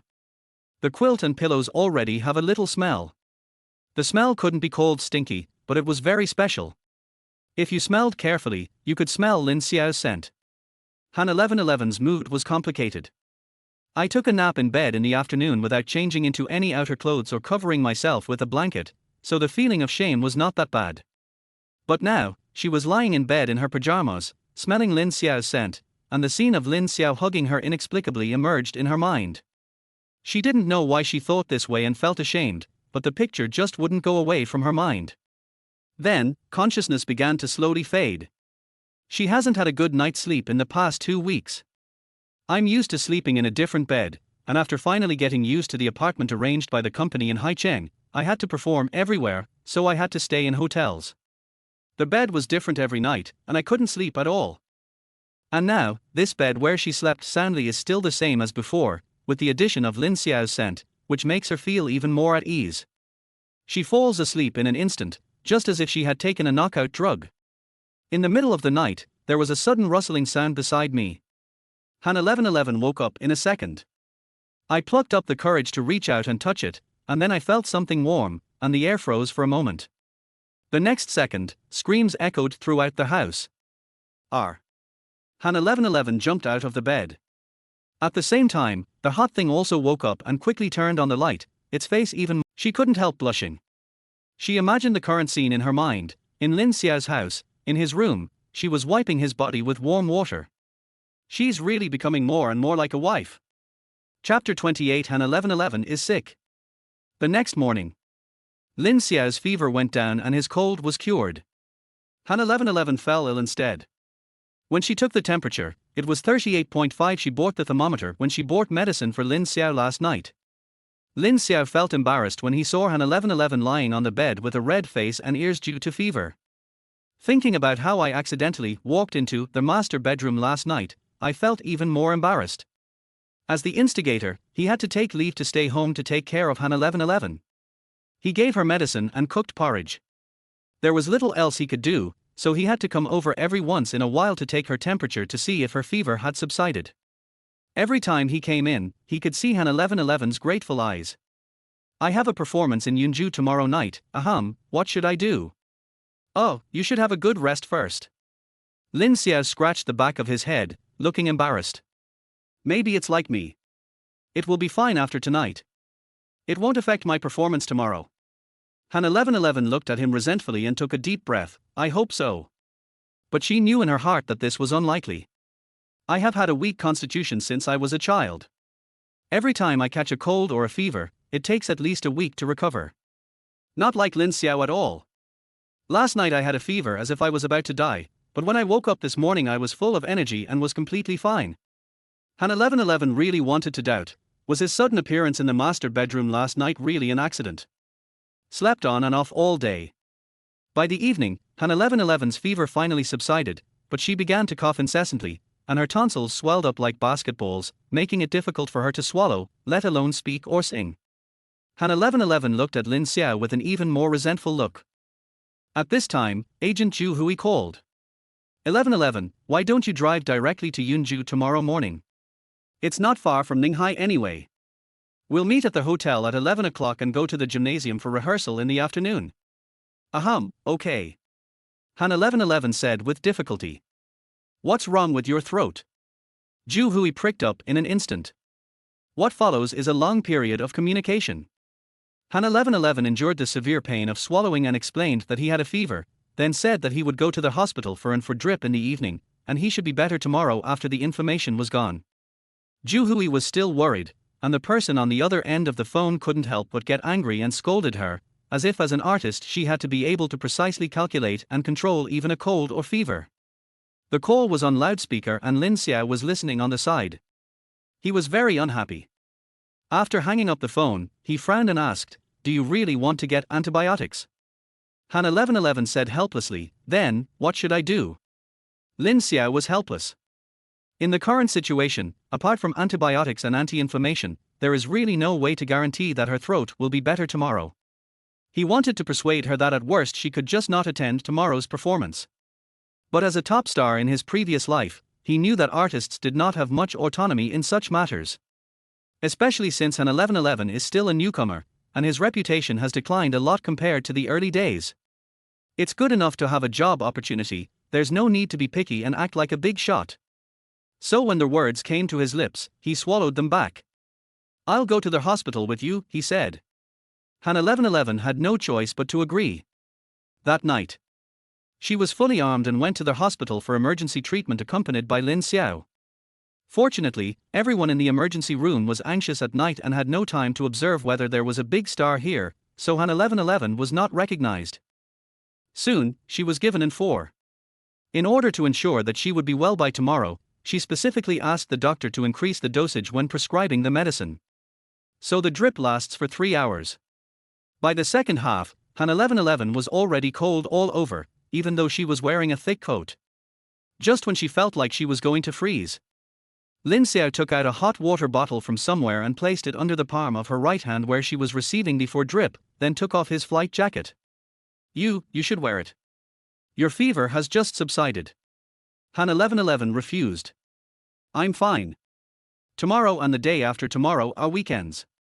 If I get a fever again, I can just lie down at home. Han 1111 had nothing to say and could only let him put the loose coat on her. The warm feeling instantly swept over my whole body, carrying a little bit of the smell of the pillowcase at home. My sense of taste has returned. Han 1111 lowered her head and pursed her lips, and it seemed as if there were little ants crawling on her ears. The infusion continued until 11 o'clock. The effect was immediate. Han 1111's fever completely subsided and his tonsils became less inflamed. But she still didn't dare to be careless. After returning home, she kept drinking hot water, as if doing so could expel all the remaining viruses in her body. It was getting late, so everyone went back to their rooms to sleep. The slight sense of blame Han 1111 had in her heart for Lin Xiao infecting her with her depression had long since disappeared. Good night, she took the initiative. Good night. Lin Xiao smiled and said, have a good sleep, I'll take you to Yunju tomorrow. Han 1111 was stunned for a moment, you'll take me there? Lin Xiao said as if it was a matter of course, of course. You're already in this state, how can I trust you to drive for 3 hours? After saying this, he felt a little ambiguous and quickly added, if your parents knew about this, wouldn't they scold me to death? Han 1111 then nodded. Although I felt embarrassed, I chose to accept his kindness in order to ensure a smooth performance tomorrow. Then, thank you for your help. Don't be polite. Go to bed, good night. Good night. The two of them returned to their rooms and slept soundly. Early the next morning, when Han 1111 got up, Lin Xiao had already prepared breakfast, including boiled eggs and white rice porridge, which was very suitable for patients. Good morning. How's your throat? It's not swollen anymore, right? Lin Xiao asked. Han 1111 shook his head. That's good. Before he could finish his words, Han 1111 spoke with a look of pain on his face, and said in a very magnetic voice, but I'm mute. Lin Xiao was stunned for a moment. Oh, was the Donald Duck voice just now made by Han 1111? He almost laughed out loud. Seeing Han 1111's panicked expression, he quickly pretended to be serious and said, eat first. I'll buy you some throat lozenges later. Use them on the way. I hope your throat will be better by the time we get to Yunju. At this point, there is no other way. Han 1111 could only nod in agreement. After breakfast, the two drove to Yunju. Because Han 1111's voice was unable to speak, the two of them remained silent all their way. In order to avoid embarrassment, Lin Xiao turned on the radio all their way. As he was playing, the TV station started playing the song covered by Han 1111, which was also the famous song that made her become an overnight sensation on The Voice of China. The name of this song is Later. When a gentle voice floats out with a sad emotion, it presents a completely different flavor from the original singer. The originally calm atmosphere in the car suddenly became a little awkward. When the song was about to enter the chorus, Han 1111 quickly turned off the radio. Why don't you listen? It sounds great. Lin Xiao said. Han 1111 said nothing and looked out the window. His face was already a little flushed. Chapter 29 He who wears the crown must bear its weight. At 11:30, the two arrived at a 5-star hotel in Yunju. Assistant Chen Jujia was waiting at the door. When she saw the license plate, she hurried to the driver's seat to open the door, but saw Han 1111 getting out from the passenger seat. Sister 1111. Before she finished speaking, she caught sight of a handsome man sitting in the driver's seat. Although he is dressed simply and his skin is not very fair, his angular facial features are still so handsome that people can't take their eyes off him, and his temperament is no less than any male star in the entertainment industry. Chen Jujia's eyes widened. Sister, this is... Well. Han 1111 was a little embarrassed. It would be awkward not to introduce him in front of Lin Xiao, but after hesitating for a long time, he still didn't know how to introduce him.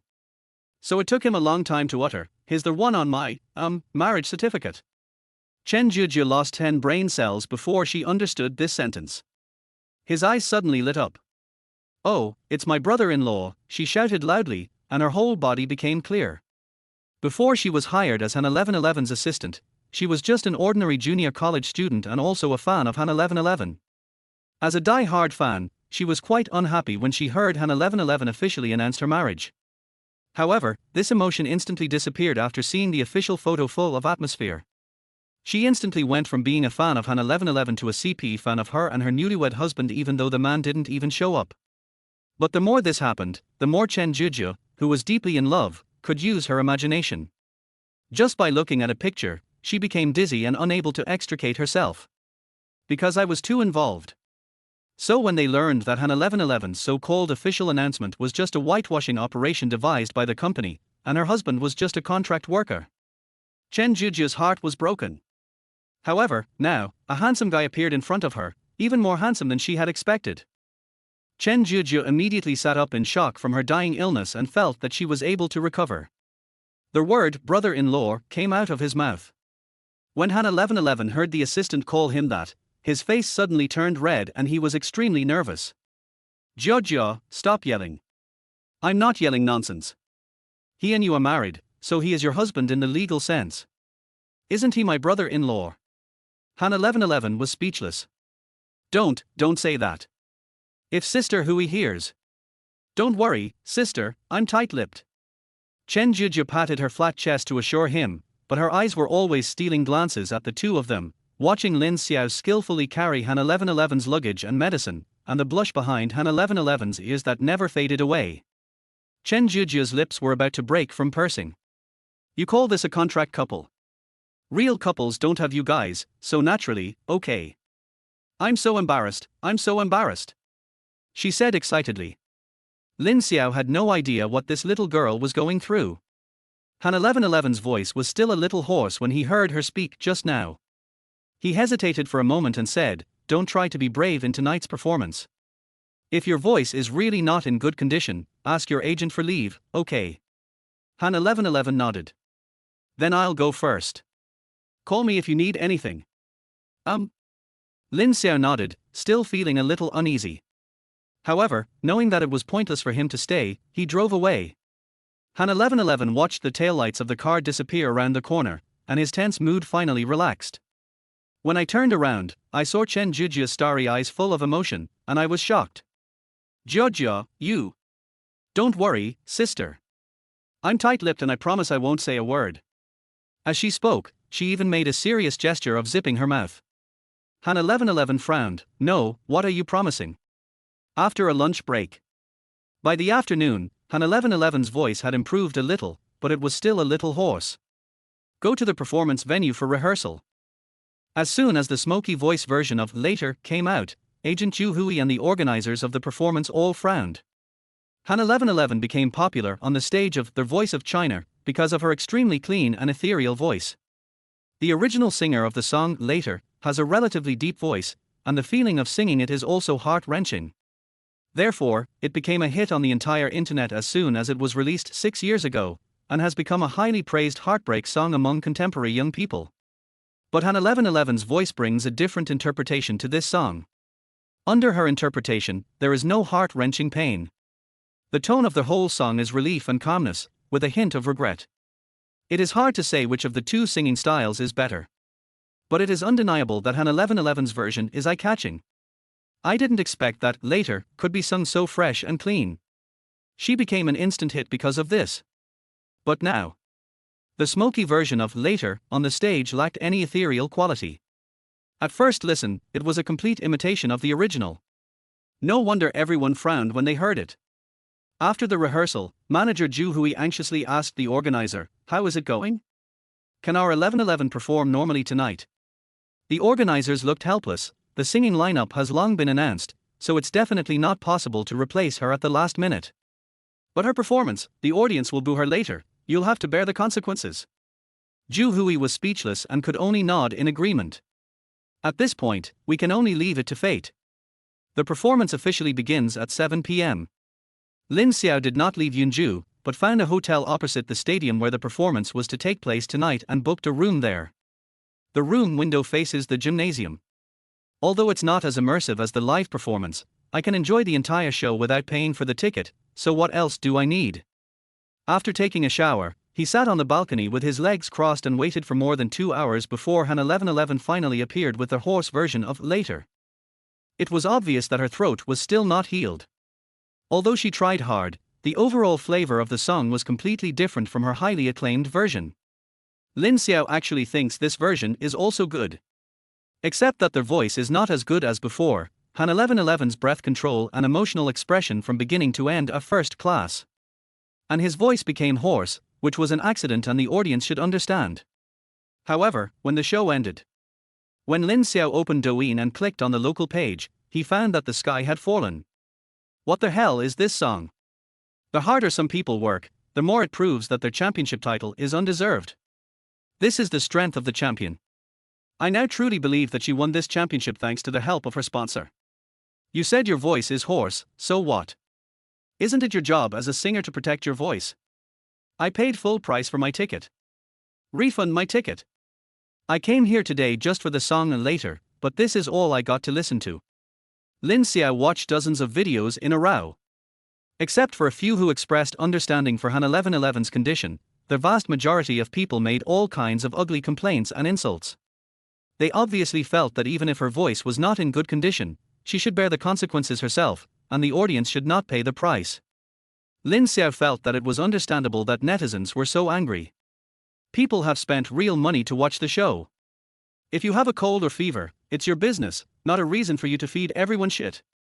But having said that, if someone else had made such a mistake, the audience might not have reacted so strongly. But who made you the champion? Since you have enjoyed the glory that others have not enjoyed, you have to bear more stringent standards and requirements than others. If you want to wear the crown, you must bear its weight. Lin Xiao sighed. Chapter 30 Lyricist and composer of Later. At this moment, in Han 1111's room, Agent Zhu Hui was on the balcony on the phone, her tone flattering, yes, yes. This was truly an unexpected situation. I'll definitely give her a good scolding. I definitely won't do it again next time. Han 1111 and his assistant Chen Zhijia were in the room, holding their breath and looking at each other. After a long time, Zhu Hui hung up the phone and came in. She sat on the edge of the bed, breathing heavily, and her face looked very bad. Sister Hui. I'm sorry. Han 1111 said aggrievedly. Zhu Hui was so angry that she wanted to lose her temper, but seeing her pitiful appearance, she couldn't get angry at all. I will continue to support the artists I sign, even if it means I have to kneel down. She sighed and said, that's it for this time. I'll give you a good scolding so that you'll remember this lesson. Han 1111 was speechless. Chen Zhijia said indignantly, but Sister 1111 didn't want to be sick. People aren't machines, they can't stay healthy forever. Machines can malfunction. Today's audiences really have no empathy at all. Zhu Hui was so angry she laughed. She put her hands on her hips and said, you go to a restaurant and order a plate of shark fin. The restaurant brings you a plate of vermicelli and tells you that the shark fin is sick today. Can you understand it? Chen Zhijia suddenly stopped talking. The atmosphere in the room was oppressive. Han 1111 said at this time, Sister Hui, don't worry, I promise that this kind of situation will not happen again in future performances. I hope so. Zhu Hui sighed and said helplessly, the company was already very unhappy about your scandal and shelved the plan to release an album for you. I went to their boss and talked him into it, and he finally agreed to release a single for you first. But after this incident today, the single plan has also been ruined. Han 1111 felt mixed emotions after hearing this. Single, she asked tentatively. Yes, I went to great lengths to get in touch with teacher Ma Yao, hoping to ask him to compose a song just for you. But now. Zhu Hui didn't say anything else. Han 1111 was startled. Ma Yao. She paused, her face full of disbelief. Sister Hui, are you talking about Ma Yao, the composer of Later? Zhu Hui nodded. On the side, Chen Zhijia finally understood what the two were talking about. Her eyes lit up, but then her face became full of suspicion. But Sister Hui, I remember the author of Later only wrote this one song, and there haven't been any other work since. Could he have retired from the entertainment industry? Why would I quit the industry? I'm just a songwriter and I don't do any front stage work, so how can I be in the industry? Chen Zhijia stuck out her tongue. But Sister Hui, since this guy hasn't released any new work in 5 or 6 years, it means he must have run out of ideas. Asking him to write a song, will it really work? Zhu Hui said calmly, give it a try. I always feel that someone who can write a work of the caliber of Later wouldn't run out of talent so easily. Maybe he already has several excellent works in his hands, but just hasn't found a singer he likes to sing them. She paused and looked at Han 1111 with eyes full of admiration. Zhu Hui continued, I also think 1111 sang Later in her own style. If teacher Ma Yao heard it, he would probably be very satisfied with her. So I tried to see if I could contact him. If I could convince him to create a new song tailored for 1111, then 1111's position in the company would definitely be stable, and she wouldn't have to worry about resources in the future. When Chen Zhijia heard this, She immediately admired Zhu Hui very much. Sister Hui, you really think long term. Sister 1111 is so lucky to have a manager like you. Stop flattering me. Zhu Hui rolled her eyes at her and said helplessly, that's a good idea, but I'm not sure if I can contact Ma Yao. Even if I do, I'm not sure if he'll agree. The most important thing is, 1111 signed later, like this today. I'm really embarrassed to contact him again. When Han 1111 heard this, the hope that had risen in his heart was instantly shattered, and he became even more depressed. Late at night, Han 1111 was lying on the bed, scrolling through the negative comments about herself on Weibo. The more she scrolled, the heavier her mood became. At this time, WeChat rang. Lin Xiao, have you taken the medicine? Han 1111 frowned and couldn't help but complain in his heart, how dare you ask me? If you hadn't infected me with the cold, I wouldn't have been scolded like this by netizens. But it's okay to just think about these words in your heart. She knew in her heart that she was the one who took the initiative to take care of Lin Xiao. If what happened last night happened again, she would probably do the same thing again. So what happened today was her destined disaster. She tapped the screen to reply. 1111 buck 60, eat it. The other side responded quickly. Lin, then why haven't you slept yet? Xia, just fell asleep. Lin, are you sad about tonight's performance? Han 1111 sent back a pitiful emoticon. Lin Xiao paused, feeling depressed. Lin, I'm sorry, it's all my fault. I gave you my cold. Xia, I don't blame you. Silence. It took a long time before new news came in. Lin, what are your plans for tomorrow? Going home, or doing other work? Go home, my agent told me to heal my voice. Lin, oh. Then I'll wait for you in the hotel parking lot tomorrow morning. Han 1111 hesitated for a long time before replying with an okay. The other party did not respond. The next morning at 9 o'clock, Lin Xiao picked up Han 1111 and drove directly onto the highway back to Ninghai. Of course, his presence was not noticed by his agent Zhu Hui, who thought that Han 1111 drove back by himself. On the way. In fact, Han 1111's voice has almost recovered, but because of what happened last night, her mood has become very bad. Lin Xiao chatted with her and learned about the failure of the single. The author of Later. He looked incredulous. Sister Hui just has this idea. It's not certain whether we can get in touch with her. Han 1111 said this deliberately, but her face still showed disappointment. What if we get in touch? Well, Sister Hui said that if the teacher likes my version of Later, she might agree to write a new song for me. Han 1111 sighed dejectedly, then mustered up the courage to ask Lin Xiao, Brother Lin, do you think, will the composer of Later like my version of the song? Lin Xiao paused and said with a smile, of course. Although Han 1111 knew that he was comforting herself, she felt much better. Thank you, Brother Lin. You're welcome, and I really mean it. At noon, the two returned to Qianlan Garden. Han 1111 didn't tell her parents that she was back. She wanted to have some peace and quiet for the next 2 days, so she didn't plan to go home. Of course Lin Xiao agreed, this way he didn't have to sleep on the floor. But I don't feel like talking to her anymore. After the two of them had a simple hospital meal, Lin Xiao went to the small room to work overtime, saying that he had a report to be submitted on Monday. Han 1111 went to the big room to rest. Because of the negative comments online, she didn't sleep much the whole night. She lay down on Lin Xiao's bed and fell asleep quickly. When I woke up, it was already dark. She was still a little dazed, but a call from her agent Zhu Hui brought her back to reality in an instant. 1111, I have great news for you. Teacher Ma Yao has written a new song for you. Chapter 31 Great News. Han 1111 woke up in a second. What? Who? Sister Hui, can you say it again? Teacher Ma Yao. He's the composer of Later, Teacher Ma Yao. Zhu Hui couldn't suppress her excitement at the other end of the phone. Han 1111 was confused and even suspected that he had not woken up yet and was dreaming. She pinched her cheeks. Hiss, it hurts. Did you really contact this teacher? She asked, suppressing her excitement. What? I didn't contact them. They contacted us first. This time, Han 1111 was really shocked. Zhu Hui said excitedly, when Director Xiao of the company called me to tell me about this, I couldn't believe it. How could it be such a coincidence?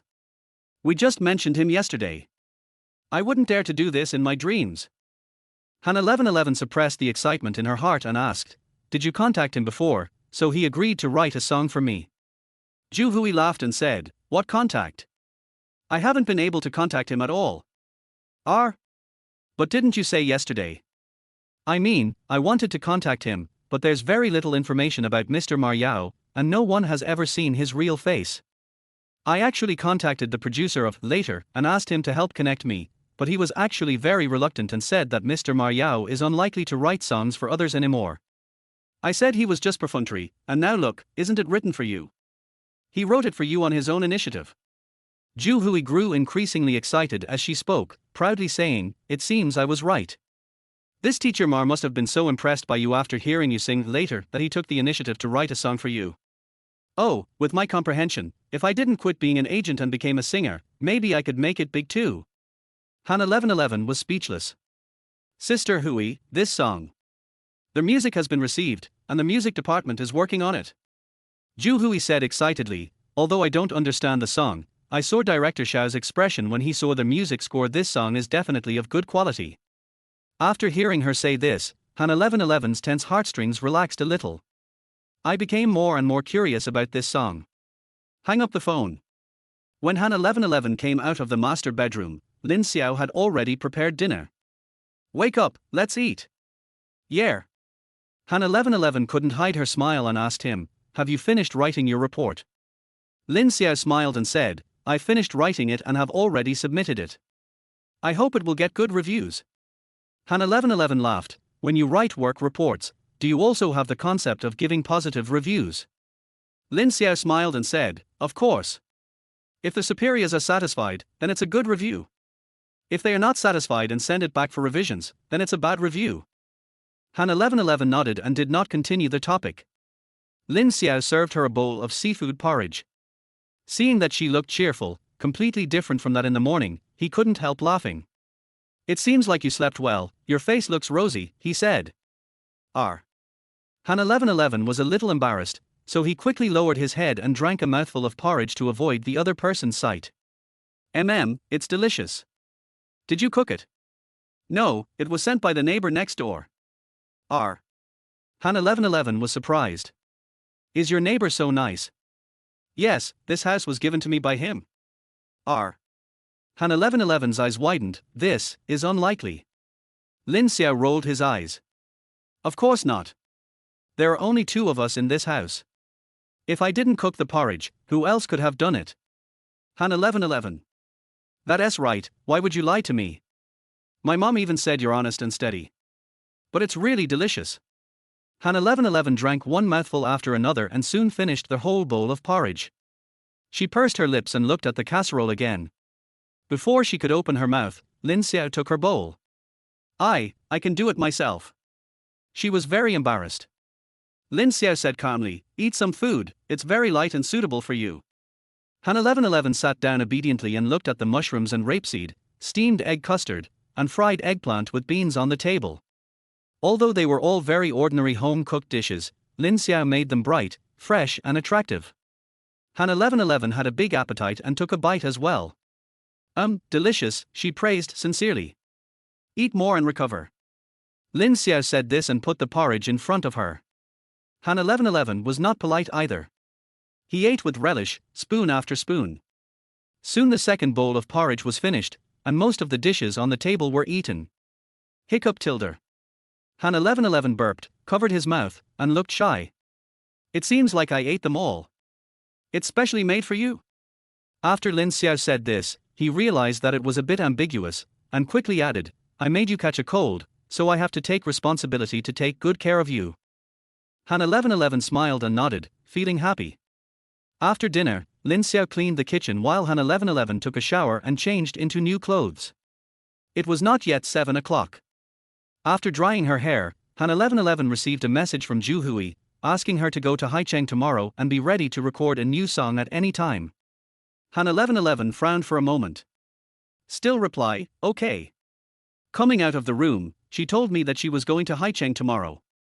Lin Xiao was stunned for a moment and asked her, "What time is your flight tomorrow?" I'll take you there before I go to work.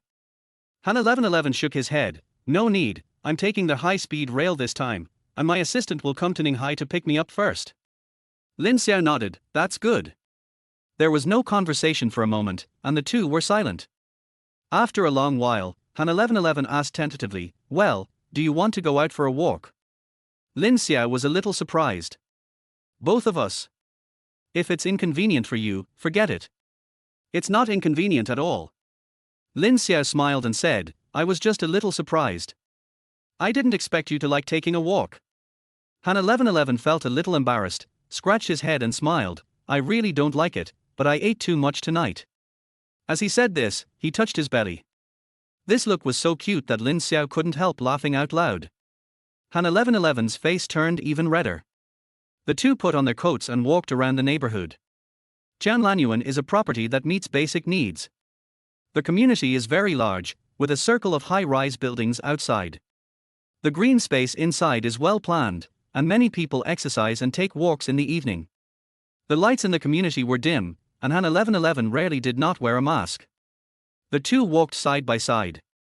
Han 1111 got excited and invited Lin Xiao to go out for a walk together, but now that they were out, he didn't know what to say. After walking for a while, Lin Xiao took the initiative to speak. I see you are in a good mood now. Is there any good news? He asked. Is it so obvious? Han 1111 said with a smile. Yes, I felt like you wanted to laugh all the time during dinner. Hey hey. Han 1111 smiled playfully, finally no longer having to pretend, and told him that the author of Later wanted to write a song for her. I originally wanted to scare Lin Xiao, but I didn't expect him to be so calm after hearing it. Yeah, that's great. I told you that since you sing so well, someone would definitely notice you. Really? Hee. Han 1111 couldn't hide her happiness at all and couldn't help but say, however, I'm really happy to be recognized by such a respected senior. Lin Xiao lost his balance and almost fell down. Old senior? How do you know that teacher Ma Yao is very old? I guessed it. Han 1111 smiled softly as she analyzed, look, he hasn't written a new song in 6 years since he wrote Later. Generally, songwriters have a strong desire to express themselves. No matter how uninspired they are, they wouldn't go 6 years without writing a song unless they are very old and their life is very quiet. After saying that, she rushed towards Lin Xiao with a playful look on her face. Do you think my analysis is correct? Lin Xiao swallowed and smiled very reluctantly. Yes, your analysis is correct. Chapter 32 Han 1111's first single. That night, Lin Xiao and Han 1111 took a walk until after 10 o'clock. The two chatted idly and talked about many interesting things about each other's growth. However, the topics of conversation were very broad. But both of them were very sensible and kept the boundaries of ordinary friends, and did not ask questions such as whether the other had been in a relationship before or how many times. Go back upstairs. Han 1111 went straight to bed and slept soundly. Early the next morning, Lin Xiao got up, prepared a simple breakfast for Han 1111 as their host, and then went to work. It was Black Monday, and as expected, I was extremely busy and had to work overtime. It was already 8 o'clock when I got home. Han 1111 had already left with her luggage, and the house was empty. The master bedroom and living room were tidy. Lin Xiao raised his eyebrows. The little sister is quite sensible. I was too lazy to cook, so I just ordered takeout and took a shower while waiting for it. After taking a shower, the takeaway arrived. I took a bite and it was so fucking disgusting. He would have to wait half an hour to order another one, so he gave up and went to the kitchen to see if there was any instant noodles left. Only then did I see a pink paper bag on the dining table. He was stunned for a moment and leaned over to take a look. The bag was printed with the words, Uncle Seabird, which looked like the name of a bakery. But he clearly remembered that he had not bought bread recently, let alone from this shop. Open it suspiciously. Inside was a piece of cranberry toast, a matcha-flavored towel roll, and a box of cream puffs, all unopened. Han 1111 bought it. As soon as this question came up, it was immediately confirmed. Who else could it be besides her? It couldn't be a ghost, right? Lin Xiao took a photo, sent it to Han 1111, and asked, did you buy it? The other end responded quickly. Yes, I really like this bakery, so I bought some for you, squinting and smiling. Lin Xiao raised his eyebrows. I picked up the package and looked at it from front to back, but I didn't see anything special. Lin, why are you buying bread? I'm embarrassed to have stayed at your house for several days. What this means is, accommodation fees. Lin Xiao was amused. This girl is quite knowledgeable about the rules of social interaction, worthy of being from a family within the system. He smiled and replied easily, thank you. 2 squinting smiling emojis were sent back, and the conversation ended. Lin Xiao put down his phone, stuffed a puff into his mouth, and took out a piece of bread to taste it. I have to say, it tastes really good, not as sweet as ordinary bread and cakes. No wonder Han 1111 likes it. Then puffs, bread and cakes completed the dinner. On the other side, Hai Cheng. Han 1111 lay on the bed in the apartment and felt inexplicably relieved after finishing the chat with Lin Xiao. She had been feeling a little uneasy tonight. Before leaving Qianlanyuan in the morning, she ordered a bag of bread by express delivery as a thank you gift to Lin Xiao during this period. After all, my parents taught me since I was young that I should be grateful for what I have received and be soft-hearted when I receive favors from others. These days, Lin Xiao cooked for her, picked her up and dropped her off when she came back from going out, and even let her sleep in the master bedroom. Although the two had a contractual relationship, the contract did not stipulate that Lin Xiao, as the party B, had to do so to this extent. It is reasonable for Han 1111 to express his opinion. Transferring money directly is too tacky, and saying thank you verbally is too insincere. After much deliberation, she decided to buy some snacks that she liked, thinking that the gift might be small but the sentiment behind it was great. However, after delivering the items, she became conflicted again and spent the entire afternoon anticipating Lin Xiao's reaction. When she saw that he still hadn't sent her a message at the end of the get-off-work day, she couldn't help but wonder if Brother Lin was angry and felt that she was too petty and didn't treat him as a friend. Fortunately, Lin Xiao finally sent a message, and his mood was normal. She also put her heart at ease. Just when I breathed a sigh of relief, WeChat rang again. It was an audio file sent by my agent Zhu Hui. Name, Human World, Demo. Han 1111's heart suddenly rose, as if 10 shots of adrenaline were injected into his body at the same time. This is her first single since her debut. It was written by Ma Yao, the composer of Later, and tailor-made for her. This morning, she had seen the music score of Human World with lyrics. She simply hummed the melody and liked it from the bottom of her heart, and the heavy stone in her heart finally settled down. In fact, last night, after she learned that teacher Ma Yao had written a song for her, she felt more nervous than excited. Because no matter how great a musician is, it is impossible for every song to be a masterpiece, not to mention that Ma Yao only wrote one song, Later, and did not release any new songs for 6 years. To put it bluntly, who knows if he can still write songs? And what kind of quality will his songs be? However, these concerns. After Han 1111 saw the music score of Human World, all of his worries disappeared. She finally believed that teacher Ma Yao was still as skilled as ever and was really good at tailor-made treatments. The melody and lyrics of this song are particularly suitable for her. Then, she spent the whole day waiting for the people in the company's music department to make the demo, just like waiting for a crush on her netizen. Now, as soon as she receives an audio file, she can't wait to open it. A melodious violin melody came out, fresh and pleasant, instantly brightening people's eyes. After the storm, there may not be a beautiful sky. The singer specially hired by the company to record the demo sang the entire song with a simple accompaniment. Han 1111 listened attentively the first time, afraid of missing any note. The second time, I started trying to sing along. By the third time, she had already covered the demo singer's voice with her own voice, fully interpreting her understanding and conception of the song. After singing the whole song, I was sweating all over and felt indescribably relaxed and comfortable. Han 1111 is not a conceited person. His parents taught him to be humble and low-key since he was a child, so he never dares to affirm himself easily. But this time, she is very confident that she can sing the song Human World well. With such excitement, she slept well and went straight to the company's recording studio early the next morning. Recording is a very cumbersome process. The producer will constantly adjust the original arrangement according to the singer's voice and performance, and finally present a good work in which the singing and accompaniment complement each other. Of course, some big-name singers are unwilling to cooperate, so the producers can only make a complete program based on their own understanding, and the singers only need to record the songs in half a day. Of course, Han 1111 did not receive such treatment, nor did he think that this was a correct attitude towards music. So from the very beginning, she decided to put in all her efforts to interpret the song Human World to the best effect. So she stayed in the recording studio for 2 days, singing the song over and over again dozens of times, and even sang her voice hoarse. The company's music director Xiao Yun highly appreciates her professionalism. But after changing the arrangement again and again, I always felt that something was missing.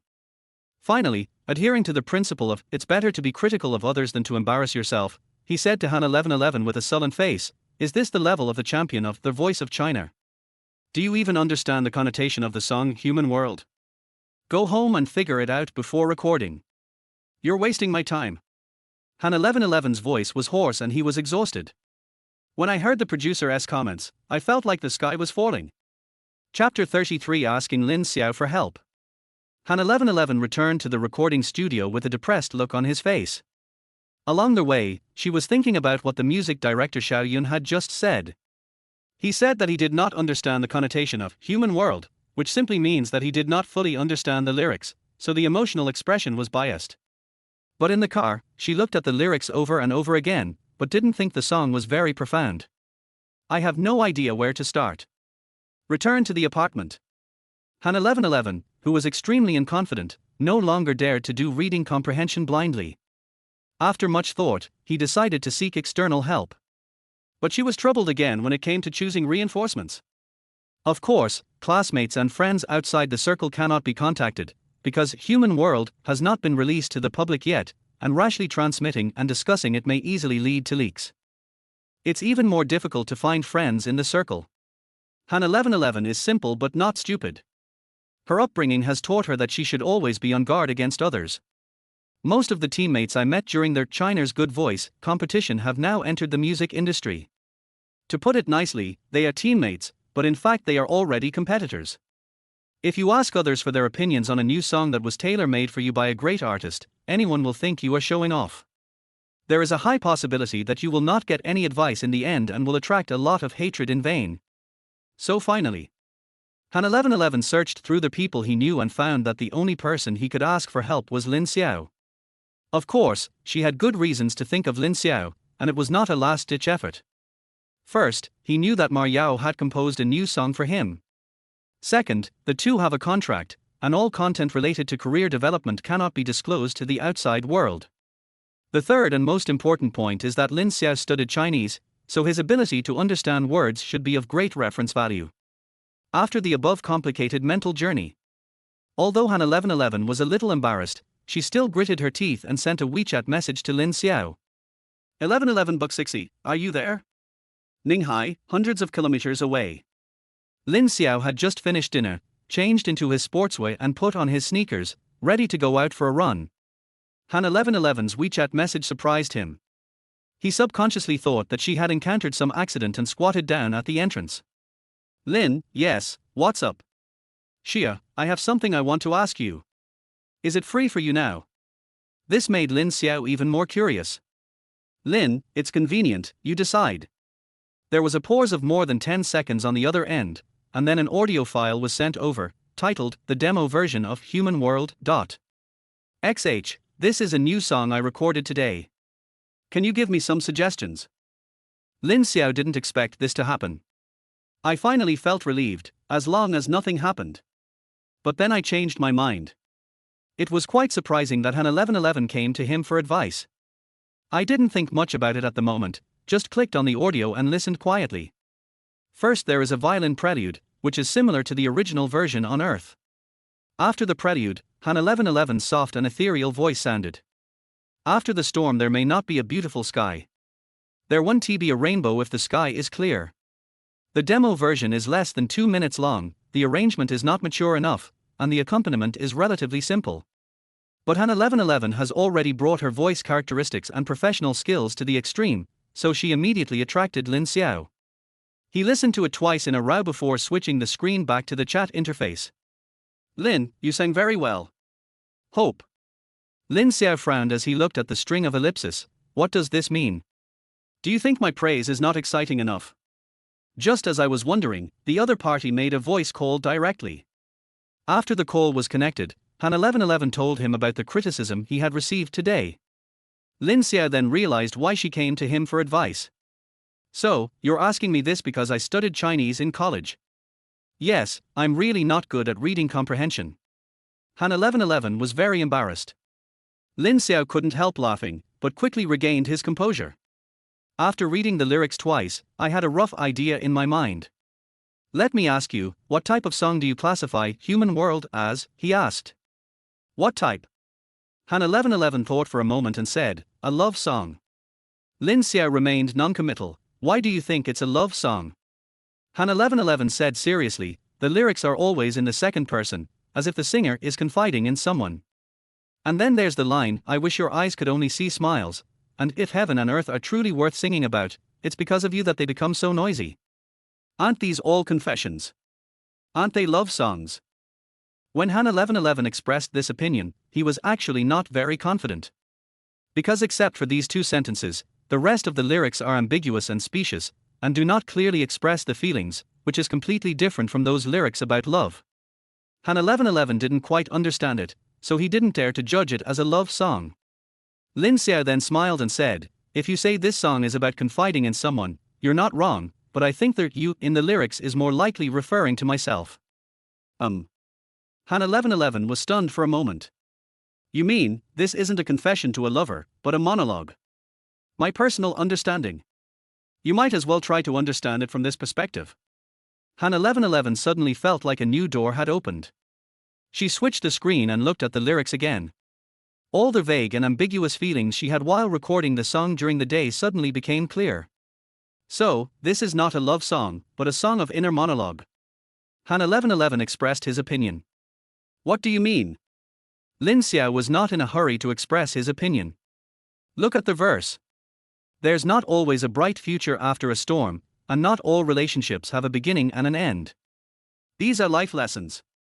Telling them to others might sound preachy and difficult to accept, but telling them to yourself is like a form of self-comfort after experiencing hurt, and your emotions instantly change. Han 1111 was now very excited and continued, in the chorus, I hope your eyes can only see smiles, and I hope that every dream you have in the future will not be in vain. These are completely impossible wishes, representing the ability to maintain a yearning for life after experiencing pain. Do you think I'm right? This end of the phone. Lin Xiao had known Han 1111 for a month, and it was the first time he heard her talk so much at once, so he laughed. That's pretty much what I got from the lyrics. But what? Guess why this song is called Human World? Lin Xiao asked. Han 1111 was stunned for a moment. Isn't it because the lyrics contain the words, heaven on earth? Lin Xiao asked, then why not call it, heaven on earth? Han 1111 frowned, and it was hard not to suspect that Lin Xiao was deliberately arguing. I don't know. After the chorus ends, the lyrics end with the line, the sky is vast, the earth is vast, the world is hazier than you can imagine. I can't bear to deceive you anymore, I hope you can understand. How do you understand this? Han 1111 was speechless. Lin Xiao smiled and said, this sentence, I see a kind of transparency after having seen a lot of things. Even though we have talked about many principles and made many wishes before, in fact, you and I both know in our hearts that the principles and wishes are just deceiving ourselves.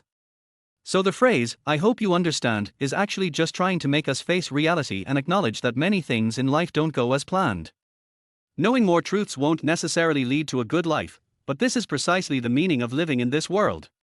On the other end of the phone, Han 1111 was stunned. Unexpectedly, the lyrics that seemed straightforward and meaningless to her actually had so many profound meanings that she hadn't noticed or thought of. At this moment, a stream is flowing in my heart. The loneliness that goes against one's will. Han 1111 was lost in thought and whispered, I think I understand why this song is called Human World. Chapter 34 Red Rose White Rose. After listening to Lin Xiao's advice, Han 1111 suddenly felt as if the clouds had cleared and the sun had come out. Immediately, a complex emotion of admiration mixed with amazement occupied her heart. Brother Lin. She asked incredulously, you've only been reading the lyrics for 10 minutes. How did you come up with such a deep thought? It's as if you wrote this song. Lin Xiao coughed twice unexpectedly. Har, you flatter me too much, I don't have the ability to write songs. Han 1111 just smiled, and of course she didn't think that this song was really written by Lin Xiao. There was a pause. Lin Xiao laughed and said, "After all, I've been working for over 5 years. You've just graduated from college and don't have much life experience, so it's normal for you to interpret this song as a love song." On the other end of the phone, Han 1111 blushed for a moment when she heard him say that. She thought to herself, "I do have no experience in life, but I also don't have any experience in love." Of course, he didn't say this out loud. He just smiled and continued to thank Lin Xiao profusely. After hanging up the phone, Lin Xiao stood up from the ground. Before answering the phone, he was about to put on his shoes and go out for a run, and he squatted throughout the call. Now he stood up suddenly, feeling dizzy and grimacing. "Damn, my legs are numb."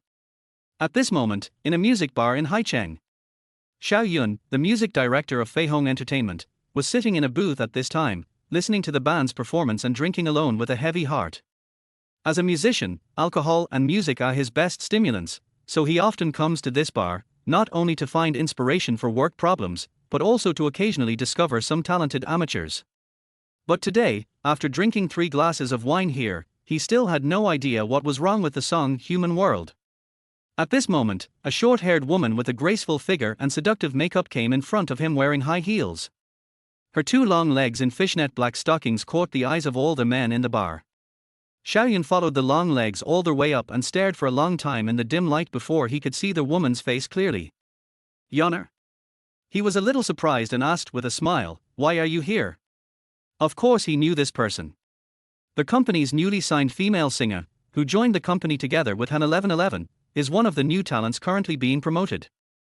As the director of the music department, Xiaoyun inevitably came into contact with her, and was almost made to feel dry in the mouth by her teasing every day. Unlike Han 1111, who came from a talent show and has extremely high traffic, Yang Na is a complete amateur who just returned from studying abroad, so no one recognizes her when she appears in the bar in a carefree manner. In theory, whether in terms of strength, appearance or traffic, Han 1111 is far ahead of Yang Na. However, the first album produced by the company for the same batch of newcomers fell on Yang Na's head, which made people feel sorry for Han 1111. However, Xiaoyun knew the ins and outs of it. Yang Na is the niece of a vice president of Fei Hong Entertainment, so it is natural for her to enjoy the shade by leaning against a big tree. In addition, she has a hot temper and open behavior. Although she is slightly inferior to Han 1111 in appearance, compared to Han 1111's introverted personality that cannot be easily influenced, Yang Na, who is popular with both men and women, young and old, is naturally more popular in the company. As the only 2 potential newcomers in the company, the 2 were inevitably compared with each other and were privately called Red Rose and White Rose.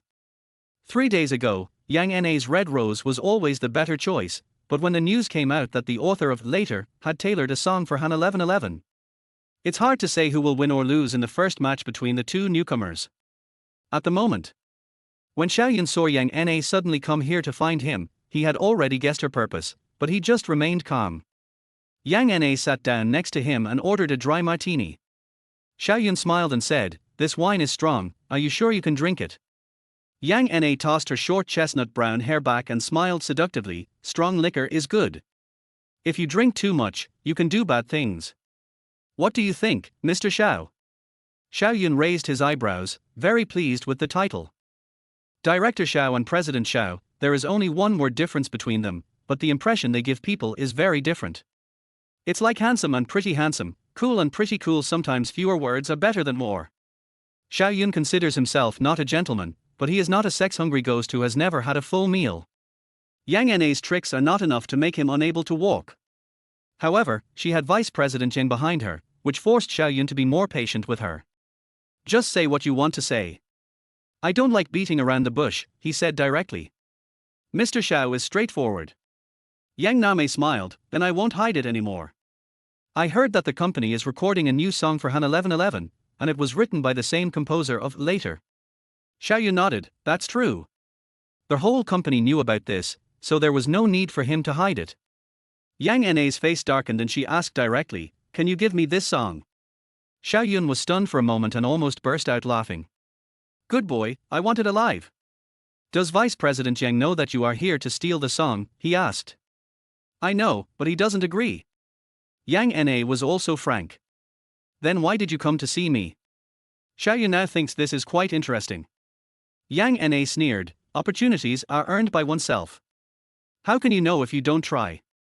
If Mr. Xiao rejects me, I won't lose a piece of meat, but what if you agree? Xiaoyun asked back, why do you think I will agree to you?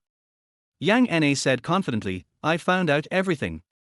Han 1111 auditioned for 2 days, and Mr. Xiao wasn't satisfied with her performance, so I came here to take advantage of the situation. As she spoke, she deliberately leaned forward to hold the wine, proudly showing off her snow-white skin. Xiaoyun couldn't help swallowing.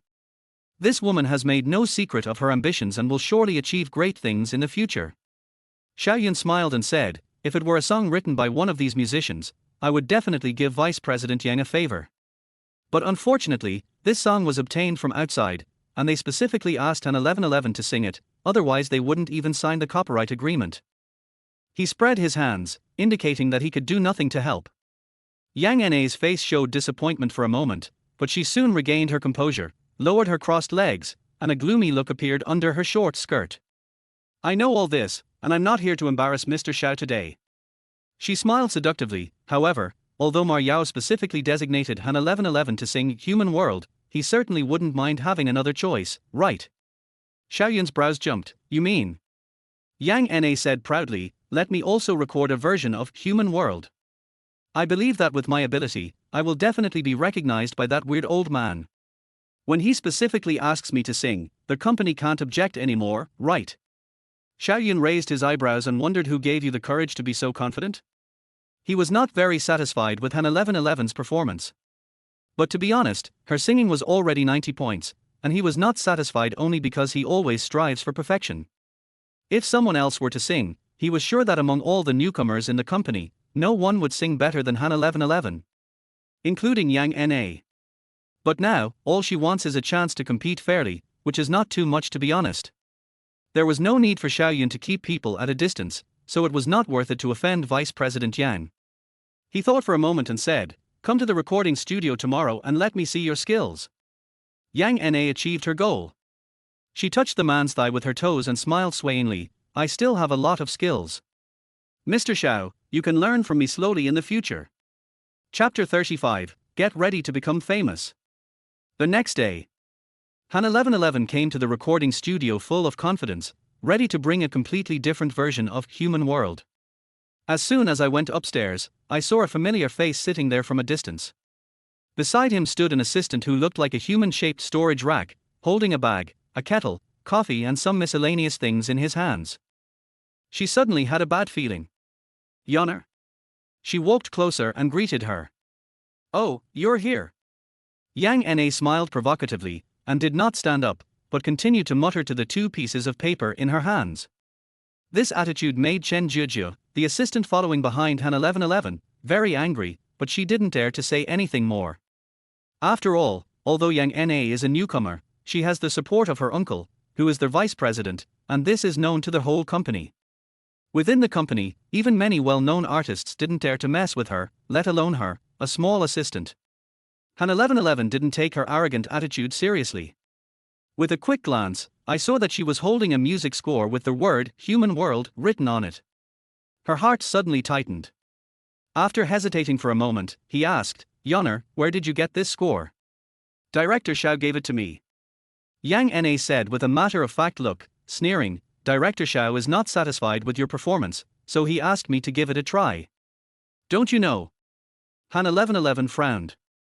Considering Xiaoyun's dissatisfaction with him yesterday, he didn't know whether to believe this. But this was written specifically for me by teacher Ma Yao, she said calmly. So what? Yang Na looked disapproving and sneered, songs are just commodities. They've been sold to the company, and it's the company's right to decide which singer to sing them. You don't really think you can sit back and relax just by climbing a big tree, do you? How naive. Yang Na spoke in a voice that was neither too high nor too low, just loud enough for the employees coming and going in the corridor to hear. Everyone couldn't help but feel scared, and at the same time felt sorry for Han 1111, such a talented, good-looking and popular young talent. I'm afraid that he will be severely suppressed by Yang Na, a member of the royal family, in the future, and will never have a chance to stand out in his life. Opposite Yang Na, Han 1111 was indeed choked by her words. But her expression did not change, still that soft and indifferent expression. After a moment, she said coldly, "When it comes to climbing a tree, I'm average, and you, Yang Na, are the master. If you didn't have a background, you wouldn't be able to steal someone else's album. Do you mind me saying this? You." Yang Na was defeated in a second. She never expected that Han 1111, who looked weak, could be so tough. I was just about to teach her a lesson. At this time, music director Xiao Yun came over and understood everything when he saw the tense atmosphere between the two. He acted as if nothing had happened, briefly told Yang Na that she was coming to try out recording Human World, and then arranged for her to enter the recording studio first. Only after the two of them went in did Han 1111's tenseness relax. Chen Juju quickly came over with admiration on her face, very excited. "Sister 1111, you were so brave just now. I always thought you were the kind of person with a calm and quiet personality, but I didn't expect you to be so tough. I was really afraid that crazy woman would just attack her." Han 1111 smiled awkwardly. "I was pretending, my hands were actually shaking just now." Chen Juju said, "It's impressive that you can pretend. With Yang Na's presence, how many people in Feihong are not afraid of her? The fact that you can withstand her aura is truly impressive." Han 1111 just forced a smile and said nothing more. "In fact, the reason why I was able to withstand Yang Na's pressure was nothing else but the teachings of my parents since childhood that no matter what difficult situation I encounter, I must first stabilize myself and never be easily overwhelmed by others. As the saying goes, it's better to lose the battle than the person that's the truth." Now that she has calmed down, she is no longer afraid of being retaliated by Yang Na. Anyway, as the two most evenly matched newcomers of the same period, they are born to be lifelong enemies. It doesn't make much difference whether we fall out or not. What she is worried about now is that the song Human World will be snatched away. Fortunately, from what Xiao Yun said just now, Yang Na was just doing a trial recording. Who the song will be given to in the end still depends on the songwriter Ma Yao's opinion. This made her feel a little relieved. After all, this song was tailor-made for her by Ma Yao, and she received guidance from Lin Xiao last night, so she is very confident now. At this moment, we can only give it our all. Yang Na recorded for a whole morning. When she came out, her nostrils were upturned and she looked determined to win. Han 1111 didn't even look at her and went straight into the studio. Xiao Yun yawned. "How was your day? Are you confident you can record it?" Han 1111 smiled calmly. "Yes." Xiao Yun was surprised by this determined look and calm attitude. "I thought that with my harsh criticism yesterday and Yang Na's disruption today, Han 1111 should be scared and crying out of anxiety. But I didn't expect her to be so calm, and her confidence was more convincing than Yang Na's mysterious confidence." Xiao Yun couldn't help but look at her with admiration. "Then let's get started." Han 1111 nodded, entered the recording studio and put on headphones. I took a deep breath and listened to the familiar violin prelude. The tone was gentle, the mood was low, and it was like crying and complaining. After the storm there may not be a beautiful sky. There won't be a rainbow if the sky is clear. The song slowly flows out. Xiao Yun's eyes lit up after hearing the first sentence. The lyrics are the same, but the emotions are completely different from yesterday. Yesterday, Han 1111's ethereal singing voice was so vague that it seemed a bit sticky. The whole song feels like a cheesy love song. But today, her mood was obviously more subdued, and her ethereal voice also fell to the ground, closer to the theme of Human World. She seems to be singing, but more like telling a story, calmly depicting her understanding of the impermanence of the world. "I hope you will know what to do when the last note disappears." For some reason, Xiao Yun's eyes became moist. He was very sure that Han 1111's performance just now had fulfilled all his expectations for this great song. Moreover, just now when he was listening to it, he had a burst of inspiration and finally knew what was missing from his arrangement. There's only one symphony missing in the interlude. The violin at the beginning is plaintive and brings out the helplessness of life. But the world should not be just about helplessness, it should also have ups and downs, twists and turns, storms and waves. Therefore, a rich symphonic feast automatically emerged in his mind, which was just right to enrich the color of Human World. For a musician, he is very happy at this moment. So much so that when Han 1111 came out of the studio, he couldn't suppress the smile on his face. 1111, you sang well, it turns out that the champion is the champion. Han 1111 smoothed the hair behind his ears, feeling embarrassed. Shall I do it again? She asked. No, it's already perfect. Xiaoyun looked at her, his eyes full of admiration, and said meaningfully, Han 1111, get ready to become famous. Chapter 36, Han 1111 helped count the money even after being sold. The next day, Xiaoyun completed the final revisions to the arrangement of Human World and asked Han 1111 to record the final version. As a result, just when the recording was halfway through, Yang Na came over aggressively in high heels. Xiaoyun, why did she win? I don't accept it. Yang Na's screams shook the heavens, her chest heaving with anger. Xiaoyun's face darkened.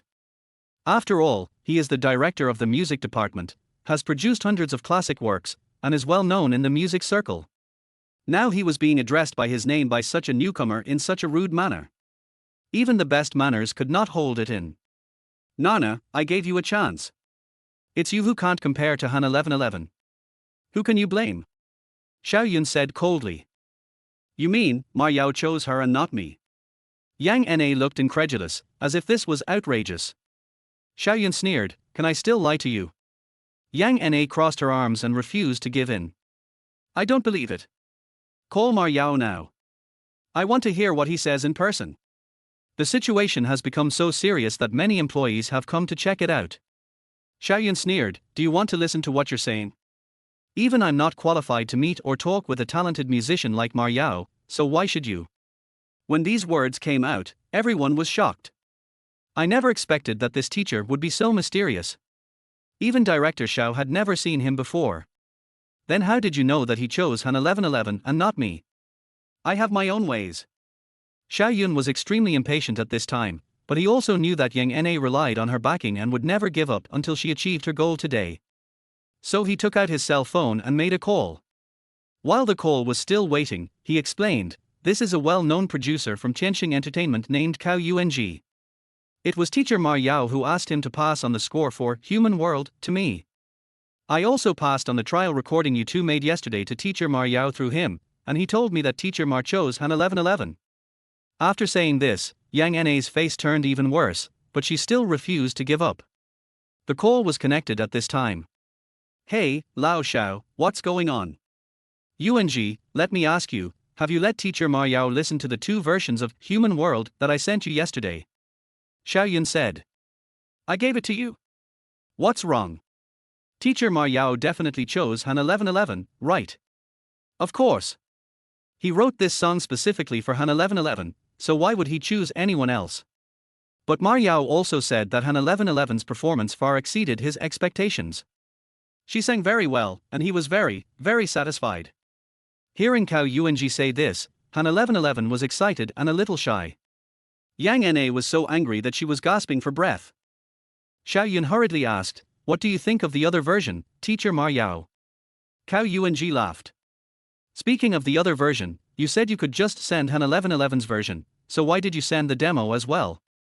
Are you trying to highlight Han 1111's singing prowess by comparing the two versions? There's absolutely no need. In the studio, all the staff were dumbfounded. No way.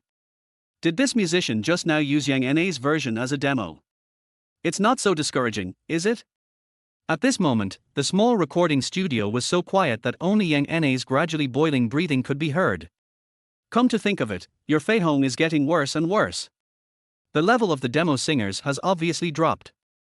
What kind of crap are they singing? Cao Yung was still chattering on the other end of the phone. Xiaoyun quickly hung up the phone. Then he shrugged at Yang Na, meaning, you see, I didn't lie to you, it was you who insisted on humiliating yourself. Yang Na's face turned red, and now she looked more like a red rose. R. With a hysterical scream, she rushed out of the door in her high heels, and glared at Han 1111 fiercely before leaving. The next day, Friday. After recording the official version of Human World, Han 1111 returned to Ninghai. The plane landed at 3 p.m. this time, but she took the initiative to ask Lin Xiao to pick her up at the airport, with excitement in her tone. It was difficult for Lin Xiao to refuse, so he could only ask his mother-in-law for leave through a back door. Liu Lian sympathized with the fact that her daughter and son-in-law lived apart, and also felt sympathy for Lin Xiao who was married but still lived like a bachelor, so she naturally approved the leave. At 3 p.m., Lin Xiao drove Han 1111's Mercedes-Benz and arrived at the airport on time. After waiting for about 10 minutes, Han 1111 came out pushing the luggage. The two of them arrived at the underground parking lot with ease and got into the driver's seat and the passenger's seat respectively.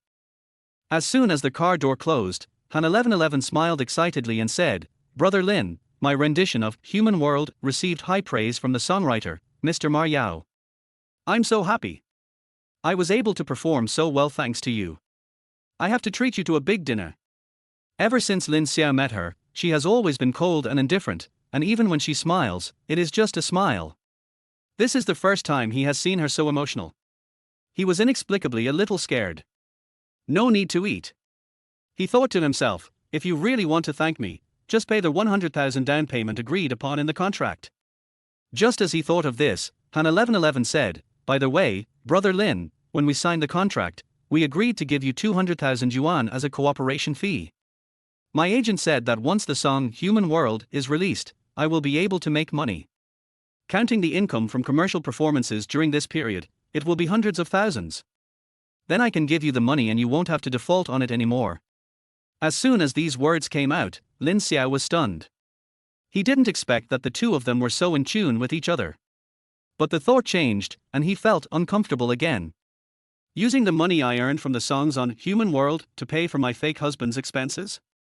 Why does it feel like I'm just teasing myself, he thought to himself. The Ma Yao that Han 1111 mentioned is of course him. Later and Human World were both brought from Earth by him. 6 years ago, when he was still a junior in college, housing prices started to rise again. Although Lin Xiao had made up his mind to live an ordinary life, he did not want to test himself with hardship and endurance.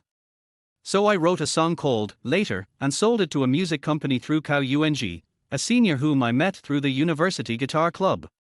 This song earned him 200,000 yuan in copyright fees. With this money, plus the tens of thousands of yuan he saved from working part-time in college, he bought a small house in Ninghai with full payment. I originally planned to move in directly after graduation. But in just 1 year, their house price had risen by 30% compared to when he bought it. Lin Xiao estimated that the price would start to fall next, so he made a precise move and got 380,000. After graduation, he took the civil service exam in Ninghai and has been renting a house ever since. When the housing prices fell to the level of 5 years ago, he used his savings and the salary he had saved in the past few years to buy the current house in Qianlanyuan. The total house price is 1 million, but the loan is only more than 200,000, which is fully covered by the Provident Fund.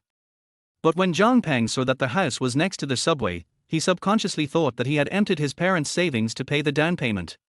Lin Xiao was too lazy to explain. Although he doesn't have much money now, he has a house and a stable job, so he doesn't have much pressure. I wrote this song Human World for Han 1111 purely because I first exposed her spouse-keeping scandal, causing her to be exposed online, and later caused her to catch a cold and have a stage accident, which exposed her online again. He felt really bad about it, so he wrote this song Human World for her as compensation. Of course, he could also give it to her directly without using Ma Yao's identity. But such an explanation would be too costly and would easily make Han 1111 overthink things. Of course, there is a more important reason: it is difficult to collect money. After all, Later has been popular for so many years, and the name Ma Yao has already gained quite a status in the circle even though no one has ever seen him. The same song, sung by the famous Ma Yao and by Lin Xiao, has completely different prices. Lin Xiao, apologizing is one thing, making money is another, they are two different things. Now I hear that Han 1111 is going to use the money she made from the song Human World to pay for his contract as her fake husband. And that he wrote Human World, the song that could revive her career, and secretly earned 300,000 yuan from it. He was also the one who took the scandalous photo that caused her to fall into a slump, and earned 100,000 yuan from it. Lin Xiao's conscience felt a little bit painful. I couldn't help but complain in my heart, now in this situation, it seems like she has been sold out by me, and she is still counting money for me. Chapter 37 Lin Xiao, I really just want to lie down. Faced with Han 1111 who was enthusiastic about treating him to a meal, Lin Xiao hesitated for a long time, and then gently reminded her, "You've been away from home for half a month, and your parents at home are looking forward to your return. Isn't it a bit inappropriate for you to invite me out for dinner alone?" What Lin Xiao didn't say was, girls are said to be extroverted, So doesn't this mean that she has forgotten her mother after finding a husband? Han 1111 felt embarrassed when she heard what he said. You're right. Let's go home and eat. Go home and eat. Lin Xiao frowned, remembering the last time she cooked porridge at home and almost blew up the kitchen, and asked suspiciously, You mean, wait for your mother to come home and cook?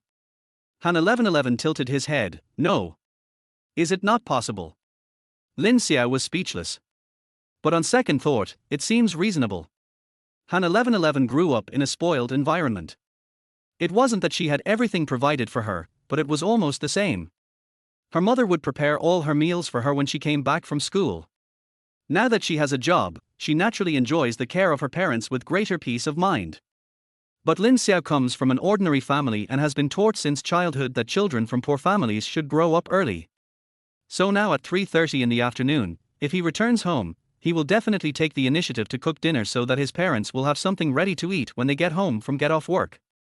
At this moment, both of them had subconsciously formed ideas about tonight's dinner, and there was no right or wrong. The difference is simply due to the environment in which they grew up. After hesitating for a moment, Lin Xiao said, How about this, it's still early. I'll go to the market to buy some vegetables, then go home and cook. We can eat directly when my uncle and aunt get home from get off work. Han 1111 was a little surprised by his suggestion. But after hesitating for a moment, he nodded and agreed, thinking that at worst I could just help him. At 4:30, the two bought some groceries and returned to Jilly Garden. Lin Xiao went straight into the kitchen and started working. 10 minutes later, Han 1111 appeared at the kitchen door wearing a set of home clothes. Is there anything I can do? She asked sincerely. Need not. Lin Xiao's voice stopped abruptly and his eyes fell on Han 1111. As the weather turned colder, she wore a white woolen home suit, which made her look fluffy and like a playful snowball. Lin Xiao stared in amazement. Seeing his expression, Han 1111 thought something was wrong with her outfit and felt embarrassed for a moment. What happened? Fine. Lin Xiao quickly regained his composure and said with a smile, If you want to help, please help me pick the beans. Do you know how to pick beans? Han 1111 almost rolled his eyes. Of course, it's not like I haven't done anything before. The more he spoke, the softer his voice became, as if he felt that this was nothing to be proud of. The two of them were busy with each other in the kitchen. Lin Xiao washed, cut, and boiled water, busy and orderly. Han 1111 huddled in a corner, quietly pinching the heads, tails, and tendons of the beans. Neither of them spoke, but they didn't feel awkward. Smoke rose from the kitchen. More than an hour later, the 4 delicious dishes and 1 soup were ready, and Liu Liyun and Han Haijun arrived home just in time. Liu Liyun was holding some dishes in her hands, and she was surprised to see the delicious food on the table. Xiaolin, please sit down. Really, why don't you wait until I get home to do it? You've worked so hard. She said with a wrinkled face and a relieved smile. Lin Xiao smiled and said, You and Dad have worked hard all day. I've taken a leave this afternoon and I'm just sitting around doing nothing. I'll make dinner so you can have a rest. These words were said naturally, without any flattery, but they touched the hearts of Liu Liyun and Han Haijun. The couple looked at each other and saw an expression of great satisfaction in each other's eyes. They really chose the right son-in-law. Okay, then we are lucky today and can have a ready-made meal. Han Haijun said with a smile. Liu Liyun rolled her eyes at him. You talk like you cook all the time. Don't you ever eat something ready-made? Han Haijun laughed awkwardly after his wife exposed his shortcomings. Liu Liyun quickly washed her hands, sat down and tasted each dish. She said, from the bottom of her heart after each one, and was so moved that she almost cried. Xiaolin, your craftsmanship is much better than mine. Liu Liyun said sincerely. Yes, that's really good. Han Haijun also nodded and praised. Lin Xiao smiled and said, I just cooked the meal, as long as my parents don't mind. Naturally, the two of them praised him repeatedly, and wanted to compare him with the state banquet chef. It was obvious that they had never enjoyed the blessing of their daughter but had the chance to eat the meal of their son-in-law. They were extremely surprised and relieved. Han 1111 listened from the side and was very dissatisfied. These weren't all done by Lin Xiao. I helped too. Han Haijun hurriedly said, Really? What did my daughter do? Tell me, Dad. Han 1111 said seriously, I picked the beans, I peeled the garlic, and I brought the vegetables out from the kitchen. His serious look made the couple burst into laughter, and Lin Xiao couldn't help laughing as well. Amidst the laughter, he and Han 1111 inadvertently made eye contact, and a warm feeling flowed through each other's hearts. Han 1111's ears felt inexplicably hot. I couldn't help but think, we two now really look like a couple. We had a very enjoyable meal. After dinner, Lin Xiao offered to wash the dishes, but Liu Lian stopped him firmly and sent him to the living room to drink tea with Han Haijun. Lin Xiao was not polite either, and became more and more natural in front of his fake father-in-law. Han Haijun handed over a cup of tea and suddenly asked, Xiao Lin, now that you've been promoted to deputy section chief, what are your plans for the next step? Lin Xiao was caught off guard by the question and was stunned for a while. I don't have any plans, just work hard, he said with a smile. Actually, what I said was from my heart. The purpose of entering the system is to be able to live a peaceful life, but in the end you have to make a big fuss. How desperate are you? I've lived 2 lives in vain. Han Haijun was not surprised by his answer, but he did not think that he was going to give up. He simply thought that he was still young and could not think so far ahead. If it were an ordinary person, Han Haijun would have just laughed it off. But the person in front of him is his son-in-law. He must use all his skills to guide and take care of him, and he cannot be careless at all. So he smiled and said, Your mother and I have been talking about you these past few days. We think that the street ceiling is too low. With your abilities, staying here all the time is really a waste of your talents. He paused and continued, So, we're thinking of seconding you to a higher level commission or bureau first. We'll keep you there until a suitable job becomes available, and then we'll try to keep you here. There are still plenty of opportunities up there, and you're still young, so you'll have a lot to do in the future. Han Haijun spoke very cryptically. But Lin Xiao understood and felt very reluctant. I really don't want to curl up. Chapter 38 Worried Father-in-law and Mother-in-law. Faced with Han Haijun's proposal, Lin Xiao was stunned for a while and didn't know how to respond. He was reluctant to give in. If I just refuse, it will embarrass my father-in-law.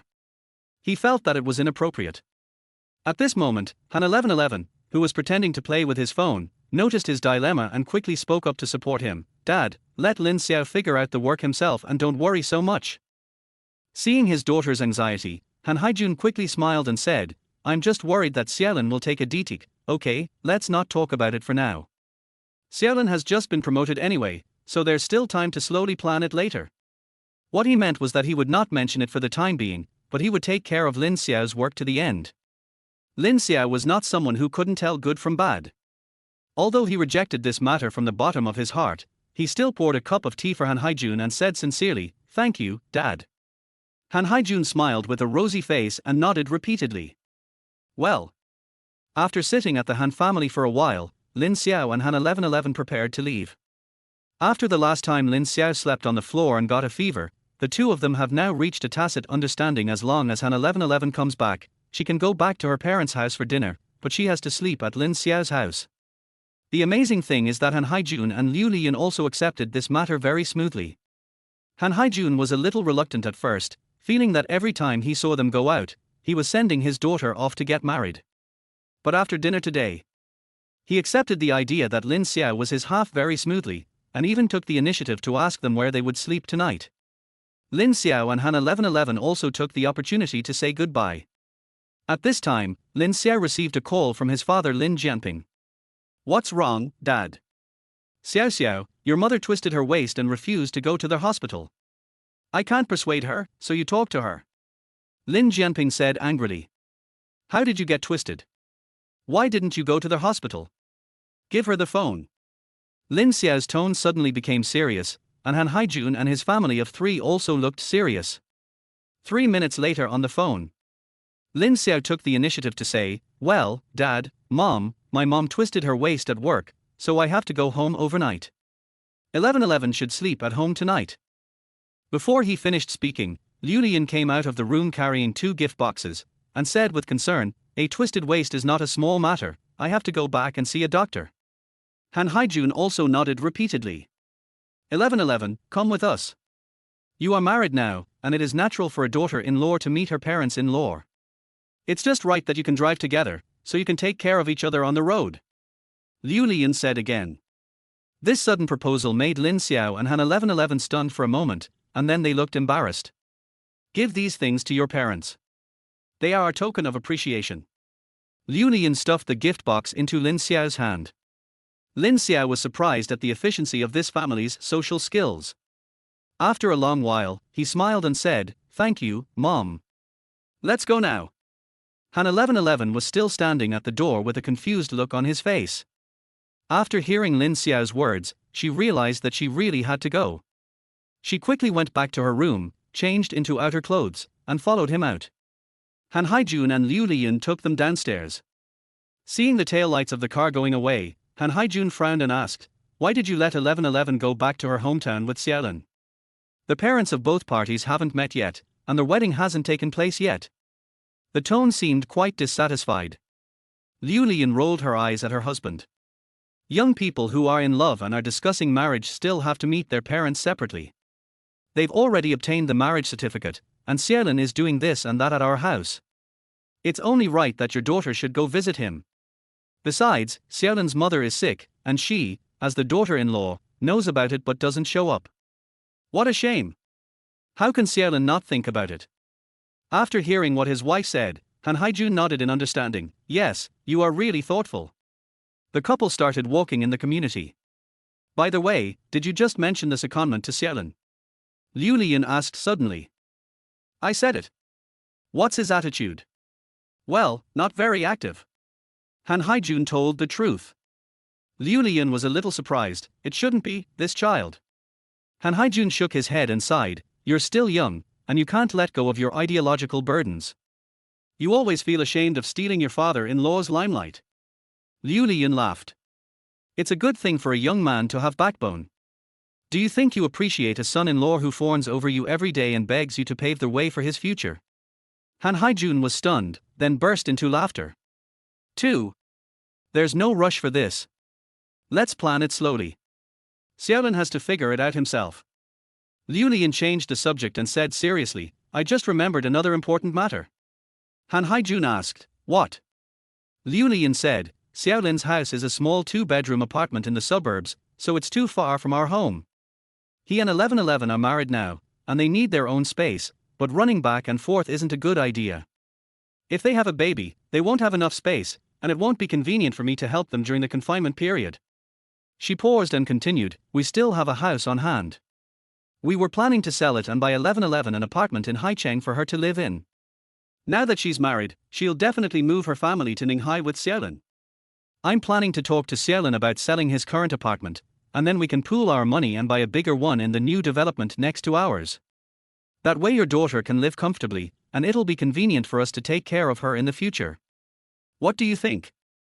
Han Haijun was shocked. You're thinking too much. You're even bringing up 1111's childbirth. They just got their marriage certificate and haven't had their wedding yet. Besides, 1111 is only 22 years old and a singer. How could she have a baby so soon? Quick! Liu Lian rolled her eyes. A month ago, your daughter didn't even have a boyfriend, and now you're trying to transfer your son-in-law. Isn't that too fast? Han Haijun was speechless for a moment and had no answer. Liu Lian smiled and said, besides, look at how sweet this couple is. They are even reluctant to spend the night at her parents' house. That shows how much they love each other. Young people are so in love, and it's not uncommon for them to have children. Han Haijun was speechless. Although he doesn't reject the idea of being a grandfather, he even looks forward to it. But his wife's fabrication of her own daughter still made him, as a father, feel very embarrassed, and he didn't know what to say. Liu Lian became more and more excited as she spoke, and added, also, as the father-in-law and mother-in-law, we should buy a car for our son-in-law. That red Mercedes-Benz Xiaolin drives is really eye-catching. Besides, 1111 is now being picked up by Xiaolin when she goes home, and she can't drive this car anymore, so we might as well sell it. We can add some money and buy a domestic electric car. It will be convenient for Xiaolin to go to work, and he can pick 1111 up openly when she comes home. That's great. This proposal was approved by the South Korean Navy. Although he held a high official position, he still knew the marriage customs, and the most basic requirement was to give a car as a dowry to a daughter. In theory, buying a house is the man's responsibility. But considering Lin Xiao's family background and the fact that he works in Ninghai, Han Haijun didn't think it was a big deal to prepare a wedding house for his daughter and son-in-law. The couple only let him sell his current house and get involved out of consideration for their son-in-law's face. In fact, according to their guess, Lin Xiao's house would only get him 300,000 to 400,000 yuan, while their house in the city center was sold for more than 2 million yuan in full. It's completely different concept. But for Lin Xiao, they think it is worth it. It's my duty, it's my duty. My wife is so thoughtful.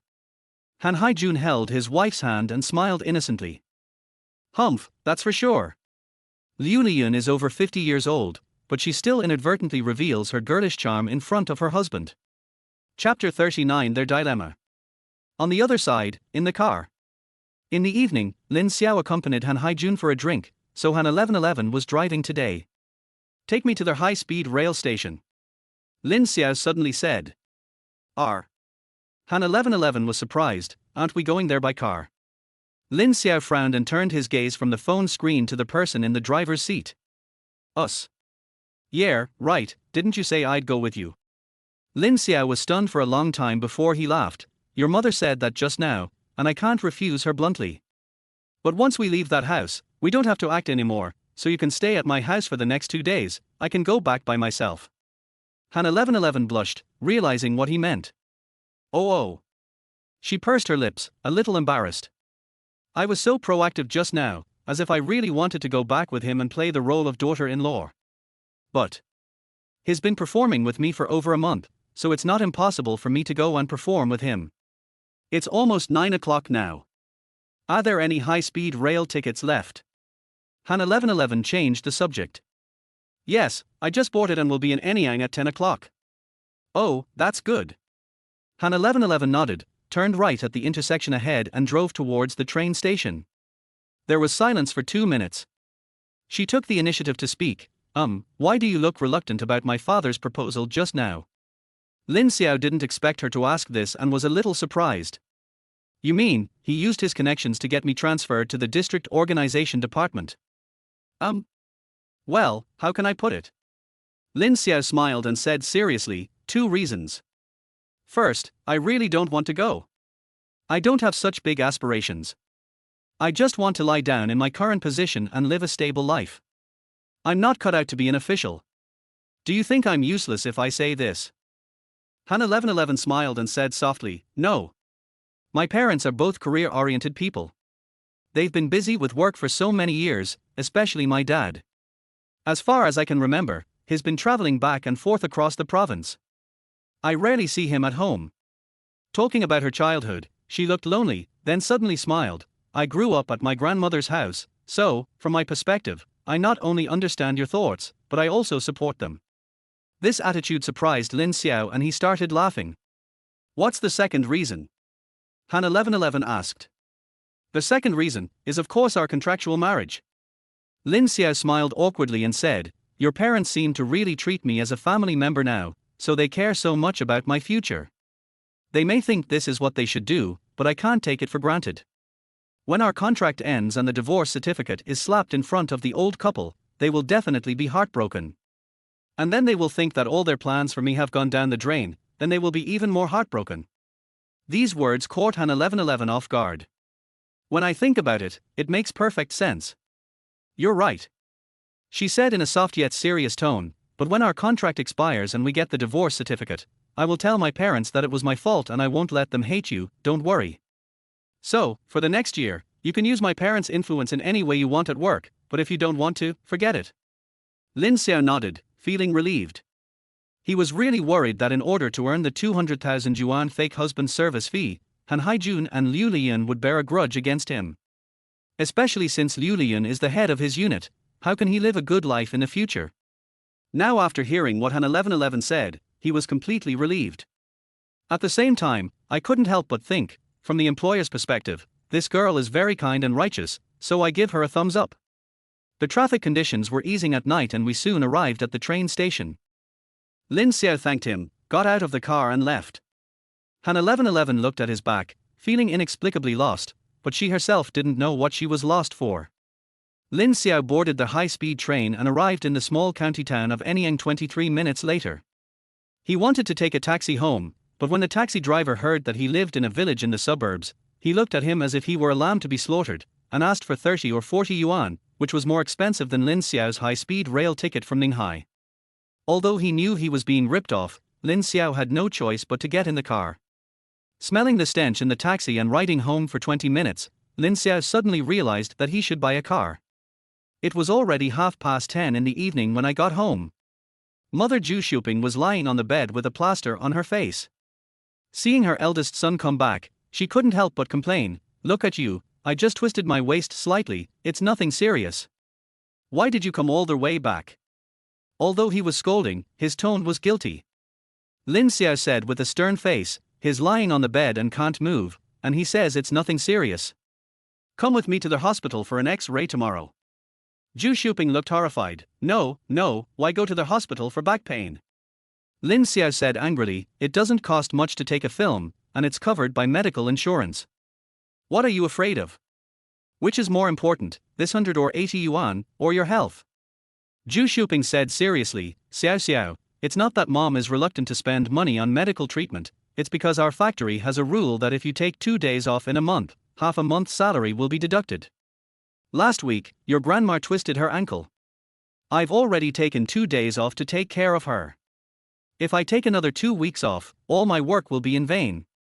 In 2 days, it will be November. I will definitely go to the hospital then." Lin Xiao rolled his eyes. "Can I choose a day to see a doctor?" "No, I have to go tomorrow, even if I can't take a day off."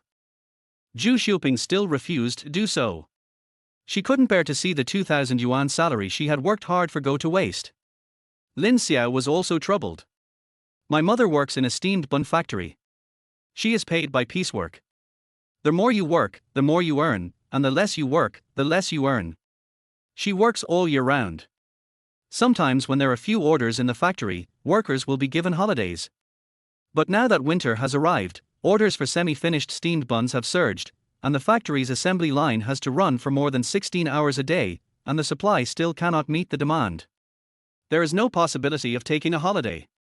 Of course, the workers in the factory don't want to take a holiday either. After all, their wages a piece rate, and the more orders they have, the higher their wages will be." Last month, Zhu Shuping excitedly called Lin Xiao and said that her salary exceeded 4,000 yuan for the first time. This is very impressive for a rural woman with only a primary school diploma. No wonder she is sorely in back pain but refuses to take a leave. Lin Xiao was helpless and stood there with his hands on his hips, looking very angry. Of course, this anger is not directed at my mother, but at the unscrupulous factories in these towns. As a person with higher education, Lin Xiao certainly knew that the factory's practice of operating without holidays all year round and deducting half a month's salary for employees who took leave for more than 2 days was a violation of the labor law. But today, the marketization process is advancing rapidly. In remote towns like Anyang County in an underdeveloped central province, labor laws simply don't cover some sweatshop. Of course, calling it a sweatshop is a bit of an exaggeration. After all, these factories provide a livelihood for many people, so these unfair terms have become a mutually agreed upon conflict between the bosses and the workers. But it wasn't supposed to be this way. Uneducated middle-aged female workers like Zhu Shuping earn their money through hard work, and they should be grateful to themselves, not the factory owners. Naturally, their basic rights and interests should also be protected rather than ruthlessly exploited. But no one cares about them, and they themselves don't think there is anything wrong. In fact, Zhu Shuping twisted her waist because she fell off her electric bike on her way home from get-off work, which was definitely a work-related injury. But she had no idea about this at all, she just felt that she was unlucky. So in the end, only Lin Xiao was left fuming to death as he watched his mother lying on the bed screaming in pain yet insisting on going to work. "Go to the hospital tomorrow," he said coldly. "I'll find someone to help you with the salary deduction." Chapter 40. A piece of cake. I heard Lin Xiao patting his chest and promising that he would take care of the salary deduction issue. Zhu Shuping didn't believe it at first. After all, although her son was an excellent person, it was impossible for him to give orders to the boss of a steamed bun factory. Lin Xiao knew that if he didn't give his mother a reassurance today, she would be grumbling all night. So I could only say, "Mom, did you forget that I told you last time that I was on a blind date with our leader's daughter?" Zhu Shuping became excited when she heard it, and even her father Lin Xianping, who was watching the game, pricked up his ears. "Yeah, how are you getting along with girls?" "Not bad. The girl's mother is the top leader in our unit." "What do you think the rank of the girl's father is?" "How could we guess that?" Zhu Xiuping was silent and frightened. It was obvious that she felt that even thinking about such a high-ranking official was an insult. Lin Xiao said vividly, "It's not convenient for me to say anything else. I can only tell you that he works in the provincial government." When Zhu Xiuping and Lin Jianping heard this, their eyes widened and they looked at each other in surprise. Lin Xiao said seriously, "This is my future father-in-law. I visited his home last time and he likes me very much. I want to ask him to pass on a message to our county magistrate. Do you think your factory dares to deduct your salary?" Hearing this, Zhu Xiuping's face was already full of excitement, and the stone hanging in her heart finally fell to the ground. But on second thought, she became anxious again. "It's not appropriate to trouble such a high-ranking leader for such a small matter like mine, right? Aren't you the one who keeps nagging about whether it's suitable or not?" "No more, no more." Zhu Xiuping waved her hands repeatedly. "Xiao Xiao, I'll listen to you. I'll go to the hospital for an X-ray tomorrow. Don't beg them for such a small thing. It's not worth it. I'll have to get my salary back later. If the boss thinks you have such incompetent and petty parents, it's not enough trouble. They won't marry their daughter to you. Then I'll be so sorry for you." As Zhu Xiuping spoke, tears were about to come out and her face was full of self-blame. Lin Xiao was shocked. He had never thought of looking for Han Haijun. "I brought him out just to scare my mother and make her feel at ease."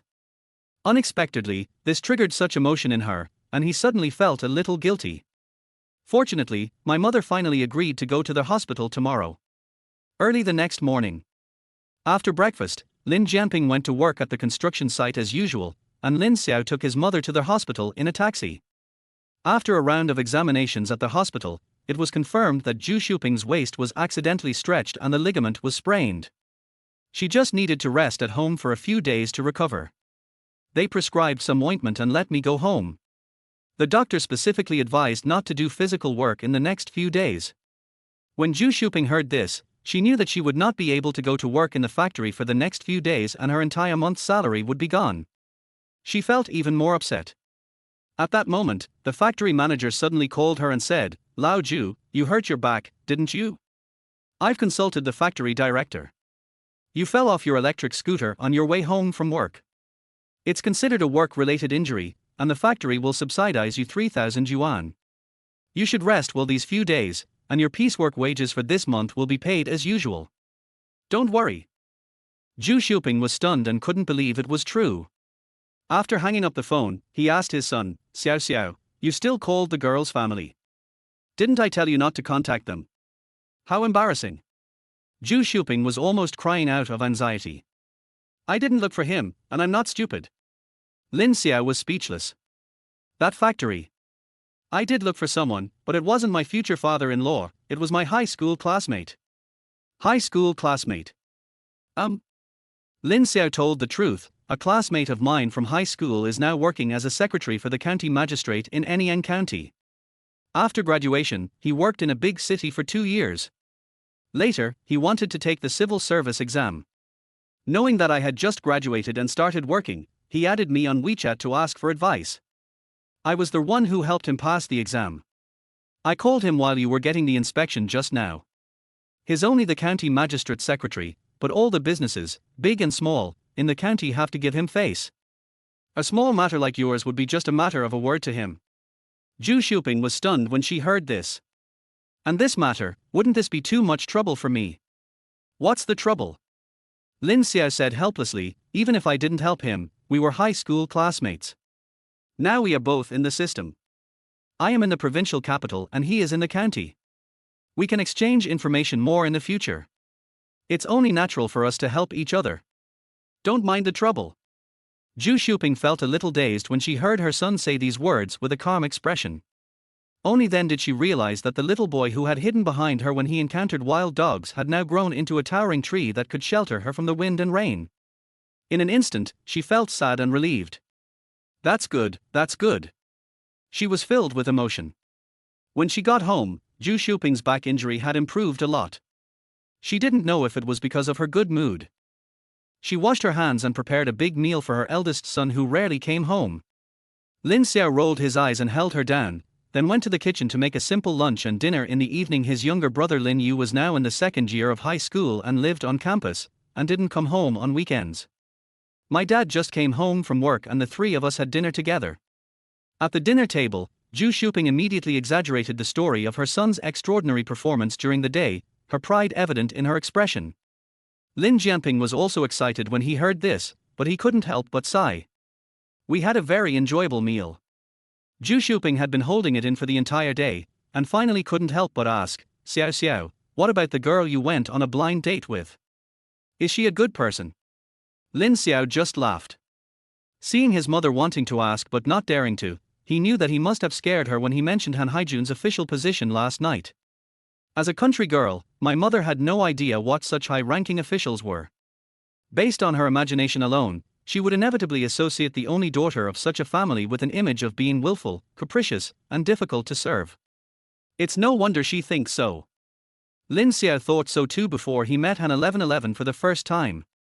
Who would have thought that Han Haijun, a bureau-level leader, and Liu Liyun, a division-level native, could raise a daughter like Han 1111 who is introverted, well-behaved and understanding? No one would believe it if I told them. At that moment, facing his parents' worries, he smiled and said, the girl has a good personality. She's not the kind of arrogant and unruly young lady. After hearing what he said, Zhu Shuping breathed a sigh of relief.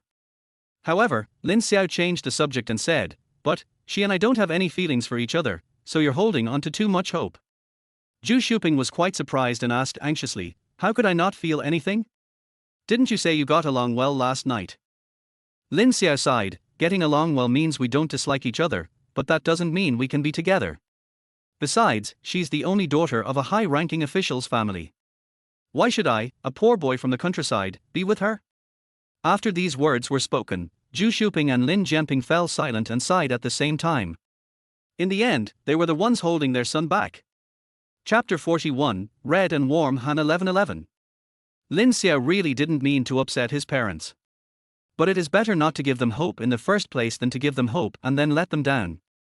After all, although he and Han 1111 are now a legal couple, they are not the same kind of people in every aspect. In terms of family background, she is the only daughter of a high-ranking official, while he is just a poor boy from the countryside. In terms of work, he is a big star with a bright future, while I am just a grassroots civil servant.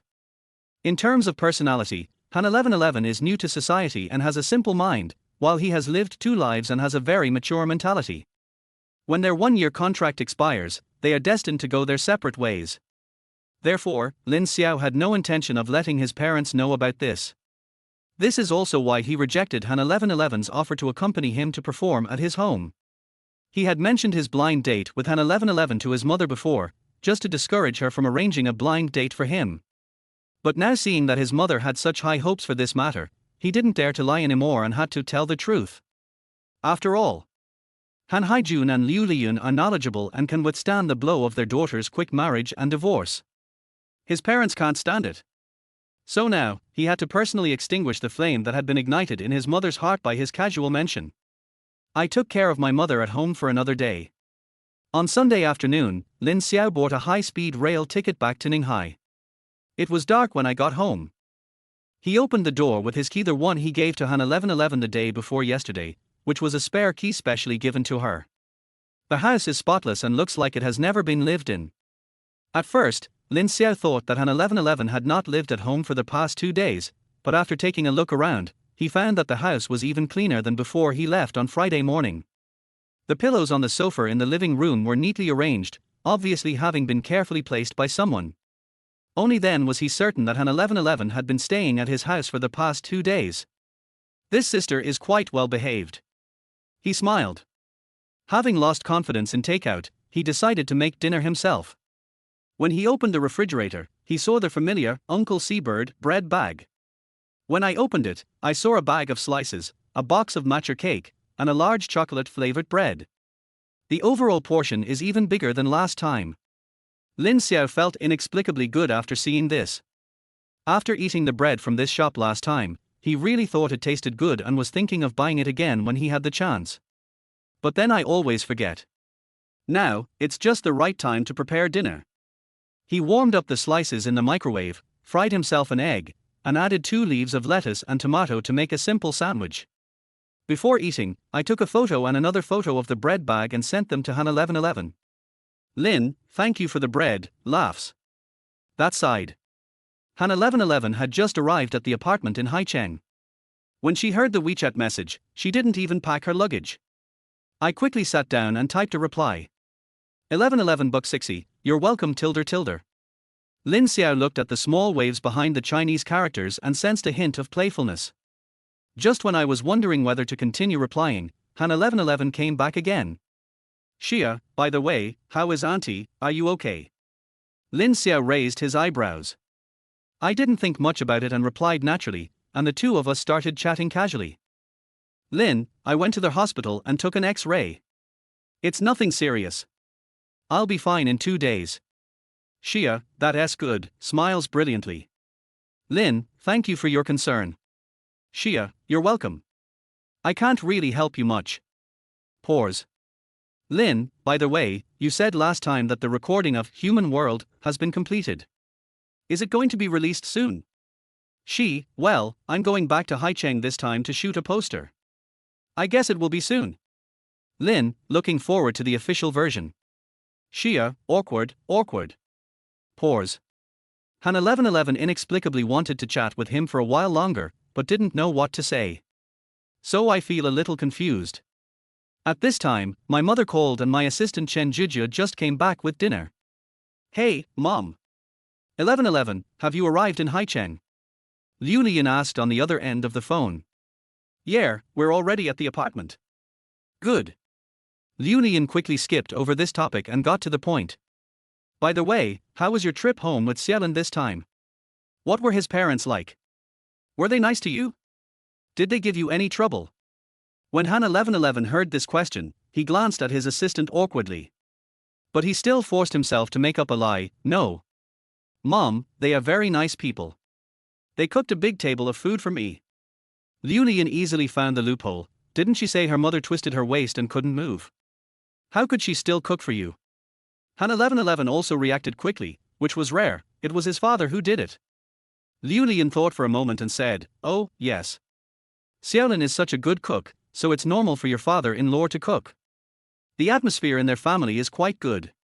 All the men can cook. It seems that they are all family-oriented and loving to their wives. Han 1111 blushed when he heard this. Mom, nothing else, I'm hanging up now.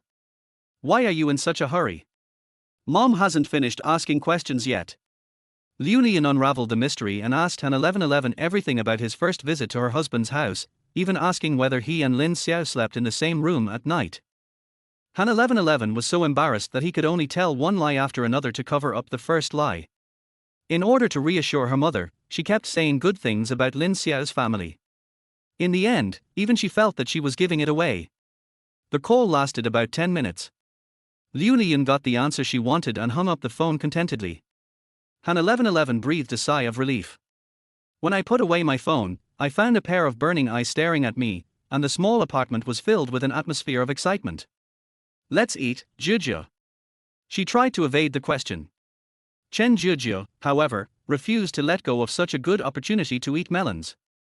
With twinkling eyes, she excitedly asked, Sister, did you go to my brother-in-law's house? Did you even meet my parents-in-law? Han 1111 felt even more embarrassed when she heard the terms brother-in-law and parents-in-law. She quickly said, that's fake. I lied to my mother. Chen Jujia had been expecting something great, and was now extremely disappointed. But then, she found something wrong. That's not right. From the way Auntie called you just now, did she know that your marriage to my brother-in-law was fake? No, I don't know. Han 1111 felt guilty. That's strange. Chen Jujia looked cunning, as if she had discovered something. Since it's fake, why didn't you tell your uncle and aunt? Han 1111 said in a panic, I didn't tell them because I was afraid they wouldn't agree. After all, the fact that I got the marriage certificate must be made public, and I have to get a divorce in the future. If I tell them in advance, they will definitely not agree. I understand. Chen Jujia interrupted, her smile enigmatic. But now it's out in the open, your career is back on track, and you're about to release a single. It's a done deal, right? You can totally tell your uncle and aunt the truth now. They can't do anything to you, and it saves you from having to make up lies to deal with your aunt every few days, isn't that right? Han 1111 was speechless for a moment. Even she herself realized that she could confess now. But, why haven't I thought of this before? She blushed inexplicably. It was late autumn, and the air-conditioned apartment was chilly, but a hint of red warmth crept up behind her ears. When Chen Zhizhi saw her reaction, her alien spirit was immediately ignited, and her whole body felt unblocked. She looked like an experienced person, patted Han 1111's shoulder, suppressed her excitement and said, "Sister 1111, I understand everything." Chapter 42, Being Hyped. After the assistant left, Han 1111 hesitated for a long time, but finally made a voice call to Lin Xiao, telling him everything about the interrogation he had just received from his mother, and asked him not to reveal the truth later. Lin Xiao thought it was okay at first, until... "Did you tell your mother that we slept in the same room?" he asked. Yes, that's right." Han 1111's ears turned red instantly. Even though she was the only one in the apartment at the moment, she was still uncontrollably shy and nervous when it came to the lie of sharing a room. "Shouldn't I say that? I was thinking that we both pretended to sleep together at my house," she whispered. "This..." Lin Xiao smiled awkwardly. "It's different in your house and in mine. In your mother's mind, this is your first time meeting the in-laws, so theoretically, you can't be too proactive. If you live with me, it will be easy for my in-laws to think you're paying me back, and they'll use you as a bargaining chip when discussing betrothal gifts, wedding houses, and so on." The more they talked about this topic, the more awkward it became. The fake husband teaches his fake wife how to deal with the fake parents-in-law. "I always feel like something is wrong." Lin Xiao laughed, "But it's okay. After all, we are just in a contractual relationship, and it won't get to the point of a betrothal gift or a wedding house. If your mother has any opinion about me and our family because of this, it doesn't matter." On the other end of the phone, Han 1111 was silent. "All right then. I'm going to rest. Well, good night." "Good night," Han 1111 said in a low voice and hung up. Lin Xiao always felt that her mood suddenly became a little strange, but he couldn't figure out why, so he didn't think much about it. The next day, a new week began. Lin Xiao and Han 1111 were separated and each of them was immersed in a busy and tense life. Before Lin Xiao was promoted to Deputy Section Chief, as the only backbone of the office, Section Chief Li Mingdao had to paint a rosy picture for him and do some work for him when assigning him tasks. Now that he has become a full-fledged Deputy Section Chief, Li Mingdao simply stopped pretending and handed over all the department's work to him, even including all important matters that required the signature of the department head in meetings. Li Mingdao himself is late and leaves early, fishing for 3 days and drying the net for 2 days, living a very leisurely life. Lin Xiao looked at the mountain of materials on the table and felt overwhelmed. It's not that there is no gain. His current work status completely confirmed his initial guess. Once he embarked on the path of promotion, he would be like a beast of burden who could be exploited at will in the eyes of his superiors, and he would not even have the right to complain. Looking at the rising salary, Lin Xiao could only grit his teeth and throw himself into the daily work of plowing the fields and grinding the mill with oxen and horses. The other side. Han 1111's work also became extremely busy. For 2 consecutive days, she was in the studio shooting the promotional posters for Human World. Since she was a complete novice in this area, even though she was naturally beautiful and had an extraordinary temperament, she still couldn't let go when facing the camera, so it took 2 days to achieve the effect the photographer wanted. In addition to shooting posters, the company also arranged many offline announcements for her. These tasks are not entirely centered around the new song Human World. After all, it has not been officially launched yet. The company's attention to her has skyrocketed. It's entirely because I know the power of Human World, and I'm also very satisfied with her performance of this song. The new song will be absolutely unstoppable once it is released. Han 1111's popularity and influence will skyrocket, and she may even be able to get over the impact of the sponsorship scandal. Seeing these prospects, the company naturally paid more attention to her and arranged higher standards for her performances. Han 1111 didn't feel anything about this. Anyway, she likes to sing, so it doesn't matter to her where she sings or how many audiences there are. This made manager Zhu Hui beam with joy, and she couldn't stop sighing, "Oh, this teacher Ma Yao is really a benefactor to our 1111. You see, you became popular after participating in The Voice of China and sang later, written by him. Now your reputation has been damaged and the company no longer pays attention to you. But he relied on the song Human World to directly turn the situation around. TSK, not only is Mr. Ma an amazing songwriter, but is also incredibly helpful to you. It's just that he's a secretive person and never shows up. Otherwise, I'd definitely take you to visit him and solidify our relationship. Han 1111 saw Sister Hui so excited, but she didn't feel that much in her heart. She was also grateful to teacher Ma Yao for writing the song Human World for her, but she felt that doing her best to sing the song well was the greatest reward to the songwriter. She didn't think much about the rest. Under the operation of the company's publicity and promotion department, Human World will soon be released on Penguin Music at 8 p.m. on Friday, November 1st. Han 1111 didn't expect it to happen so quickly. She was extremely nervous for a moment, wondering what netizens would think of her performance. But along with the good news comes bad news. I'm so pissed off. Manager Zhu Hui blushed as she said, "That Yang Na is really haunting us. Last time, she tried to steal Human World from you behind my back. Even after failing, she still didn't give up. Now she's trying to ride on our popularity again. What's wrong?" Han 1111 asked. "I just found out that Yang Na's debut album's title song will also be released on Friday night, and it will be in the same recommended spot as yours." "Same recommendation position, what does that mean?" Han 1111 looked confused. Zhu Hui sighed, sat down, and said, "Do you know that Yang Na and you are called Red Rose and White Rose in the company?" Han 1111 nodded, although she didn't like this title. That Yang Hebo might have been inspired by this name and planned to release Yang Na's hit song and your Human World together. He even combined the promotional posters into one. "She's the Red Rose, and you're the White Rose." Zhu Hui said this, opening a poster from WeChat and handing it over. Han 1111 took a look. The exquisite poster is divided into two parts by a diagonal line. The upper part is a charming red. Yang Na has an exquisitely made-up face and is charming and seductive. She holds a gorgeous red rose in her hand. Written next to it is the title of her hit song Dream. The lower part is pure white. Han 1111 has light makeup, her eyes are closed, and she is holding a white rose bud in her hand. Next to it is written Human World in the same font as in Dream. One red and one white, one desire and one purity, dream versus the world. I have to say, just looking at the poster, it is very tense and attractive. Only then did Han 1111 understand why the photographer insisted that she hold the white rose when taking the poster and why the dress she prepared was also pure white. She didn't think much about it at the time, thinking it was just the photographer's design.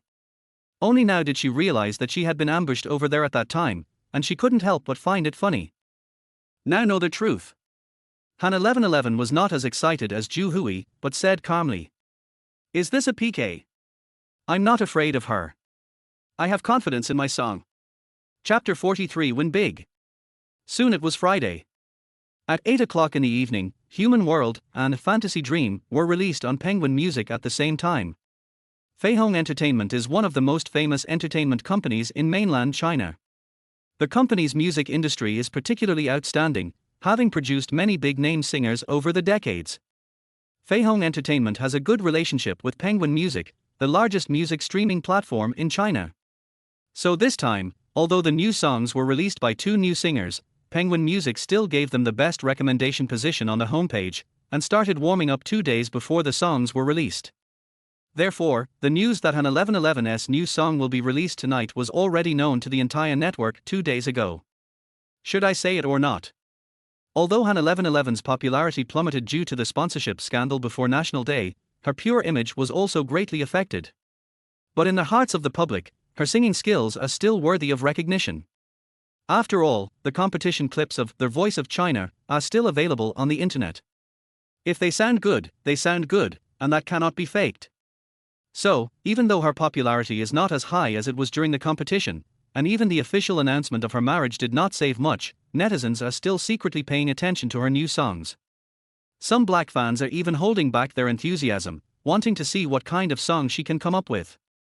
If you sing badly, don't blame us for being rude. Therefore, on the eve of the release of Human World, the expectations for this song on the internet were still very high. Correspondingly, Yang Na, who has no fame in China, is purely here to take advantage of the popularity of this song Dream. She really benefited from it. 2 days ago, as soon as the Red and White Roses poster appeared on the homepage of Penguin Music, discussions about who this Yang Na was spread all over the internet. Netizens are puzzled. Even though Han 1111's reputation has declined, her strength and popularity are there, so why can Yang Na appear on the same cover with her? There is no Eileen Chong in this world, no Red Rose and White Rose. But this poster with the theme of red and white roses is so impactful that it is hard not to compare the two female singers together.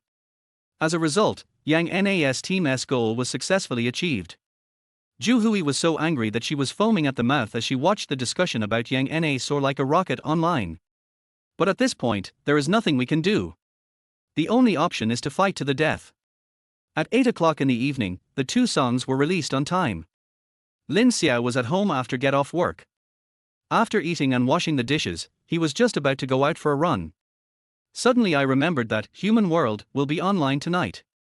So I put down the sportswear I had just found, half lay down on the sofa, connected my phone to Bluetooth, and turned on Penguin Music. As soon as 8 o'clock arrived, he clicked on the Red and White Roses poster on the homepage and went directly to the music page. There are only two songs on the page, the first one is Dream and the second one is Human World. He clicked on Human World. The familiar violin prelude sounded. I have to say, music is human. The score that Lin Xiao provided to Cao Yung only contained lyrics and melody. The producer was completely responsible for arranging the music and using the right instruments. However, this song transcends planets and time and space, and what is ultimately presented is still the familiar instruments and melodies. For a moment, Lin Xiao had a sense of unreality as if time and space were reversed. After the prelude, Han 1111's ethereal voice sounded. After the storm there may not be a beautiful sky. There won't be a rainbow if the sky is clear.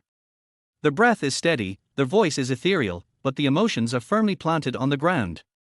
Han 1111 used her very solid musical skills to sing out her new understanding of the song, which is very similar to Fei Wang's original version, but retains her own characteristics.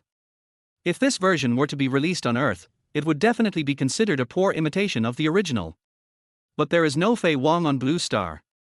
So Han 1111 is the swan song. Lin Xiao was quickly immersed in it and even forgot about the original singer.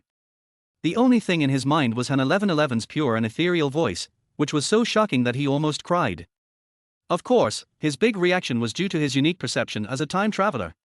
After all, the song is called Human World. Others may not have such a personal experience. Lin Xiao added the song to his favorites without hesitation, and then listened to it 5 times in a row. After doing it 5 times, I feel relaxed all over. It was already 8:20 in the evening.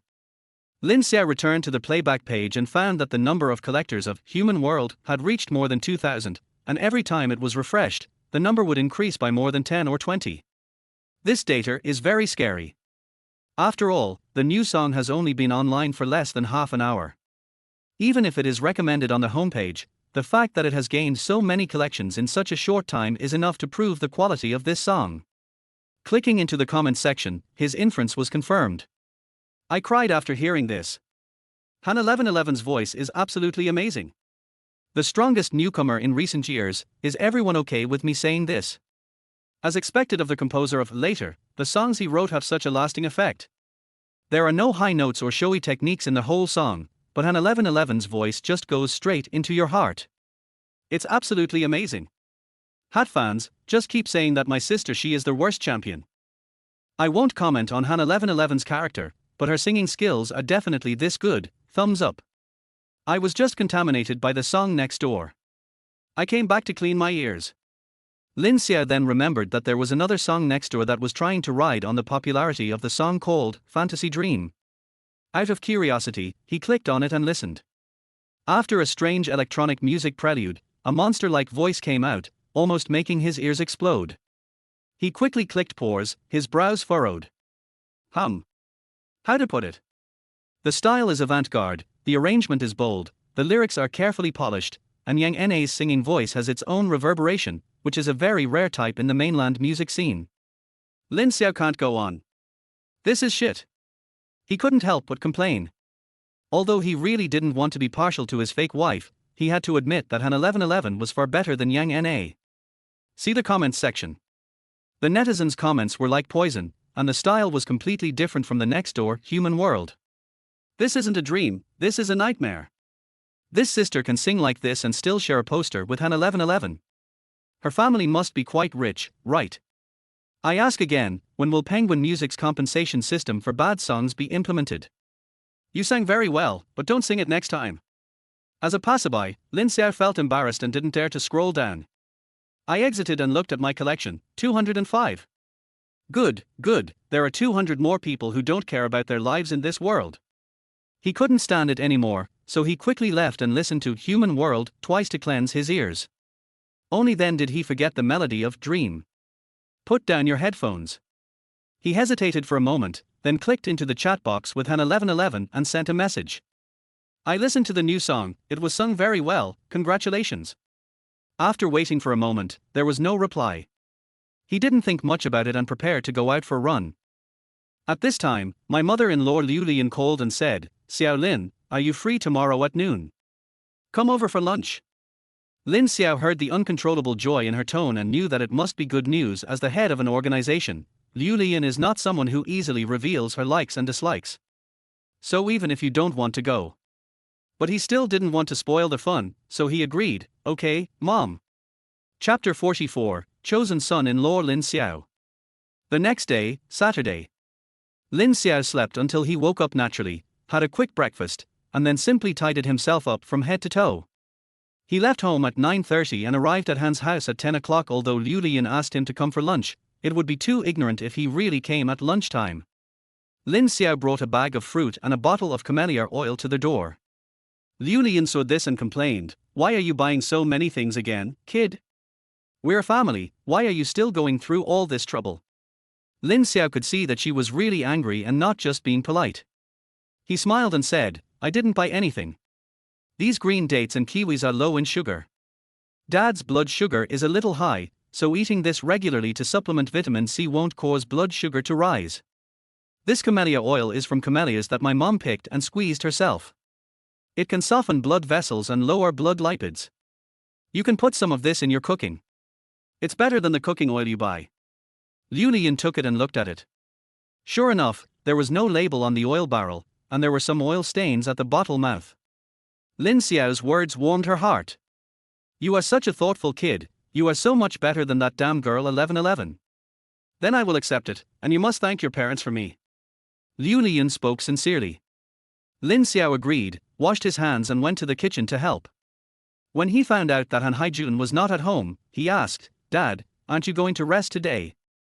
Liu Lian's eyes lit up, and she smiled with a suppressed look of joy. In the past, I was guaranteed to have no rest on Saturdays, but I couldn't guarantee a rest on Sundays. In the future, I'm afraid I'll be even busier. This pause has a special meaning. Lin Xiao understood immediately. On their way here, he kept wondering what good news Liu Lian had that made her invite him to dinner. After much guessing, he could only guess that Han 1111's new song's reputation data would make a comeback, and he also felt that his mother-in-law was quite concerned about the music market. Think about it now. When Liu Lian called him last night, Human World had just been online for less than half an hour. It's far from time to celebrate. Someone like Liu Lian, who has been in the system for a long time, would never do something like opening champagne at halftime. Now it seems that it is true. The good news that she didn't say on the phone turned out to be about Han Haijun. Han Haijun is now at the deputy bureau level. At this level, each step up is as difficult as climbing to heaven. Many people retire directly in this position. The best they can do is to be promoted to a nominal position and get an extra 200 yuan in retirement pay. Look at Liu Lian's expression. Han Haijun's promotion this time is definitely not a nominal position. So, if nothing unexpected happens, he will now be the legitimate Director Han, or Mayor Han. Lin Xiao already understood, but didn't ask any more questions. This matter is very sensitive. If someone proactively tells you that you can listen, but you rush to ask, or even get more excited than the person involved, it will be hard not to be suspected of having ulterior motives. So when faced with Liu Lian's hint, he just laughed it off. In the end, Liu Lian couldn't help but inform Han Haijun that the transfer order had come down and he would soon take office as the mayor of Izhou City. Izhou. Lin Xiao was a little surprised.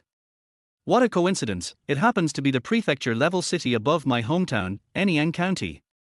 Liu Lian pretended to be worried and said, yes, Izhou is neither close nor far, it's still over 300 kilometers away from Ninghai.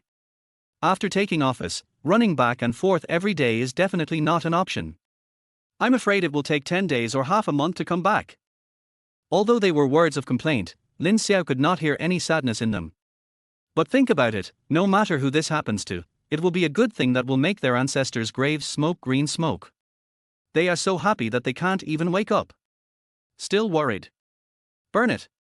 But since the other person was worried, Lin Xiao could only follow the conversation and pretend to comfort him.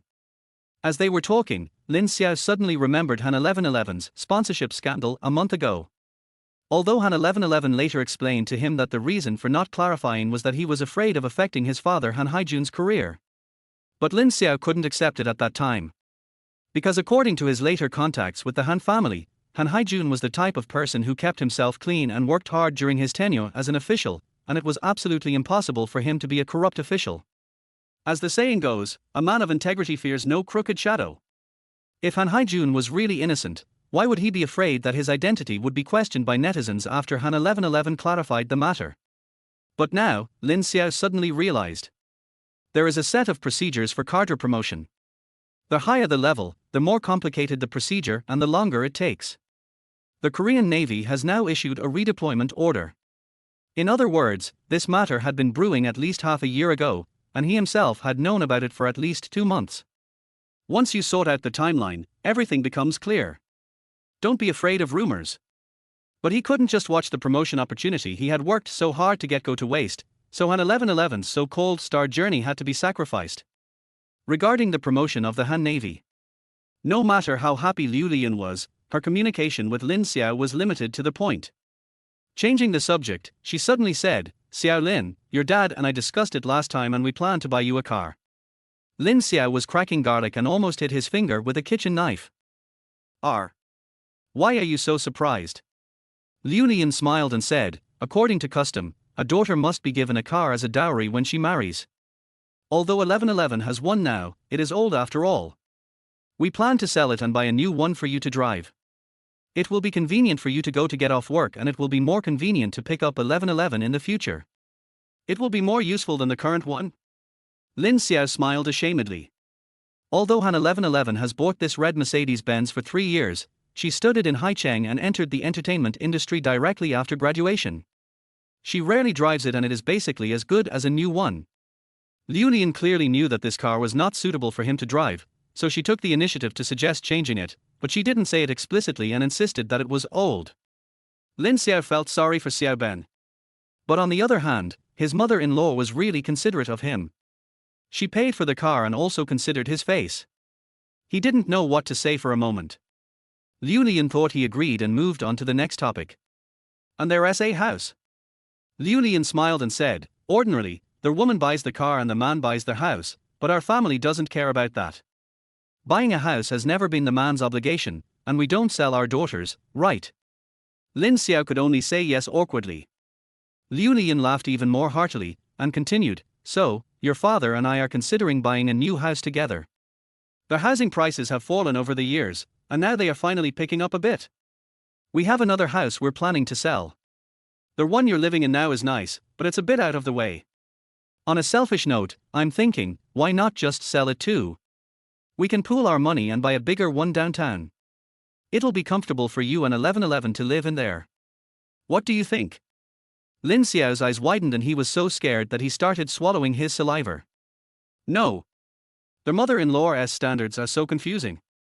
When it comes to buying a car, it is the woman's obligation, but when it comes to buying a house, it becomes a joint effort between the man and the woman.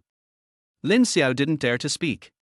During the days since he and Han 1111 got their marriage certificate, he could clearly feel that Han Haijun and Liu Lian's affection for him was growing day by day, but he never expected that they would give him cars and houses as gifts in just over a month.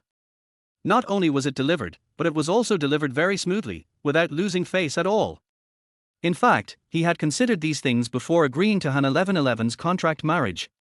But what he was thinking was, even if his parents-in-law like this son-in-law who suddenly appeared, they will definitely have to observe him for a year or two for the sake of their daughter's lifelong happiness. By then, if they wanted to take any action, his contract with Han 1111 would have ended. He needn't worry about it. But he never expected that Liu Lian's trust and good impression of him would be established so quickly, reaching its peak in just 1 month.